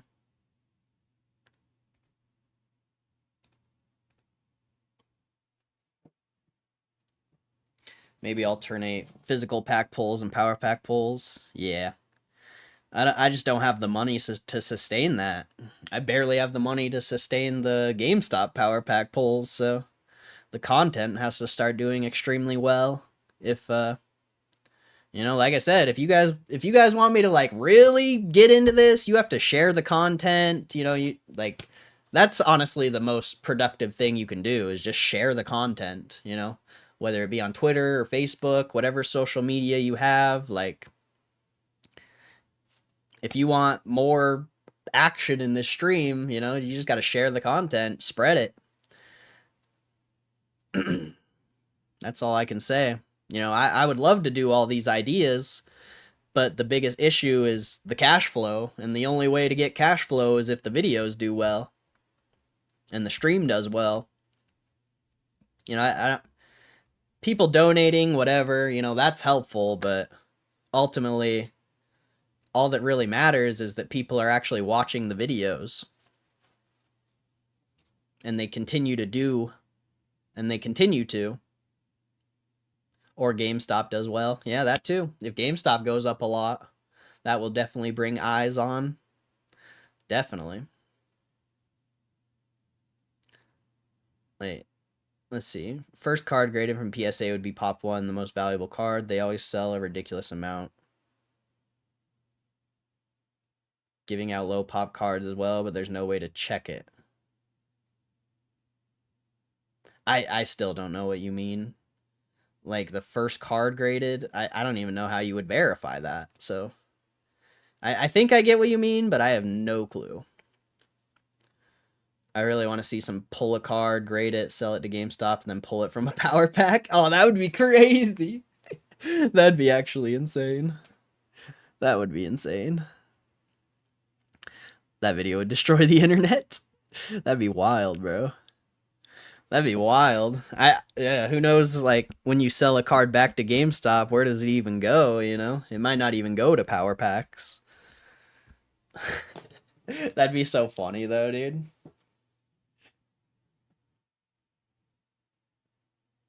But yeah, if GameStop does well, shit, son. But in the meantime, you know, while GameStop sits and does nothing, sharing the stream is the most beneficial thing. And, you know, the more people we get engaging with the content while GameStop's doing nothing, the even greater the videos will do when GameStop does something, because all that engagement in it, I don't know, it's just the algo. It's just the algo.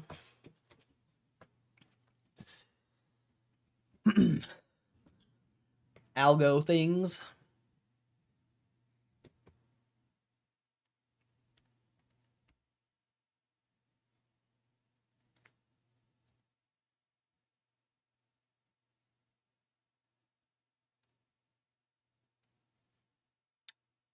Or by some miracle, when we pull this 1,000 pack tomorrow, we hit a chase. That would be sick. Seems very unlikely, but that would be gangster. I'd be pretty appreciative of that. It would help a lot. It would help a lot.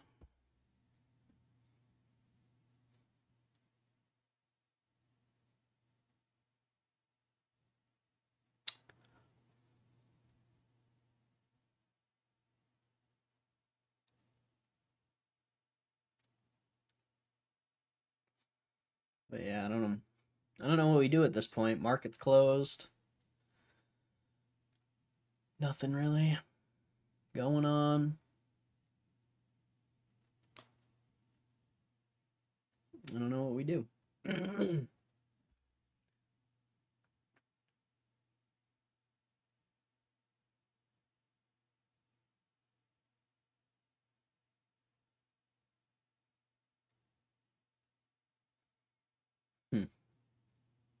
I guess we can just edit the video for now. Why not? I swear I've gotten that card before. PSA 9. Let's see. Sold items. Oh, it's because I bet this sale skewed the price. Because, yeah, this card's only worth like 25 bucks. But potentially this last sale today skewed the price. So we're definitely going to take 20 bucks for that. That's a good deal. That's a really good deal for that card, I would say. So we'll accept the buyback there. We'll accept the buyback there. And we're going to keep it going. 25 bucks. Run it. Run it. Come on. We need that chase card. We need that chase card. Hey, thank you, MB. Thank you, bro. I appreciate the donation. Thank you for the dono. A Parasect PSA 8. I imagine that's not worth anything. New collab video at Gamestop on a 7 million account dropped 2 hours ago. We'll try to drop in tomorrow for stream if work's not busting my ass. Yeah, we're gonna do a $1,000 power pack pull tomorrow, David. So, try to beat, like, after I start the stream, try to be here like 40 minutes to an hour after I start the stream, because that's when we're gonna be doing that. If I don't see you, you know, I appreciate you always supporting the channel, bro. God bless you. I hope you have a good rest of your day. Much love.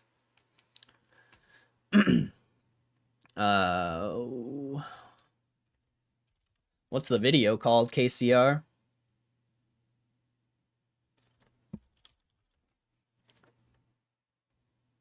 Is it Dashy? Is it Dashy?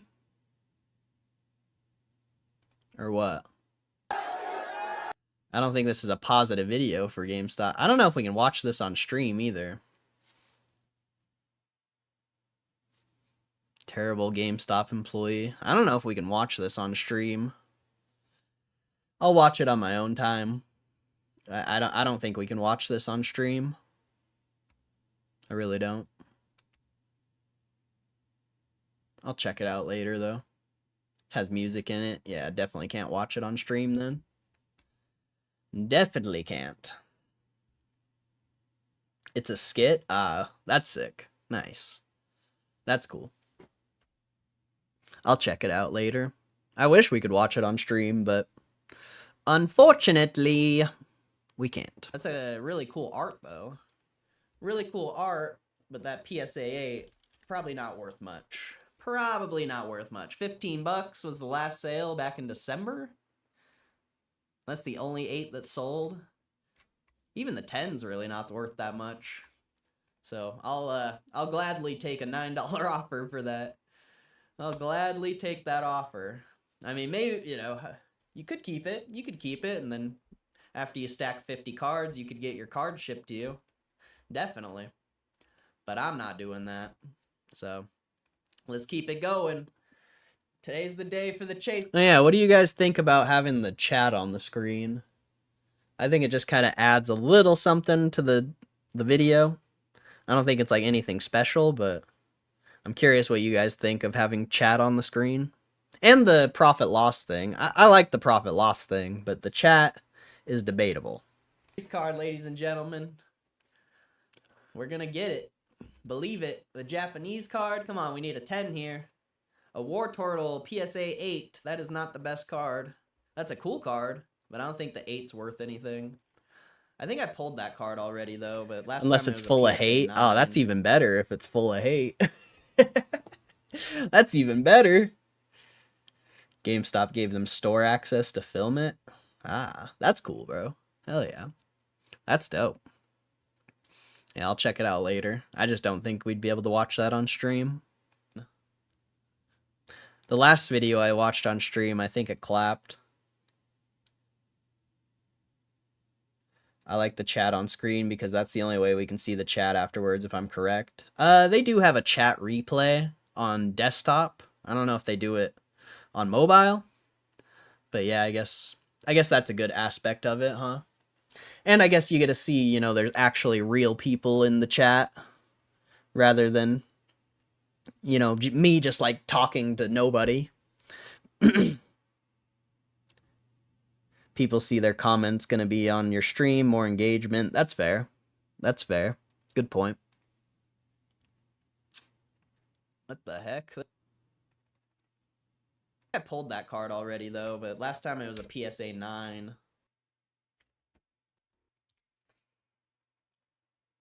What the heck? This one sold for $38. I don't...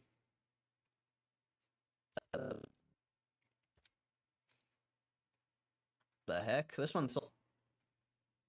9.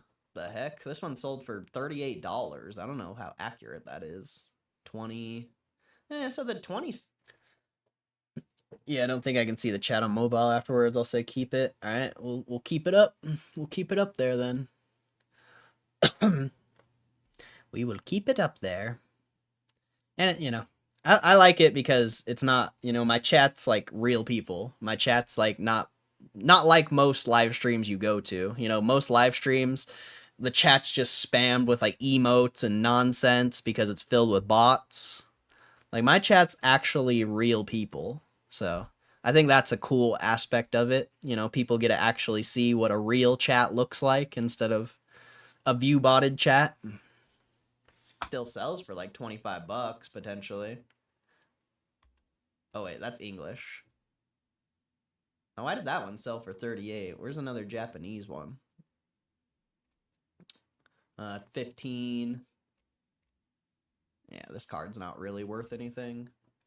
Unfortunately, if it was a 9, it'd probably be better. But I feel like a $13.50 offer for that really isn't that bad from GameStop.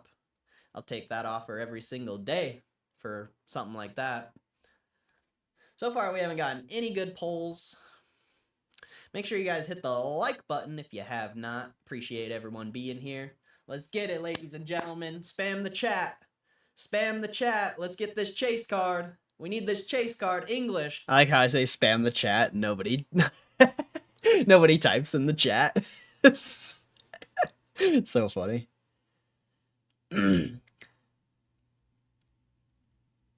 Gonna fill your videos with rage-inducing comments. See if we can lure people in. Oh, that would be funny. That would be funny. Come on, we need a 10 here. Inferna Ape, PSA 9, illustration rare. That's a pretty cool card. It's not worth much, though. Not worth a lot. I guess we'll see what eBay is sold for. 25, 16. I mean, it's... The chat would be more active, I think, but I've also pissed a lot of people off throughout time, and, you know, I'm learning. I'm learning that I just gotta, like, ignore the chat, not care what people say, and only care about the people who actually, like, are, you know, who actually talk and who actually, like, engage with me in this chat. Like, I need to stop caring about the randoms who post some dumbass shit in here, you know? I'm learning. And also, I've also pissed off some, like, legitimate viewers, too. Legitimate supporters. It is what it is. It is what it is. But, you know, I'm learning, bro. I'm learning. Did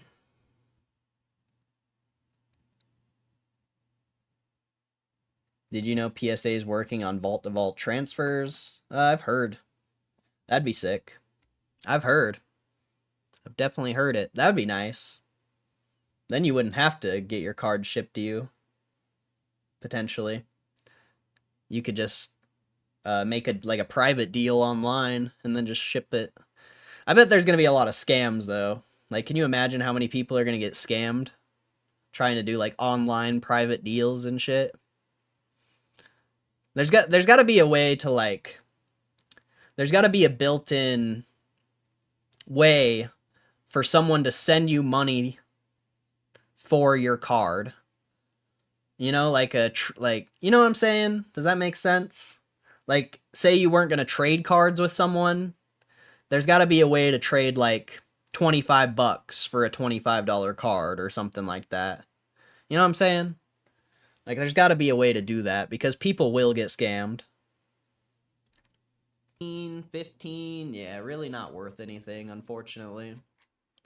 Very unfortunate. It could be 20, 25, like, maybe, but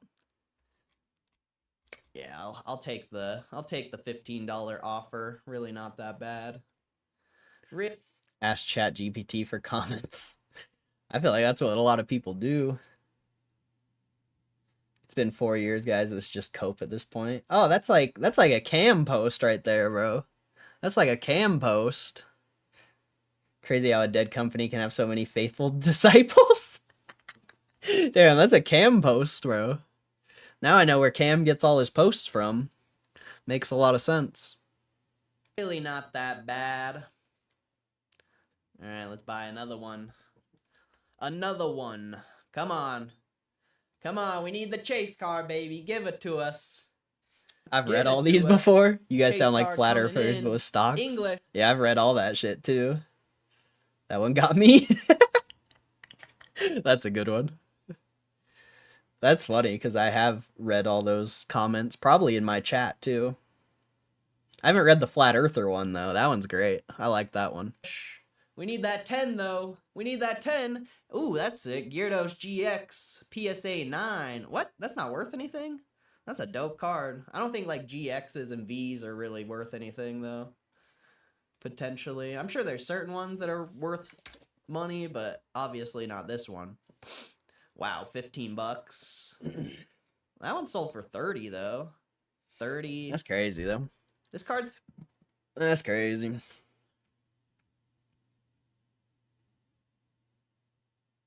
Best practice, drop it once, don't argue back. The less you engage, the more they spiral among themselves, which boosts chat activity and keeps people watching the VOD. Yeah, that's a good point. I think that's been my biggest issue for the whole time I've been streaming, is I've engaged way too much. Like, of course, you know, the people who have stuck around, those people will probably be supporters of the stream forever.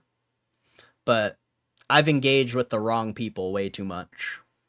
And just, like, in my mind, because of a certain group of people have stuck around, I feel like I gotta, like, engage with everyone. But that's just not reality, honestly. Like, the less I engage, the more people will like the videos and like the stream, I feel like. Yeah, like, if they really want me to answer whatever they're putting in the chat, they'll just ask it again, I guess. But yeah, I agree. I think that's been my biggest flaw in streaming, is engaging too much and caring too much about other people. It's not even like that I care.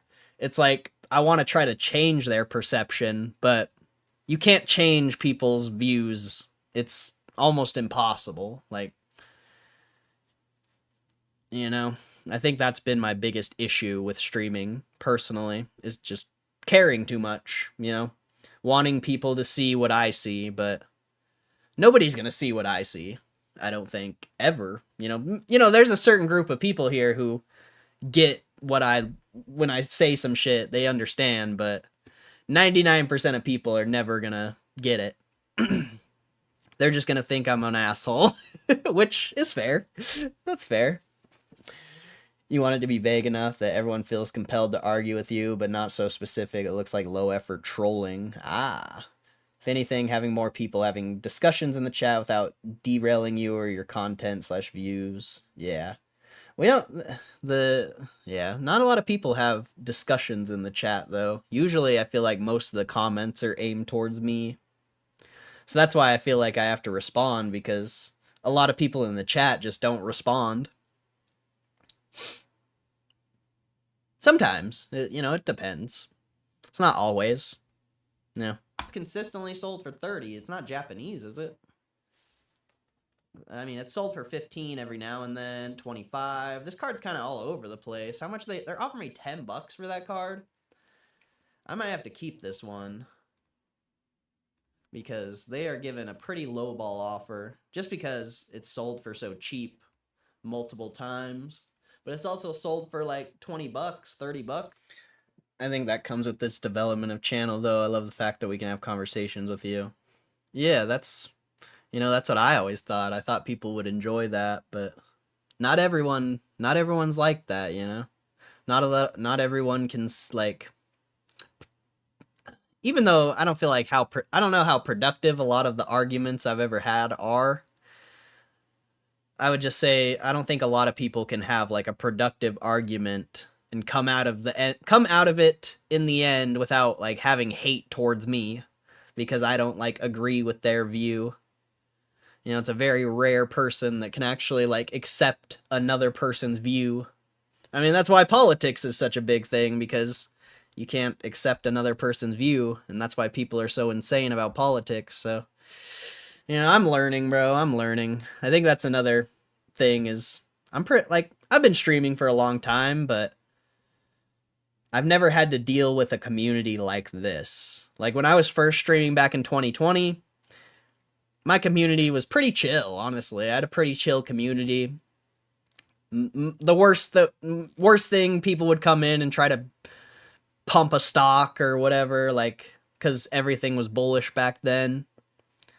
Like, I never had to deal with a community like this, where everyone is so, like, opinionated and they will, like, fucking die on their sword, you know? It's It's like it's hard for I think it's hard for people who are only in the stock market because of GameStop to understand someone's views who's just, you know, a trader basically who happened to get into GameStop. I think it's just two different views that can't really connect in a lot of ways. But there's one thing we can agree on is GameStop's pretty awesome. I think that's one thing we all can agree on. Multiple times. So it's kind of all over the place. I think I might keep this one potentially. I mean, last sale was $15. That's really not good at all. But then August 10th it sold for 30. You know, July 31st it sold for 30. So I think we're kind of forced to keep this card. It's probably not worth anything, but I think we gotta keep that one, unfortunately. Unfortunately, we gotta keep that one, but let's keep it going. Let's run it up. Run it up. We need that chase card. Come on, chat. Come on, chat. Show some love in the chat. We need that chase card. English. We need a 10 here. Need a 10. Miriam, PSA 8. Really not that good. Really not that good. Let's see. We'd all enjoy it more if you had the bankroll to keep expanding your content with your ideas. Yeah, I mean, that'll come with time, hopefully. I don't think that's not something I can control. Obviously, I could potentially get a job and have more cash flow, but then that would take time away from the content. So it's tough. It's tough. But I'll do what I can, man.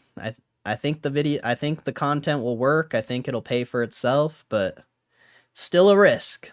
You know, like I said, like everything I've posted so far could stop getting views tomorrow and then we're fucked. But yeah. Like that's expanding the content's going to really depend on if the content continues to do well.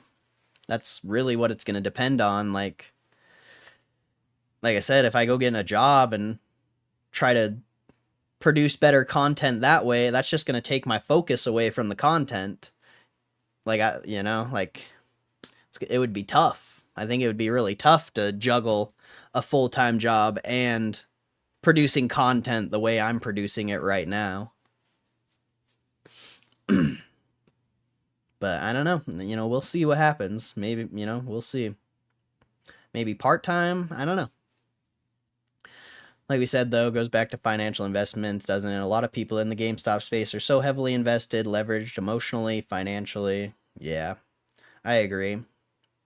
And like I said when we were talking about that, it's hard for me to understand that perspective because I have no emotion towards it because I believe in it so much. Like, there's no emotion on my side because I know it's gonna work.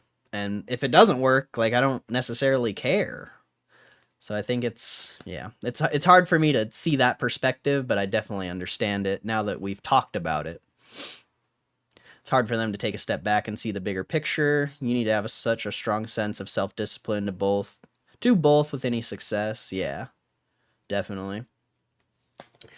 Most definitely.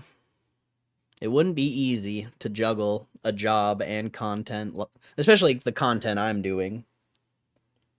And, how much time I put into the stream, and yeah, it would be tough. I mean, I guess I could just not stream. I could not stream and just make videos and shorts and post on Twitter, but I love the stream. I fucking love the stream, man. This is what I want to do. Sometimes I hate the stream. Sometimes I hate it, but deep down, I truly love the stream, and yeah, this is what I feel like I'm meant to do in a lot of ways. Miriam, probably not worth anything. PSA 8, definitely not worth anything. I don't like doing anything else. So if this doesn't work, I don't know what I'm gonna do, bro. The stream's natural growth, yeah. I mean, the stream's grown a lot. I've had really good growth in the stream, and then I usually derail it.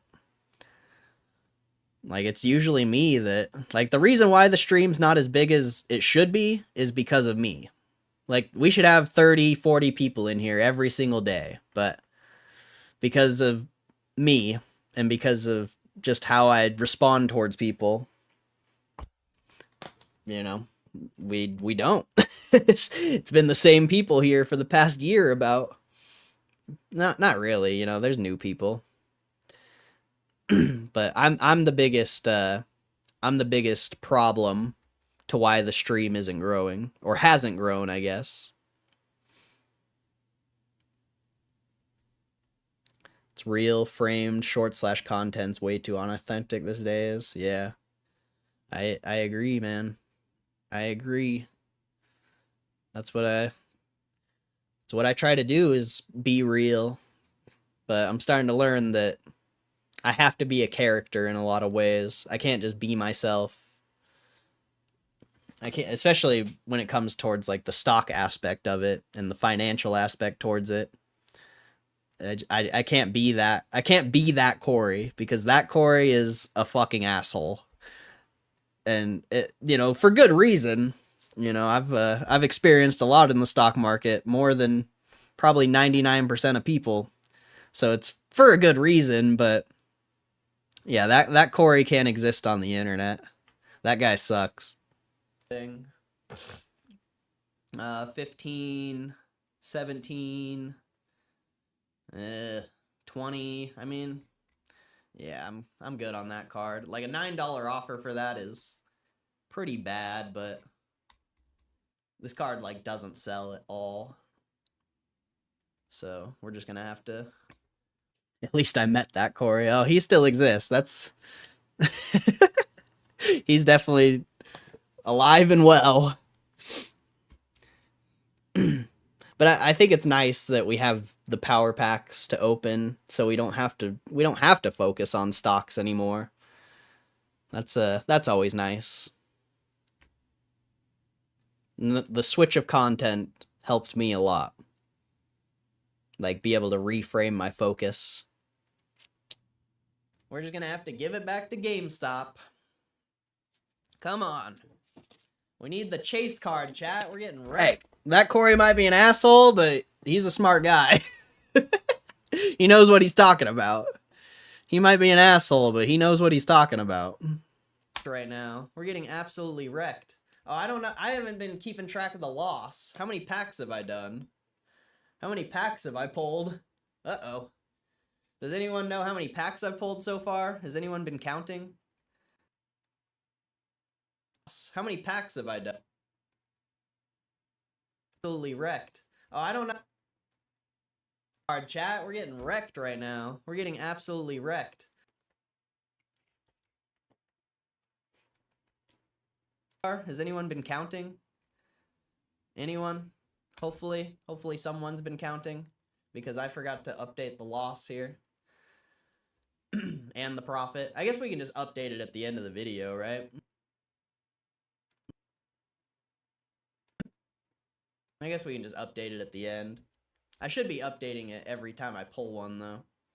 I just forgot. I straight up forgot. Why is it taking so long? I should be up.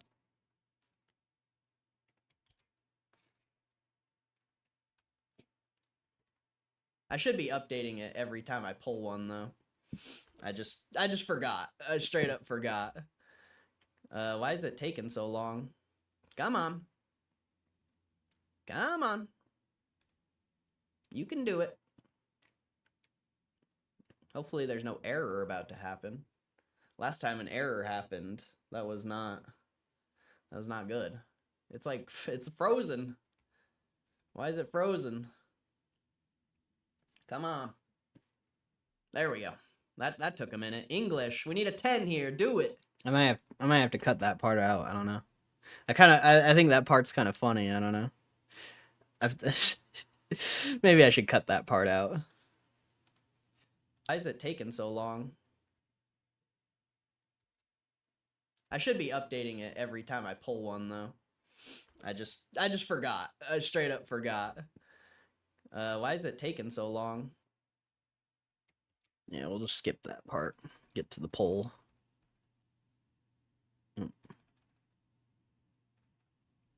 Come on.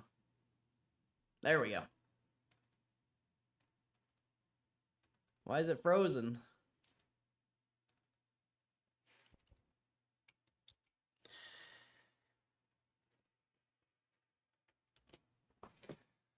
Ooh. Why is it frozen? Come on. There we go. That took a minute. English. We need a 10 here. Do it. Mankey PSA 8 first edition. That's a sick card. $10? What? Dude, we're getting wrecked. We're getting absolutely wrecked right now. That card should be worth more, though. 16, 20, 20, 10. Price is kind of all over the place. 15. Like, it's sold for 20, but it's also... Yeah, I don't know. I don't know about this one. 17. I think we're just going to get rid of that one. That's not... That is really not good. That took forever, though. We are getting absolutely wrecked, son. We are getting absolutely wrecked. I forgot to update the loss. That sucks. Oh well. We'll just keep it going. Keep it going. We'll update it at the end. English. Come on, we need a 10. We need something big here. We're getting wrecked. King Gambit PSA 9? Bro, what is this? Why are we getting the worst polls ever lately? Like, the past few sessions, we have gotten absolutely nothing. Wow, that is a terrible card. That is a garbage card. 25. How much are they offering me? $11? Like, it's sold for 17, 10, but it's also sold for, like, I mean, that was best offer. I mean, that's 30, 25, 25. Like, it's sold for 25, but the last few sales were, like, $10. So, I think we're kind of forced to keep that one for now. Did I pull something? I took the day off the internet, just tuned in. Nah, we got wrecked again. Well, I potentially pulled a good card, but it's a low pop, and there's never been a sell. So, we'll see if it's worth anything. That's the only card. Everything, yeah, we got wrecked, bro. We're getting wrecked. We'll just hold it for now, because I don't know what else to... Does it look cool? It's this card. Dark Pupitar, whatever his name is.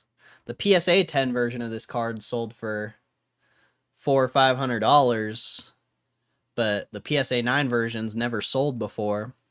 And GameStop's only offering me $12 for it, but there is a bid right now on eBay that ends in 3 days, so we'll see how much people are willing to pay for this card once that bid catches attention. But I'm just holding that card for now. So potentially it could be worth like $100, potentially, but yeah, it also could be worthless. You really never know with low pop cards like that. You really never know. Here, we're getting so wrecked. We're only 10 minutes in, bro, and we're getting absolutely wrecked. We're getting absolutely wrecked right now. Come on, we need something big here. English, we need a 10, bro. We need a 10. Latius, PSA 9, 3-pack blue. Bro, that's... Bro. Would keep that too. Well, I kind of have to keep it. They're only offering me $12, and, you know, if it's a $100, $200 card, we just gotta wait to see what the market thinks. But, you know, if the market thinks it's worthless, I'll probably just get rid of it. I actually don't know. Maybe I'll hold on to that card. We'll see. You know, it's all going to depend. It's all going to depend on the future. And I would say, realistically, it's probably going to depend on that one card that's on eBay right now. Like, if that card bids up like $100, $200, potentially PSA will give me a better offer. Or, you know, I could just take it to eBay and sell it. I don't know. That's going to be a tough card. That's going to be a tough one. But I could also get the physical version of the card and maybe sell it in the real world. I don't know. Bro, what are these polls, dude? These polls are the worst right now. These polls are so bad. But I hope you're doing good, Rosh. Glad, I mean, taking a break from the internet is always a good idea. It's always a good idea. Come on, GameStop. Give us some better polls here. 17. Yeah, this card's really not worth much. Unfortunately. We'll just accept the buyback there. Buy another pack. Come on, bro. We need the chase card. We need something big here, bro. We need something massive here. We need something massive here. Let's go. Japanese. We need a 10. Dark Pupitar. PSA 9. Bro, why are we getting... Bro. Oh, there's where I pulled that card. Bro. Like, what? We haven't pulled a single profitable card.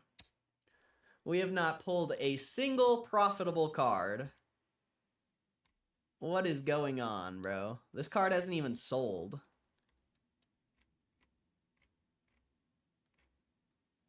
It sold for $5 as just a normal card. What's going on, bro? This card hasn't even sold. It sold for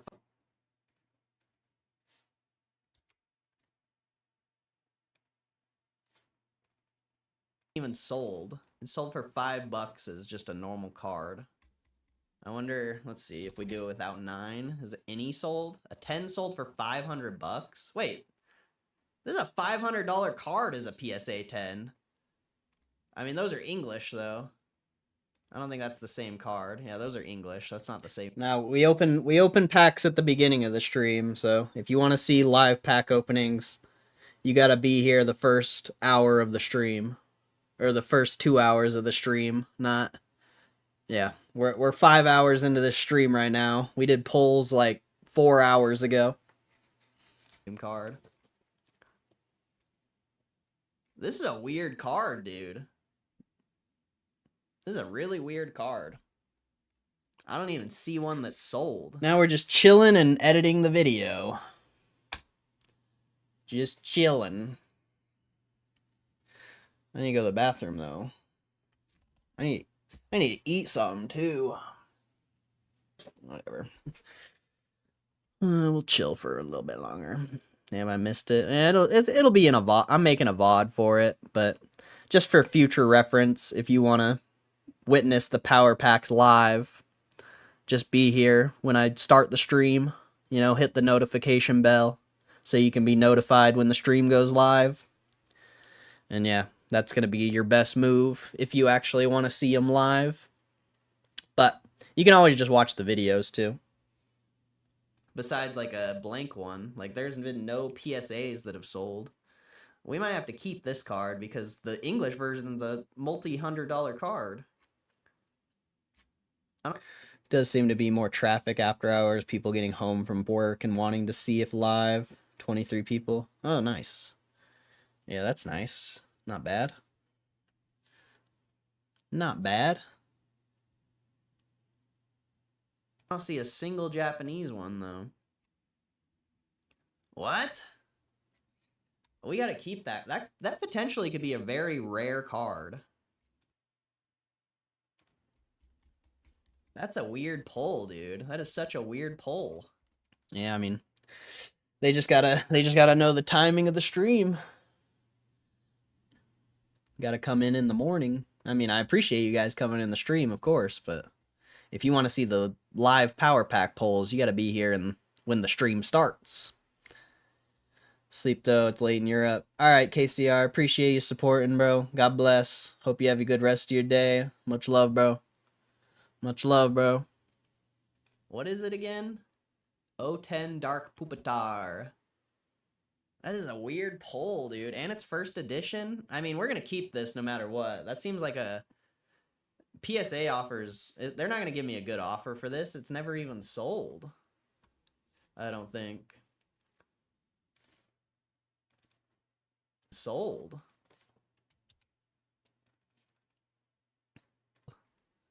Like, this is a consistently just the card itself is selling for quite a bit. That's such a weird card, dude. No graded ones have sold. That could be very rare. I don't know. That's a weird card. Like, that's a weird pull. It could be good, but that was a weird pull. Very weird pull. Let's keep it going. Very weird pull.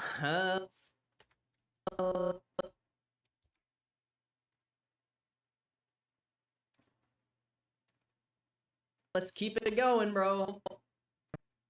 For this, it's never even sold. Let's keep it going, bro. Hopefully we can actually get a good pull, so we can not get absolutely wrecked. English, we need a 10, bro. Give us a 10, please. Oh, nice. Eternius VMAX, PSA 10. Hey, finally, a profitable card. Let's go. We finally got a profitable card, chat. We finally got a profitable card, chat. Let's go. Finally, bro. It only took, like, what? I don't know how many pulls. I'll be back.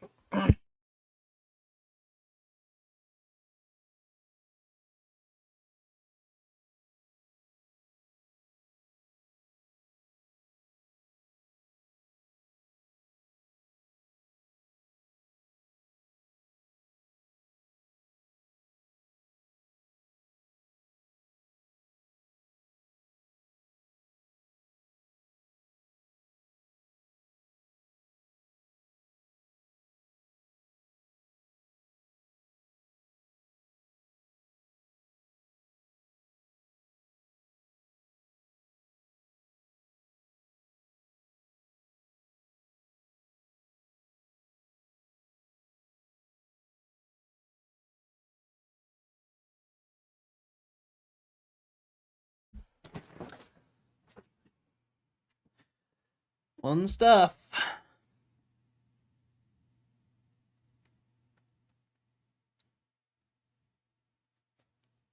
Exciting stuff. Someone needs to keep track of the polls for me. Like, for future streams, if you could keep track of how many polls we've done, I would really appreciate it. Because I don't know how many polls we've done so far. And I need to be updating the profit loss thing, but... yeah. Wow, this sold for 60 bucks, 40, 45, 40. I mean, that's just one. That was back in May, though. That was back in May. This card really hasn't sold much. There's an August 4th, 35. It looks like it sells for consistent. I think I need to fix my camera, potentially. Just bring it down a tiny little bit. Just a tiny bit. I need to get a better webcam. I need one that has... I forget what it's called. There's an upgrade of the one I have. Better quality, and it has more view. You'd probably be able to see the whole room with that other camera. Consistently like 30 to 40, though. What are they offering me? 34 bucks. So I guess we'll do 45 times 13%. That's $6, and then you add the shipping, which is about $5. So 11. So you do 45 minus 11. That's 34 bucks. So that's pretty accurate. A good offer. I mean, potentially this card could be worth more, but it's definitely consistently sold for 45. So I'll take GameStop's offer. It could be a good card to hold, but I don't want to. I want to take the offer so I can do more spins for you guys. I want to do more spins for you guys, so let's keep it going. Let's keep it going. Come on. Let's get a really good card. Like, that was our first profitable card, but we need a good card. Japanese. Come on, we need a 10. Bun LP, a PSA 10. That's a weird card. It's a basic. Whoa, that's a $30 card? What? I was not expecting that. I was expecting that to be worthless. Another profitable card, though. That's nice. Another profitable card. You love to see that. What? They're offering me 30 bucks for this, and this hasn't even sold for that much? What's the difference here? Shiny Star V. Yeah, that's the same card. That's weird. And at least GameStop's giving me a good offer on here. At least GameStop's giving me a good offer here, so we'll accept the buyback on that one 100%. Thank you, GameStop. I appreciate it, GameStop. I also appreciate everyone in the chat. We got 50 people here right now. God bless you guys. Make sure you hit that like button. Share the stream if you have not. Share any of the videos we made. Go follow us on Twitter. Much love, bro. Much love, everyone. I hope you guys are all having a good day. Let's keep these packs going. Let's keep these packs going. English, come on. PSA 10, baby. Alolan Golem GX. Oh, that's a cool card. Not really worth anything, though. Let's see. What is it, a PSA 9? Yeah, PSA 9. So, I would imagine it's not worth much. Hasn't even sold. The 10 sold for 50.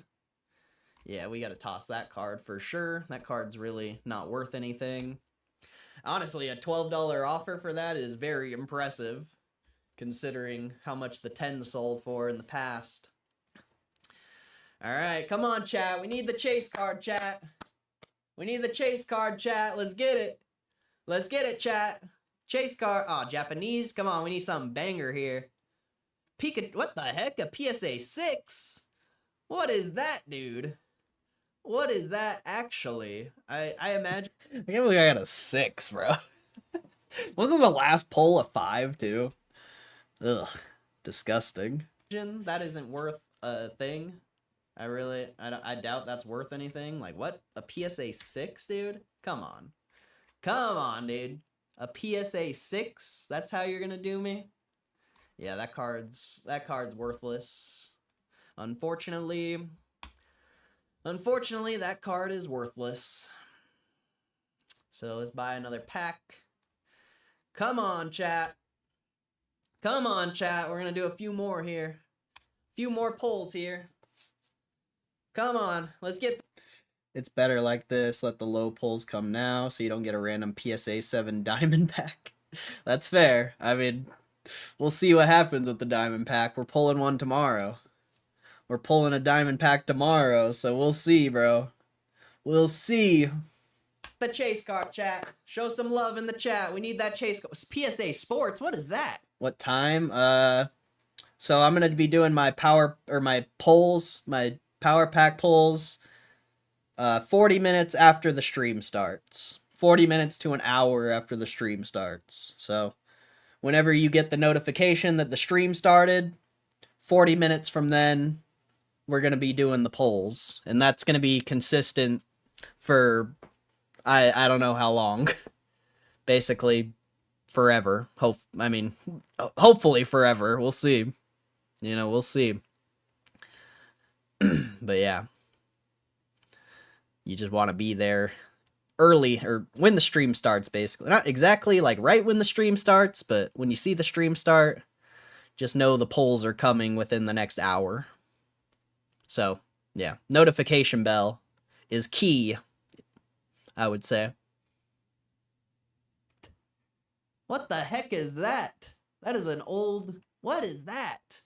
A Magmar 1999 first edition. PSA 7, bro. What are these polls, dude? What are these polls, brother? 20 bucks, 30, 30. The last sale was 20, but it sold for 30 before 25. This one sold for 40. The PSA 9 sold for 30. Oh, that was back in June. PSA 9 sold for 80. Wow. What the heck, dude? This is an old slab, though. A really old slab. That's crazy. What a weird pull. What a weird pull. Is it first edition, too? Yeah, I got a first edition one, too. Like, I don't really know the value of this card. How much are they offering me? 18 bucks? PSA 8 sold for 30. This is a weird card. I don't think it's really worth anything, honestly. I really don't. I think I'm just gonna take the $18 offer. So that's fine. That's a cool card though. That was an interesting pull. Very, very old slab. A really old slab. That was interesting. Alright, come on. Yeah, that fucking Magmar was in a PSA sports slab. That's an old card right there. Let's get it. We need that chase. Let's get the chase card. Japanese. A Japanese pull.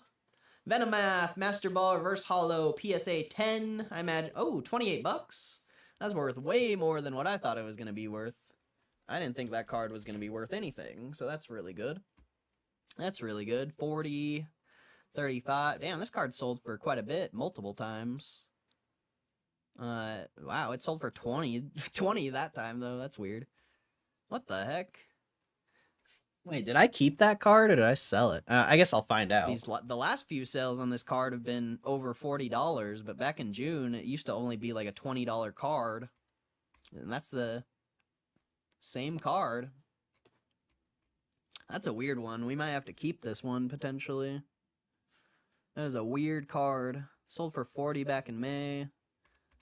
That's a weird pull. That one sold for 25 back in July. The pricing on this card is all over the place. What's the most it's sold for? 45, I guess, or 43. Yeah, we'll just do 43. 43 times 13%. That's 560, so we'll just say 11 bucks. So 43 minus 11, that's 32. What are they offering me? They're offering me 28. I guess that's not that bad. We'll take that. That's a interesting pull, though. Very interesting pull. Probably should have kept that card, but whatever. Buy another one. I saw there was a lot of 20 sales, too. Might only do a couple more here. We'll see. We'll see if we get anything good. Come on. Come on, English. We need that 10. We need something massive here. Boss's Orders Hollow, PSA 9. I imagine that's not worth anything. What is 16 bucks? Why are we getting so wrecked, bro? Why are we getting so wrecked, bro? Come on. That thing hasn't even sold, really. A 10 sold for 35, best offer accepted, 25. Yeah, that card's not worth anything. 15 bucks, we'll take it. We'll take the $15 offer. We'll take it. Alright, come on, bro. We need this chase card. We need this chase card. Do it for the chat. Do it for the chat. English. We need a 10 here. We need something massive. A Makanu's Duo? What? What is that? That is not a good poll. I said we needed a good poll, not whatever that is. I said we needed a good poll, not what that is. 20 bucks. Whoa, that one's... I never even saw Break Nation come into the chat. That's funny. I never even saw him. I was just so locked into making the video, I wasn't even like paying attention to the chat, so it's kind of funny. It's kind of funny rereading the chat as I'm editing this. Like, I didn't even see him. Sold for... What's the difference between that one? That one sold for 47. Or 50 bucks almost. What's so special about that one? 22. This card's all over the place. 30, 28, 35. This card is all over the place. They're only offering me 14 bucks for that, dude. 25. It's consistently sold for 25, but I'm going to probably finish editing this and then end the stream, most likely. I just don't know what else to do. And a lot of people are leaving now, you know. Market's been closed for an hour.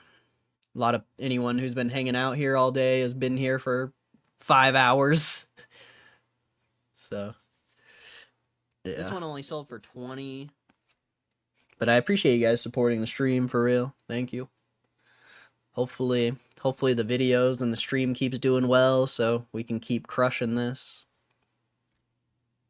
Yeah, the pricing's so all over the place, but it seems like low, or yeah, like smaller accounts do the higher buys, and usually that's not an accurate representation of price because people try to artificially inflate the price with smaller accounts and stuff, potentially. So, I don't know. I don't know about this card. I think we're just gonna hold on to it for now, potentially. Yeah. $12. I mean, what's 25 times 13%? So that's gonna be $8.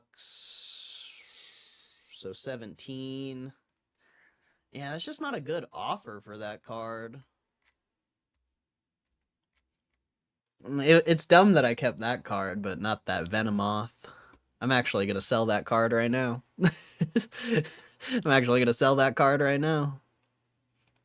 Potentially. How much are they offering me? $14.40? Yeah, I'm gonna get rid of that. No. Whoops. Always forget about the verification code.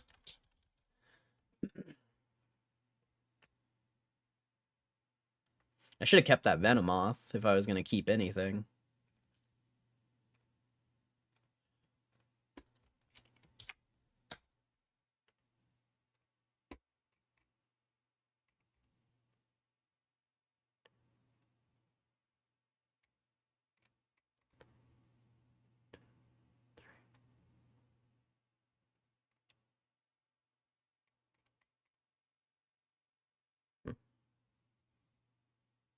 Um,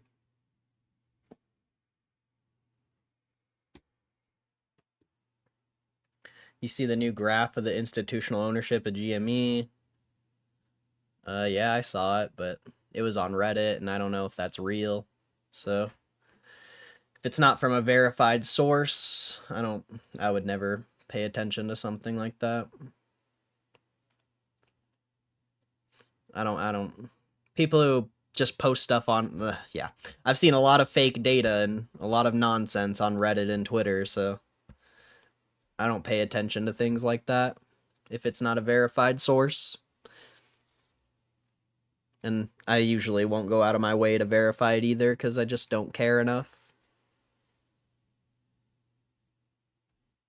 It's from Fintel.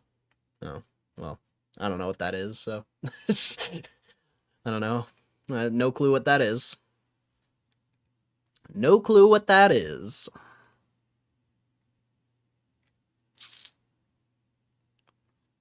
I don't know. That card is weird.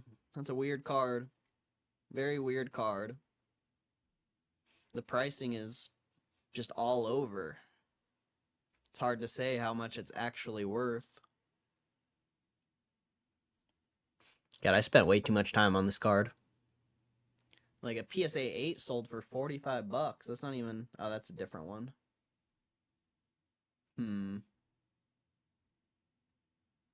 Yeah, I don't know, man. I don't know. I think we're just gonna hold that card for now. Spent way too much time looking at that. So 17. Yeah, that's just not a good offer for that card. That's a weird card. Very weird card. Yeah, I'm gonna delete that whole piece. I think we're just gonna hold that card for now. Because I don't know what to do with that one. That one's weird. That's a weird card. It's an investment research platform for global investors by their own definition. Oh. Yeah, I mean, either way, doesn't change anything for me. Okay, let's do it. Come on, chase card. I know a lot of people care about that stuff, but I honestly don't. The chase card, let's go.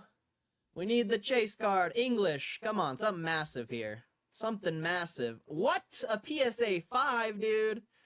Bro, that is the opposite of massive. I'm not even gonna look that up. I ain't even gonna look that up. That's crazy. I'm not even gonna look that up. I just don't see how, like, something like that, I don't know, it just doesn't do anything. Like, I already have my position. I've already, like, it doesn't change anything in my mind. Like, I don't care. You know, I look at whale wisdom every single day. Like, I know institutions are buying. I don't need a chart to tell me that. So, I don't know. Just something like that would never change my opinion, even though that's like a bullish thing. Like, that doesn't make me any more bullish or anything, because I already knew that. You know, I didn't need a chart to tell me that. And institutional ownership could also be puts, I would imagine. Could be, I don't know if it could be shorts, but could be puts. Which is also bullish, but yeah,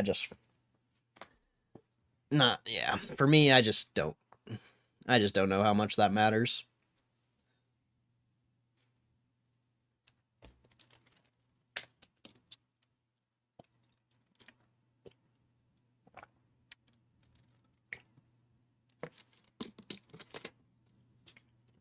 Data's accurate. It's just nice to see the comparison. But yeah, I watch Will Wisdom too.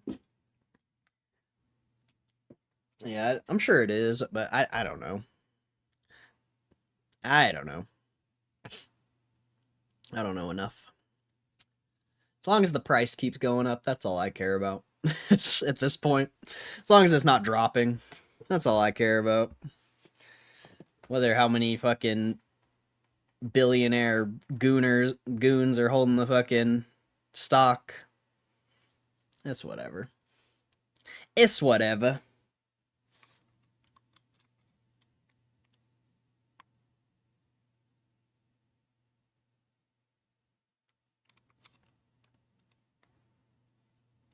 Because, I mean, honestly, if you think about it, GameStop stock price hasn't moved. So, you know, if people adding positions like that meant anything, the price would be up.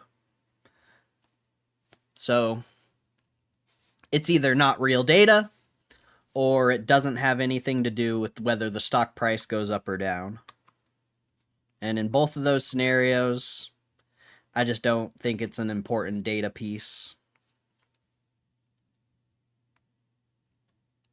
If that makes sense. Like, if there's truly that much more institutional ownership than there was back before last earnings, the stock price was exponentially higher and pushing higher prices at a way faster pace. You know, granted, you could say the corporate bonds. You could say the corporate bonds depress the price. That's a fair argument. But just in my mind, if that institutional ownership actually mattered, the price would be up far more than it is right now. So either it's not real data, or it doesn't, or just that doesn't matter. Those are the only two things that I could say about that. Because if it mattered, the price would be crushing. But it's not.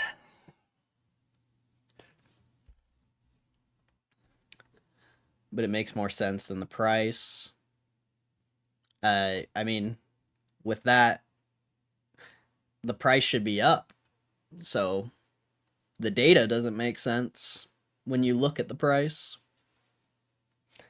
Unless they're factoring in puts as well. If they're factoring in puts as well, you know, of course institutional ownership is going to be up. But I assume they're factoring in just people holding the stock. But I don't know. I really don't. And I just... stock price isn't moving, so I just don't know how much it matters. That's all I'm trying to say.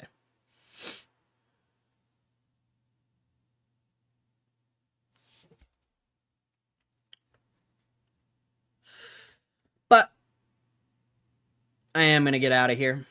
I appreciate you guys supporting the stream. God bless you, especially if you've been here all day. That's crazy, like, for real. God bless you. Like, thank you so much for supporting, because you spending 5 hours and 26 minutes with me is crazy. So if you've been here all day, thank you. And just anyone who supports the stream in general, I appreciate you. Anyone who supports the videos or anything I do, I really appreciate you guys. And I hope you have a good rest of your day or night, whatever part of the world you reside in. We're going to be doing a $1,000 power pack pull tomorrow, so I hope you're ready. Make sure you're there early, like right when I start the stream. Well, not when I start the stream, but it's going to be 40 minutes after I start the stream, so make sure you're there if you want to see the $1,000 pull live. And yeah, thank you guys again. God bless you. Have a good rest of your day.